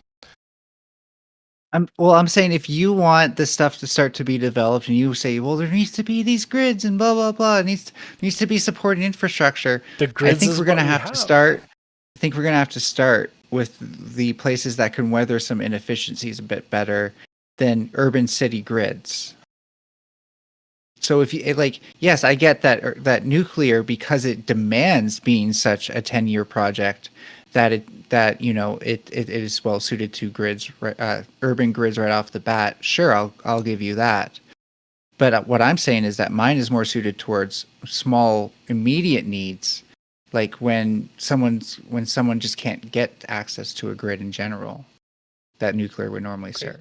No, that is it. Like if you okay, and here's and the then hope. You branch out from there. Here's the olive branch. If you bring this technology to all of the remote places in Africa, in South America, in Southeast Asia, where people are. That's what I'm pushing back. India. I'm pushing back against the nuclear expansion, because there probably already is enough nuclear power plants. Wait, why do you put up walls for nuclear expanding in urban centers or near urban centers within a grid's length of an urban center, when you should be focusing on building this 100% off-grid clean energy system for the developing parts of the world? No, I'm putting barriers against it needing to like dominate the rural grids. What if you work in between the places where it doesn't reach? I'm just saying it's probably very few power plants we actually need when we're no longer, also providing electricity for these ridiculously wasteful military operations and stuff like that. I'm pretty sure the military is actually one of the biggest users of grid power as well. Am I mistaken? Or I'll let you fact check me on that. After corporations and after, cities and hospitals, and they're probably in there somewhere. Like places like no, because of Hawaii, like their RF communications and stuff like that are ridiculously high powered. Well, getting more efficient all the time. But wasn't I just saying that earlier? I'll give you one example of a place that does in fact consume an enormous amount of power only for military use, and that is Hawaii. Like the grid in Hawaii, you can look at the Big Island, but on Oahu, on the capital island, there's a military base, and so it is 80+% fossil fuel powered, is oil, dirty oil powered. Yes, in that case, yeah, it's military. So if you wanted to replace that oil, don't work for what I was saying.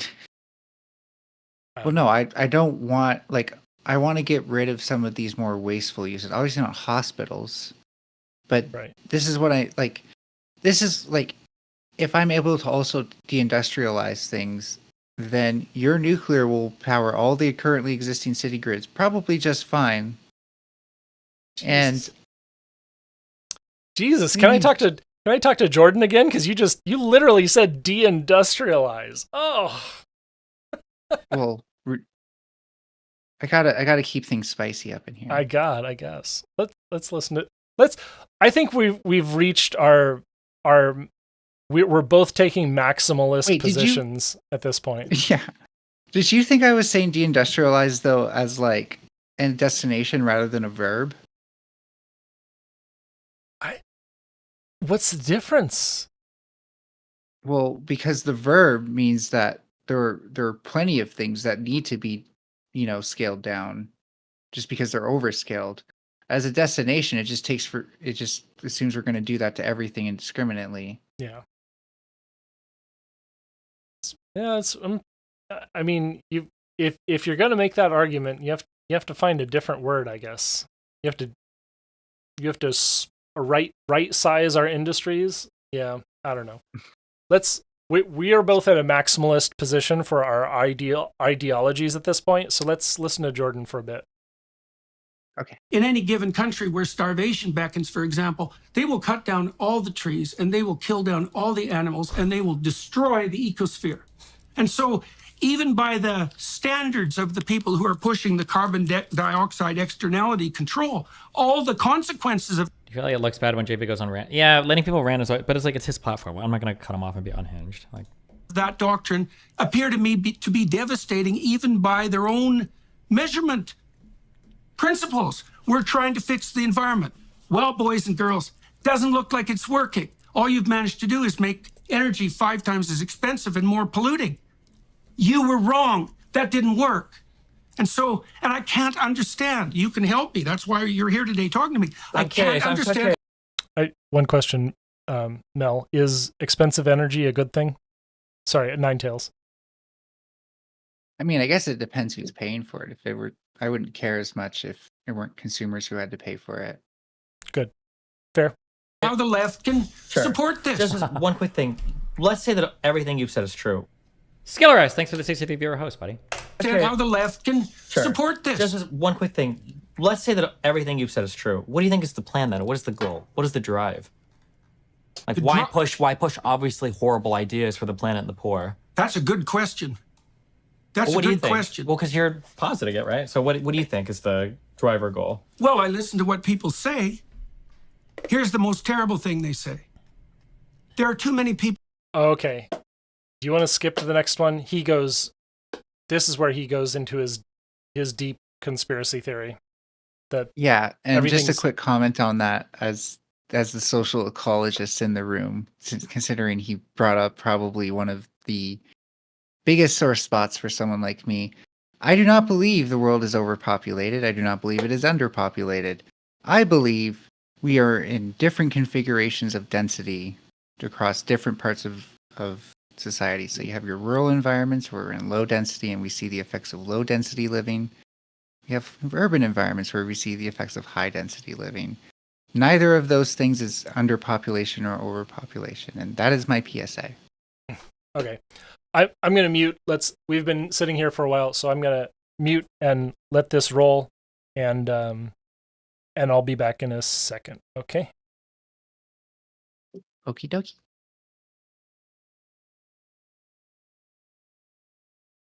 On the planet.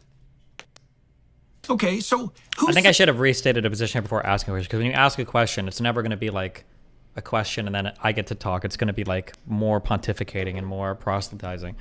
But I think it gets us into a better point. There are too many people on the planet. Okay, so who says that? I've heard people say that for 30 years. Perfectly ordinary, compassionate people. Well, there's too many people on the planet. And I think, well, for me, that's like hearing Satan himself take possession of their spine and move their mouth. It's like, okay, who are these excess people that you're so concerned about? And exactly who has to go? And when? And why? And how? And who's going to make that decision? And even if you're not consciously aiming at that, you are the one who uttered the words. You're the ones who muttered the phrase. What makes you think that the thing that possessed you to make you utter that words isn't aiming at exactly what you just declared? And my so only that's, comment on this that's is a that terrible vision. It sounds like he's talking to Destiny, and he's not. Oh no, did I? Yeah, I think you did. I don't know what you actually did, but you did. Okay, I skipped track. Now we're back. Okay, you said he's what? He's saying everything is you, as if he's talking to Destiny. Oh yeah, rather than like third person. He's talking to the left, and Destiny is our avatar. Don't get me started on Destiny representing the left. We'll be here another hour. Like, Jordan is conceptualizing the dark urge or whatever. Like whatever his is like, oh, what is it? The female is the darkness, is the chaos, is the dark urge. And oh yeah, something like that. His Machiavellian impulses. He just who was the San Francisco guy, the myth, the hero's journey guy? I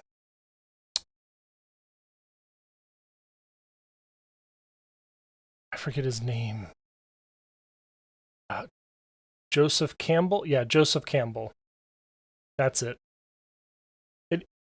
someone else must have told you by now. Jordan Peterson is recycled Joseph Campbell. Oh. Wait, is that the guy who came up with not Scientology? What's the other one? No, that's Robert Heinlein. Oh, okay.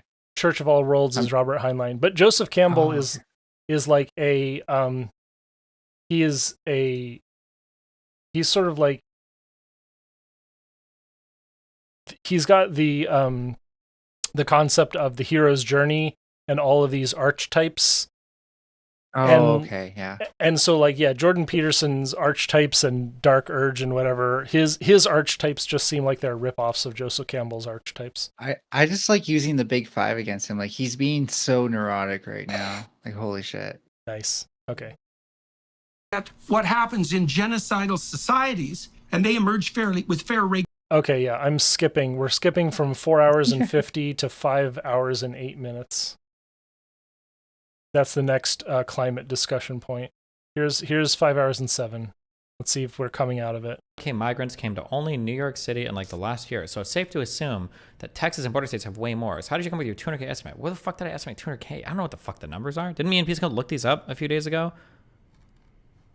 What do you say, antidote to the problem of reliability, if we're concerned about carbon, but we're really not, would be to use nuclear.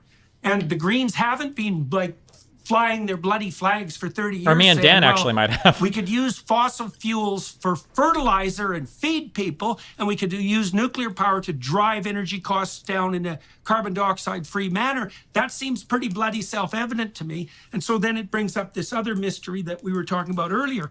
You know, what's the impetus behind all this? Because the cover story is, oh, we care about carbon dioxide, which I don't think they do, especially given the willingness to sacrifice the poor.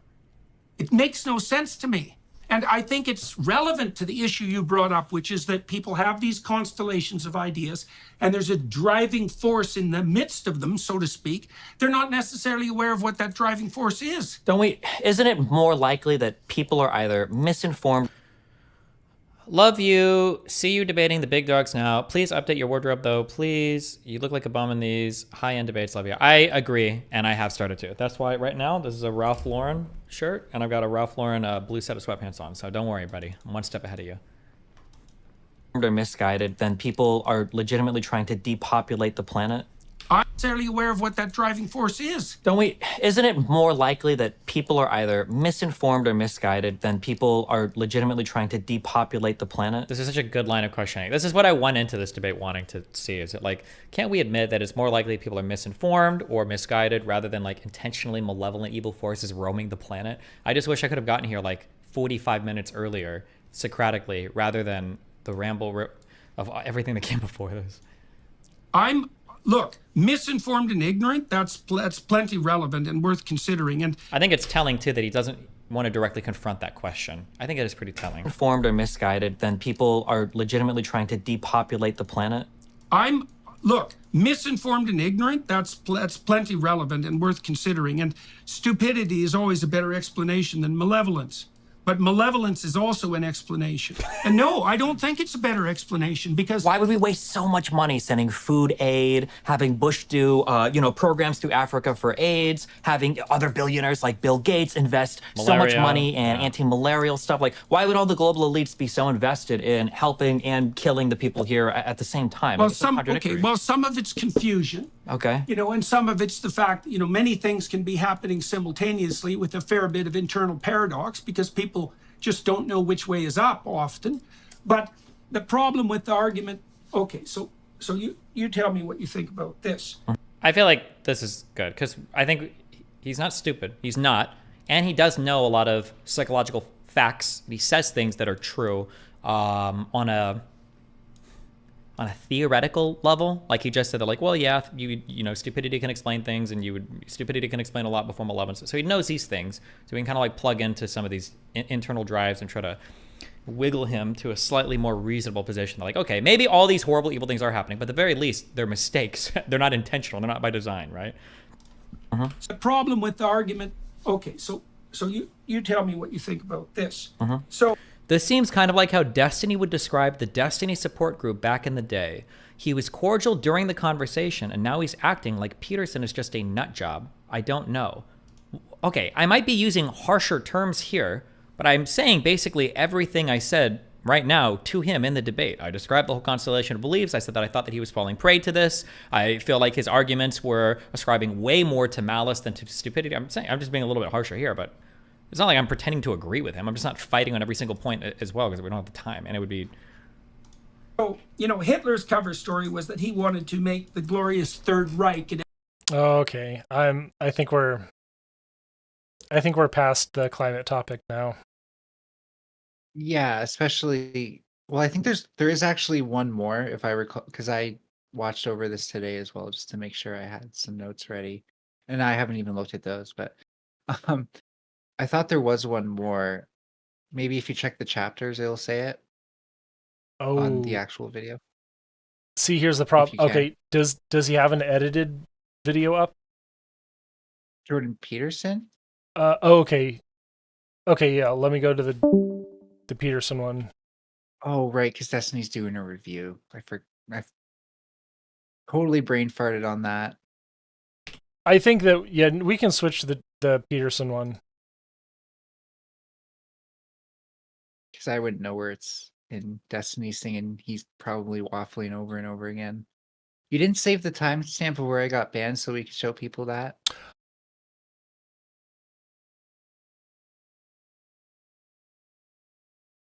I have the relative time. It's okay. I don't know if I'm whether to be proud of it or ashamed, to be honest. Honestly, okay, so I know this is like a terrible, terrible betrayal, but I showed it to food shops, hoping that she'd react to it. Just being a little shit there. I don't care. I knew it. Like, it's drama. It's good for us. Okay. It makes me want to go into her chat next chance I get, so that she'll play it on Elevate the stream. Let's see, where is this? As soon as I get a chapter. Oh God, he goes off the deep end there. Yeah. Oh, you can kind of see the chapters beneath. Yeah, I think so. Once he's into like psychopathy, as like we've got at least one more climate based. Okay, chapter. was it? Okay, here it is. Both parties wield power. Germany, right or left wing. No. Moses and the desert. Living in separate realities. mRNA. Okay, then that's vaccines. So. Did it not come back? I thought it did. I thought there was something after Moses in the desert that I watched. Then it gets to vaccines. Oh. Well, then it gets to.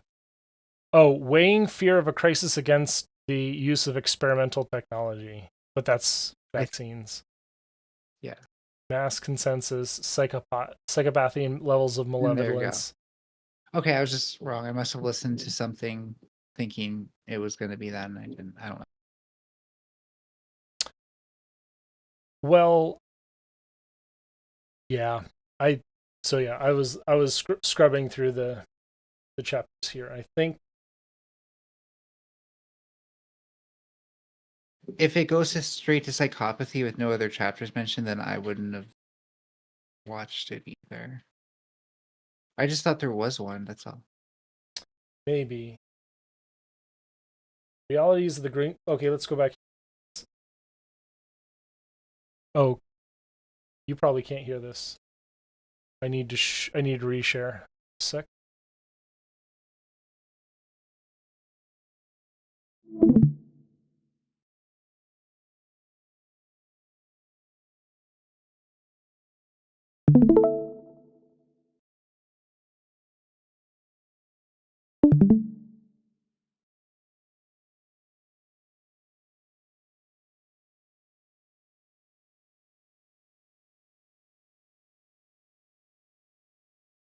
We have watched this. Say that.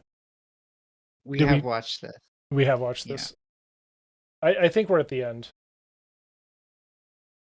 That was the big one. Like, Of these, I am not sure that Germany's energy costs 5 times as much. I think it may be possible that it is elevated. I know that the majority of the cost today that he's saying 5 times as much is because of the scarcity of natural gas and them having to shift back into coal production, and that's the consequence of the Ukraine war, rather than of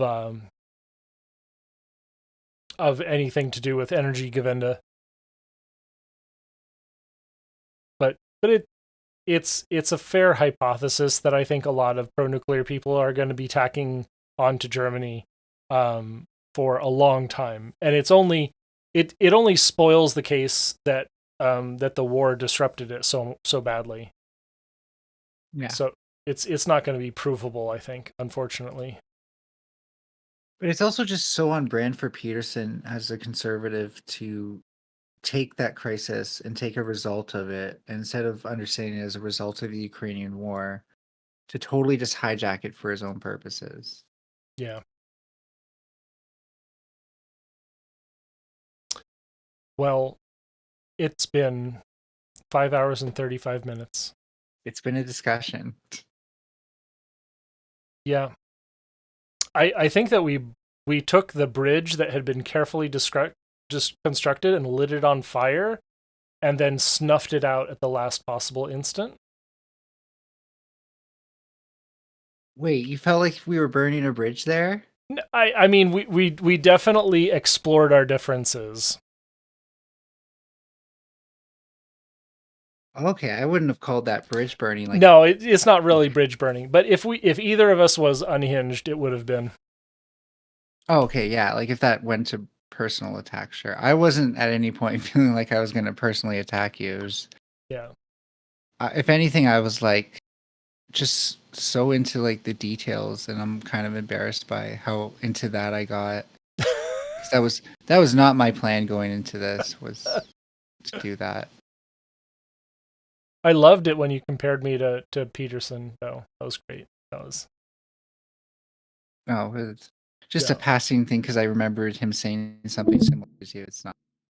I'm just now I'm needling you on your rhetorical failings, but these, so that this whole question, the question of can you achieve a 100% carbon free or carbon neutral grid without nuclear, has been a enormous debate in the environmental sphere for decades. And I think basically a decade ago, Mark Z. Jacobson started hitting, the academic circles very hard with his perspective, and the pro-nuclear community has been slow to respond in a rigorous way. And when we did respond, the whole thing sort of blew up around like Jacobson and him suing someone, suing Clack. Let me find the retraction watch. This is all iceberg stuff for me.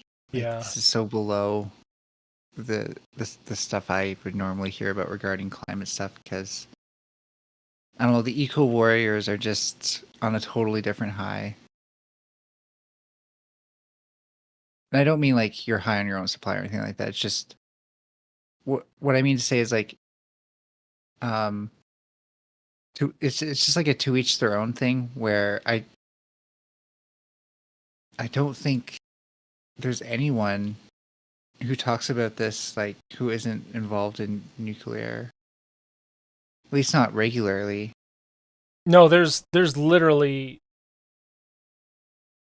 entire gigantic organizations of climate activism that dismiss nuclear from the start. And like Sierra Club, 350, Extinction Rebellion, all of them, just like from the start, nuclear is a false solution. It is written in their Bible and they will not change position. And when Destiny said earlier, it's a constellation of belief. I don't know if we skipped over that, but No, we didn't.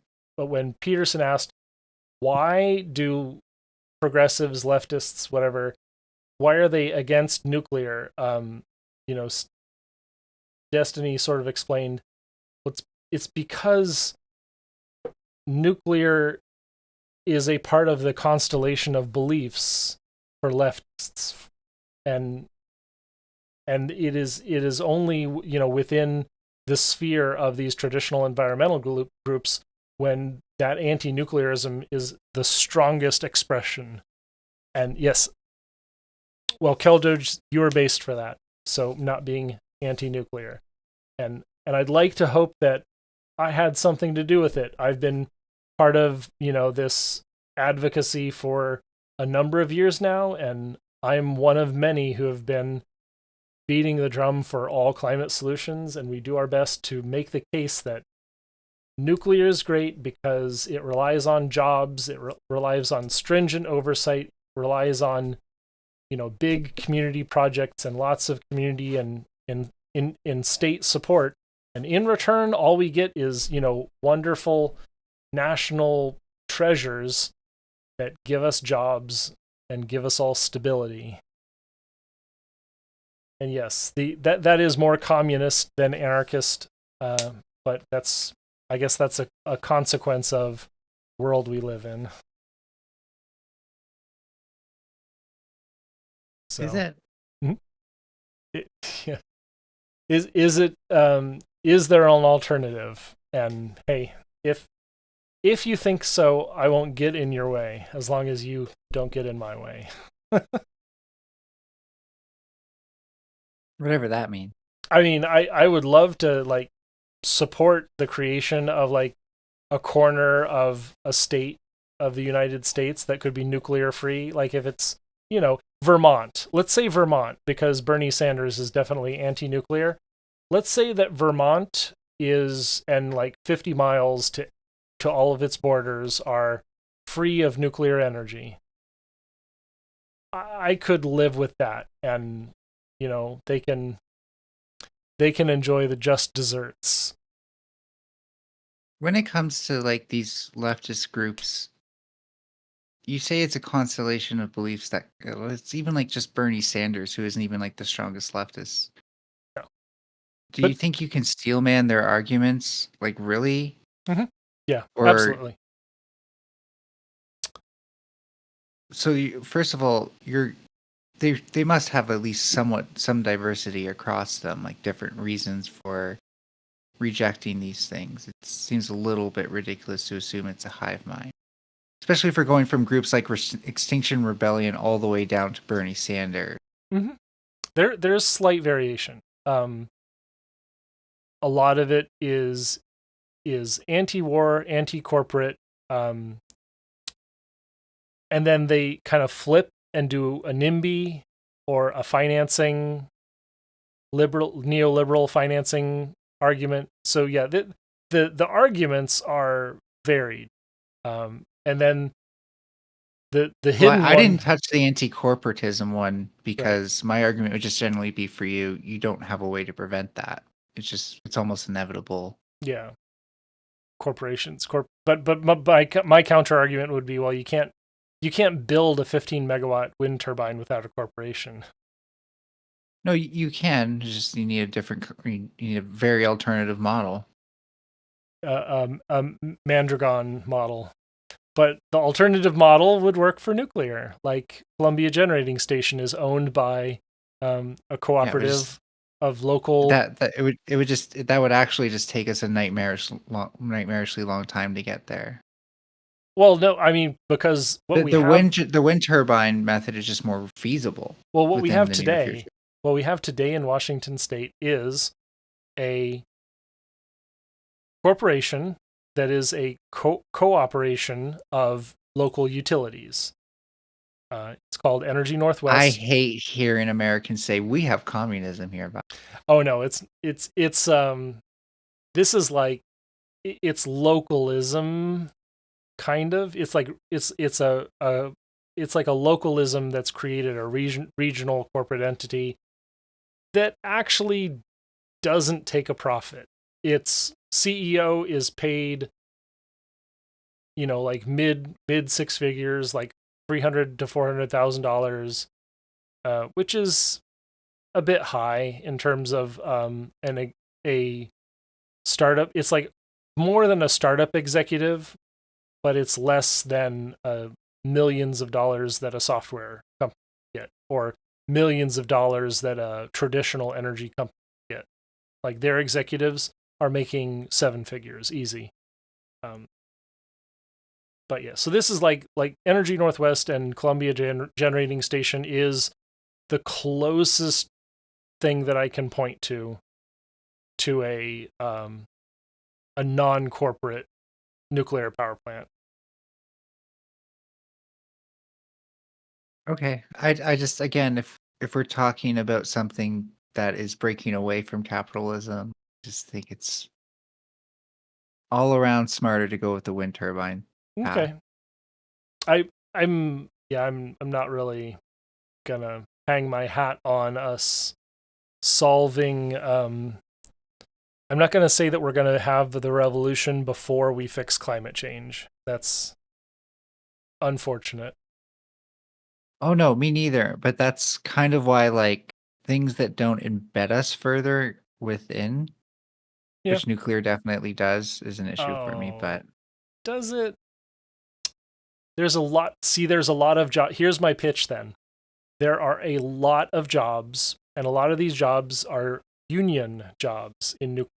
And they don't just last for, a couple years when you're setting up the generation systems.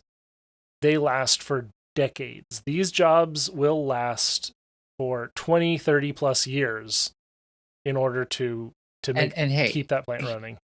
Here's my olive branch. If you bring that out to Alberta and you get all these fucking oil workers to start working nuclear jobs instead, and just absolutely suck the industry dry because they no longer have a labor force, then I'm fine with that. Yep. That's the hope. You should look up the officers of the North American Young Generation in Nuclear.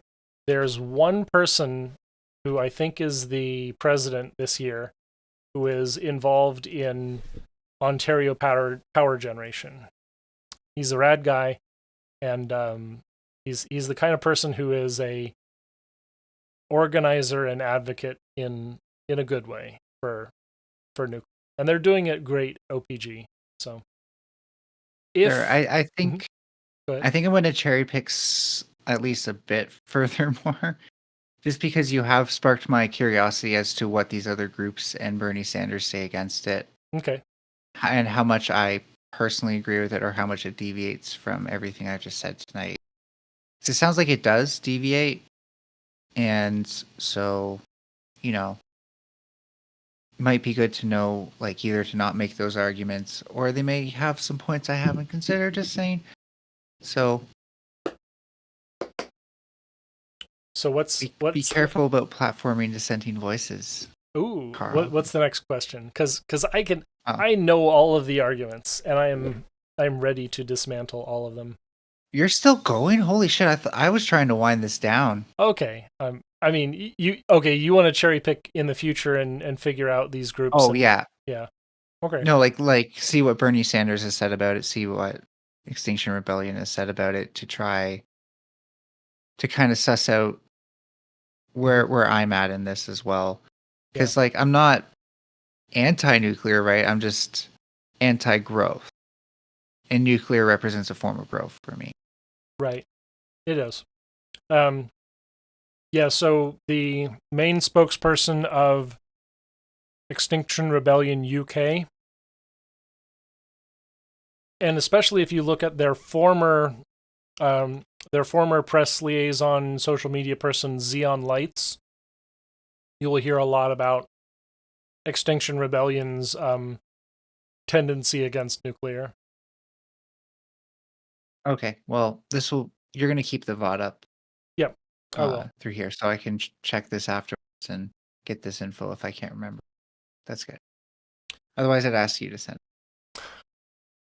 Yeah, it'll be easy to remember Xeon lights. And what is the other one? Bernie Sanders. Bernie Sanders is very interesting. There's so many people advocating for Bernie in 2016. You could ask someone, oh, hey, what does Bernie think about thorium? And you would get the opposite position. You would get, oh yeah, he's totally down for thorium energy, and that's a lie. because he has in his backstory, in his history, many statements to shut down Vermont Yankee nuclear plant. So the only thing that I really disagreed with him quite a bit on was his interest in shutting down Vermont Yankee. Okay.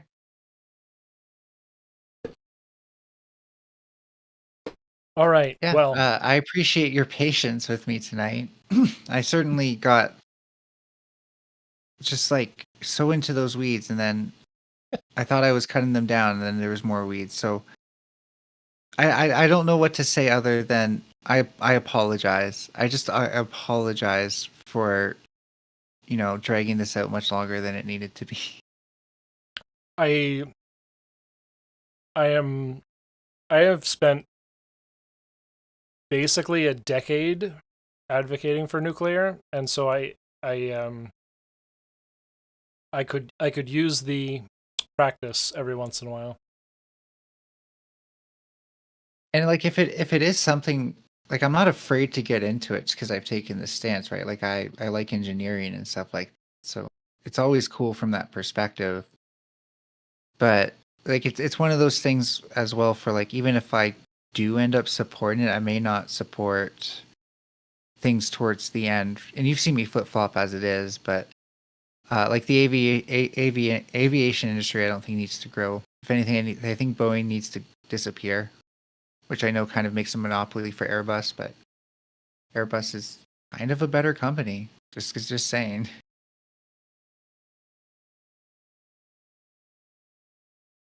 Yep. And So from my it'll be one of those perspective, things that requires nuance for me at best. yeah. From my perspective, it was really great to hear your nuance in regards to genetic engineering, and like you follow Thought Emporium, who's someone that I've followed for a while. They're definitely an interesting person when it comes to like the deep technical aspects of genetic engineering. So, yeah. Oh, and I unfortunately I feel like I flopped that a bit because I was trying to get more into like how can we kind of maximize these things, and that's not really the strongest position on it. The real strong position is that we probably can replace almost everything we do with some sort of biotechnology in the future, thanks to the fact that materials and stuff like that already have a bunch of research underneath them. And most of our limitations for like bioplastics and stuff like that was like, well, if we had this ideal organism that just happened to make this protein in high concentrations, then we could do it. But it doesn't, right? Because it's genetic code. And now we can start to be like, well, now we can force it to make that protein in high concentrations. And we're getting better at taking multi-gene assemblages, because most of these things are not single gene sort of functions. They're multi-gene stuff. And using computers and AI and stuff, understanding these things better so we can actually control them. Wait till you hear what's happening with nuclear and AI. Oh yeah, I'm sure there's not control systems. I mean, not yet. Probably not for a very long time. But reactor design and generative algorithms and procedural, design. Very interesting. Whoa. Are you telling me that's only going to get us like 1% more efficiency? Ooh. Hey, it's better. It's better to do this like literally. Oh God, I will send you the open source project that I am loosely connected to. I was mocking you for saying that earlier. against what I was saying. 1% efficiency improvement. Hey, if you spend 100,000 computer hours on improving the efficiency of a plant by 1%, it is worth it.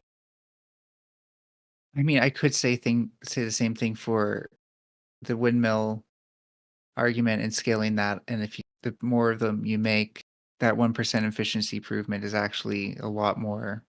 Hey, if electricity. if you can get wind capacity factors over 65%, you will have done something magical. Do you mean capacity to like handle the grid demand? Nope, I mean percentage of availability of total time. If you can get wind capacity factor above 65%, that would. I don't understand why like storing the energy is so like such a deal breaker for you. Okay. I really don't. Okay, here it is. There are 24 hours in a day, right? If this is where we're starting, then you're not making a good faith argument. No, absolutely. So 24 hours in a day. You've already shown me the shoulder curve. We can just get past just say peak demand and shit, okay? There are 4,000 hours in 6 months. Wow. You multiply those 4 Tesla batteries that you need for one evening by 4,000. And that is seasonal storage. So instead of one household needing 4 Tesla batteries for, storage over the course of a couple hours, you go to needing effectively 4,000 times as much storage. 16,000 Tesla Powerwalls to survive a winter on a so how long is the window for peak? On a perfectly built How long is the window system. for peak demand? How long is the window for peak demand? Seasonally? Or no, over the day? Over the day. 4 hours, maybe, we could say. Okay, so let me go back to the duck curve. From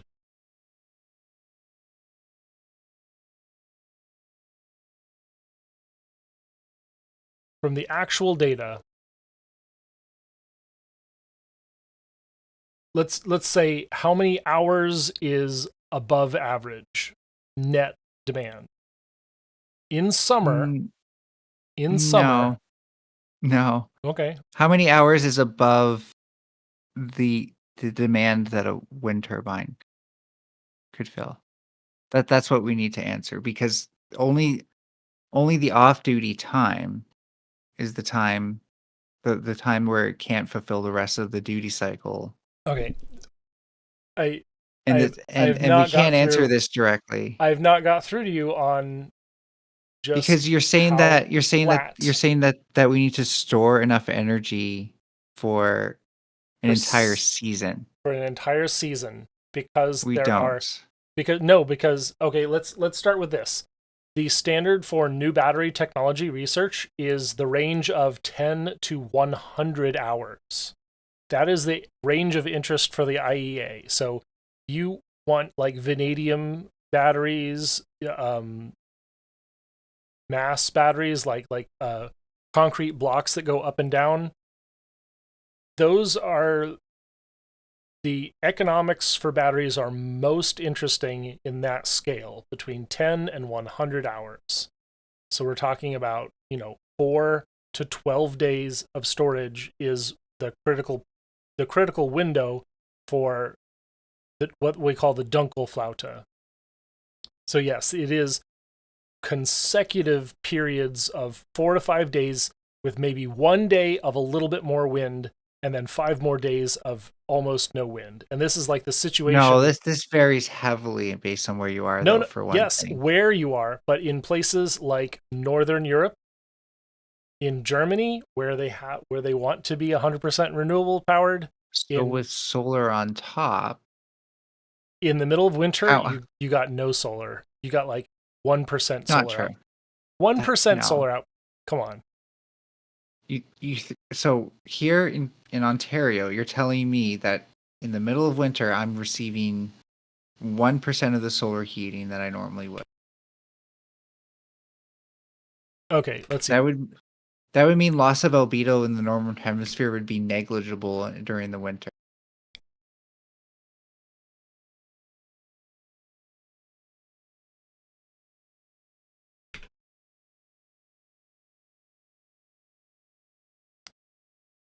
Like around the North Pole, sure, but they probably only get like 10% solar heating max at any point anyway.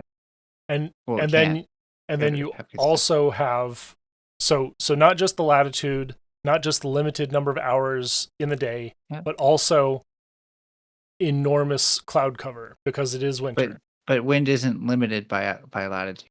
No, So it's not. We can get that back. It's not. We can also get it's that just back, that right? it's just that you're in your winter months where, depending on where you are, you'll have a lot less wind.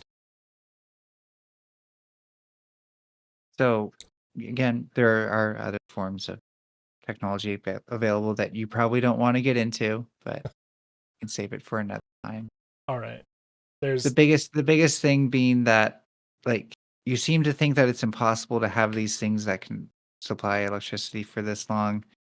I don't think 4 hours is as much of the 4 to 12 hours is as much of the window as you claim it is, because this is probably again true for cities where people are living vertically stacked on top of each other rather than rural farms where people use amount of electricity that a house is, and probably will generate much more electricity within a single given day. So it's more about how long we can store the electricity. Yeah, and Keldoge is asking what about hydro, and yeah, we did cover that. And that was like, hydro is extremely good where it is available. It is unlikely to be able to. Oh, and Keldoge is giving you some guff about batteries. The battery thing is real. Sorry, Mel. Yeah, the scale of batteries. But yeah, hydro is surprisingly scalable where it exists. Ninetails was saying that we could build water towers, and the only problem there is or water reservoirs deep into the earth. The only caveat there is the scale. And so yes, if we had a demand for terawatt hours of energy, it's just thousands of times the scale of what a normal amount of storage is. And if you think about it, those are then stranded assets when they're not full. When they're not filling or emptying, they are stranded assets. Well, they're also energy security because you have deposits. It's the same how, like, sometimes nuclear energy can become stranded. If it runs out of fuel, Well, no, because you're not going to use all the fuel that you mine right away. Right. Well, this is why fuel is kind of magical, is that the cost is a one-time investment always. So fuel, if you produce a fuel, you're guaranteed to consume that at some point. But yeah, same with the reservoir, because you're guaranteed to consume that at some point. No. Well, storage medium is like you're filling it or you're depleting it, and the size of that storage, however big either you're mining it or you're burning it. I really don't understand the difference. Now you're being silly and reductive, because I'm trying to explain that the scale of throughput of fuel is linear with its energy produced. The scale of throughput of a storage medium is time dependent always. It does not scale with throughput, which I've never heard scale of throughput in my life, because throughput is usually a measure of flux. Yeah. It's work achieved per investment, right? Right. And Okay. so again, when we're putting water into a reservoir, it's not compressible. It's not going to release a lot of heat in doing so. We get roughly like in the upper 90s of efficiency of returns on the storage we put in there. What do you mean that, we're losing throughput where? It's when we're not using it, but that's the same as fuels that are sitting in a fuel tank. So again, you're losing me. Yeah.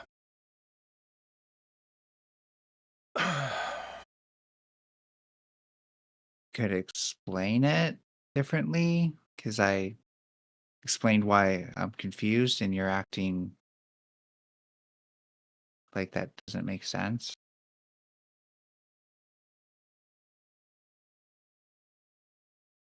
Okay. It's sort of the difference between like some people will love to treat batteries as a generation source, and in fact, if you look at Lazard, they're almost priced as a generation source because they're there to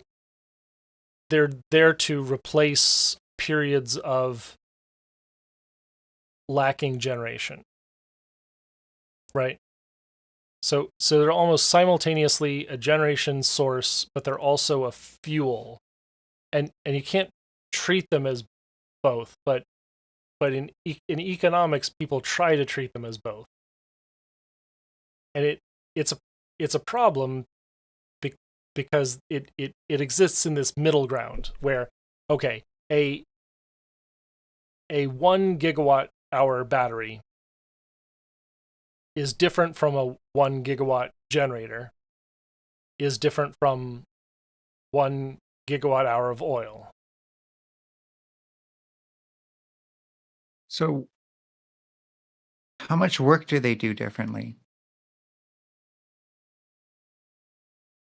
Well, the 1 gigawatt generator will do nothing without fuel, as will the 1 gigawatt hour of oil will do nothing without a generator. But the battery that will output 1 gigawatt for an hour, and then you need to recharge it. So you it's like to get the value back, need a fuel or a fuel generator. You need the fuel generator combination to get it back. So it's what you invest into it to produce a result. And now I'm getting really tired. So I'm like the pricing model for batteries is sometimes treated as the wrong thing. And so I'm failing to explain why that difference in application is confusing to people who try to generalize like batteries as a solution.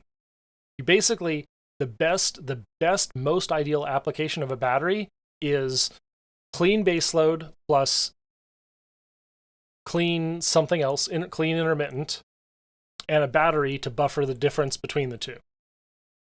You can have a battery plus a clean generation source, and it will deplete when demand is highest, and it will fill when demand is lowest. And that works no matter what generation source you have. But if your generation source falls too far out of sync with your demand, like it does in winter, you are exponentially increasing your battery investment. And it's different, and this is what I'm saying, it's different than your investment in a fuel source. Your fuel investment is always linear with your output. And you can, if you have enough generation, overcome the difference between supply and demand so that you minimize your battery investment, or you optimize for your battery investment. So same with enough wind generation. Thanks. Right. Enough wind generation. If you overbuilt wind generation by 5 or 6 times, you Oh could. no, not even that much. Percentile, that makes it like 1 point something percent, obviously, because we're just trying to overcome the demand during winter hours at that point and only building enough to overcome that. We're not trying to make it so that way we don't need batteries, just overcoming the parts that the batteries themselves can't fix. But there are plenty of times that the batteries will come in handy. There's a report, there's a study on this. I'll need to find it in my Twitter bookmarks. It's very old. And I will have to read everything you sent me, so it's all good. It's there are solutions to sort of this optimization problem, and the paper that I'm going to give you from Jesse Jenkins basically states straight up that firmed baseload plus storage plus intermittent clean energy, which is fill in the blank: nuclear, renewables, batteries. And that produces a very efficient, economically efficient solution compared to renewables and batteries only.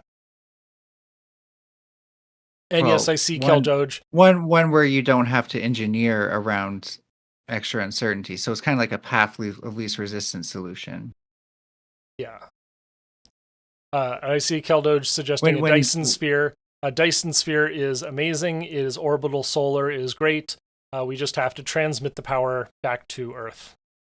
Hilarious, because like to me, it almost seems like if you were to give an anarchist group an energy task, and they had to make something out of nothing, because after an earthquake wipes out a nuclear plant, you can't just start running that nuclear plant again. Fukushima's taught us that. Well, probably, yeah, sure. Let's leave it at that. So they probably wouldn't opt to start building a new nuclear plant, right? They'd probably start to build renewables and batteries. And then once they try to expand their industry, that's when it might matter to have a nuclear power plant. But as far as we're talking about having smaller scale solutions, there's almost never a point of having a nuclear power plant. I don't argue against starting with renewables and building renewables as fast as possible. That is actually great, and I support that completely, and I support that everywhere, as long as you don't pause or shut down nuclear while renewables are being built. And fortunately, I think that these are differing industries and differing skill sets, so that you can do both at the same time. If you invest, if you just invest 25% of what you invest in renewables into nuclear, I would be happy. I would say, hey, let's build 3 gigawatts of renewables for every gigawatt of nuclear we build. Or hell, let's build 10 gigawatts of renewables for every gigawatt of nuclear we build for the next 10 years, and then let's see where we are 10 years from now. Yeah, I think that's about as close we're going to get to a solution. And it's hard. It's going to be hard to scale up renewables as fast as possible, and it'll be hard to scale up nuclear as fast as possible. Like one gigawatt start 4 times a month for 10 years, or sorry, for 30 years, will get us 25% of the world's energy. And that's like as close to an achievable but ambitious goal as I can imagine. Okay, well, I enjoy being able to pick your brains on it, but I'm getting tired as well. Yep, me too. So I'll see y'all later. Have a good night. I want to speak to you about a new organization called the Eco-Modernist Society of North America. I'm here because we are in the midst of a potentially monumental ecological crisis. It is only through a new environmentalism 2.0 that progress can be made. We believe that our only hope for human advancement and even human survival is through the exponential advance of science in the service of humanity. Ecomodernism is a new environmental paradigm which looks to reverse the fear of nuclear power and scientific progress in general. Ecology-based modernism is the most direct way to define it. Ecomodernism as a philosophy is described in the Ecomodernist Manifesto. We believe humanity should not be rejecting technological progress, but rather separate our impacts from nature through the responsible use of technology and urbanization. Urbanization is an unstoppable worldwide trend and the best solution to many environmental problems. It offers sustainable development for the human population and is a historic antidote to both deforestation and species extinction as humans move away from using wildlife as their protein source. Vertical, urban, high-rise architecture minimizes the use of land, resources, and energy, enabling walkable cities that facilitates the more efficient use of mass public transit as well. It must be emphasized that our support for technological solutions is definitely not about defending industrial polluters, nor does our defense of technology imply that we just need to sit back and let things take care of themselves. To the contrary, we believe that humanity is at a crossroads that severely threatens our future on this planet. I hope by now you understand the worthiness of our cause. Ecomodernism is really only a philosophy at this time. I want to talk to you about the necessity of turning it into a movement, which will be part of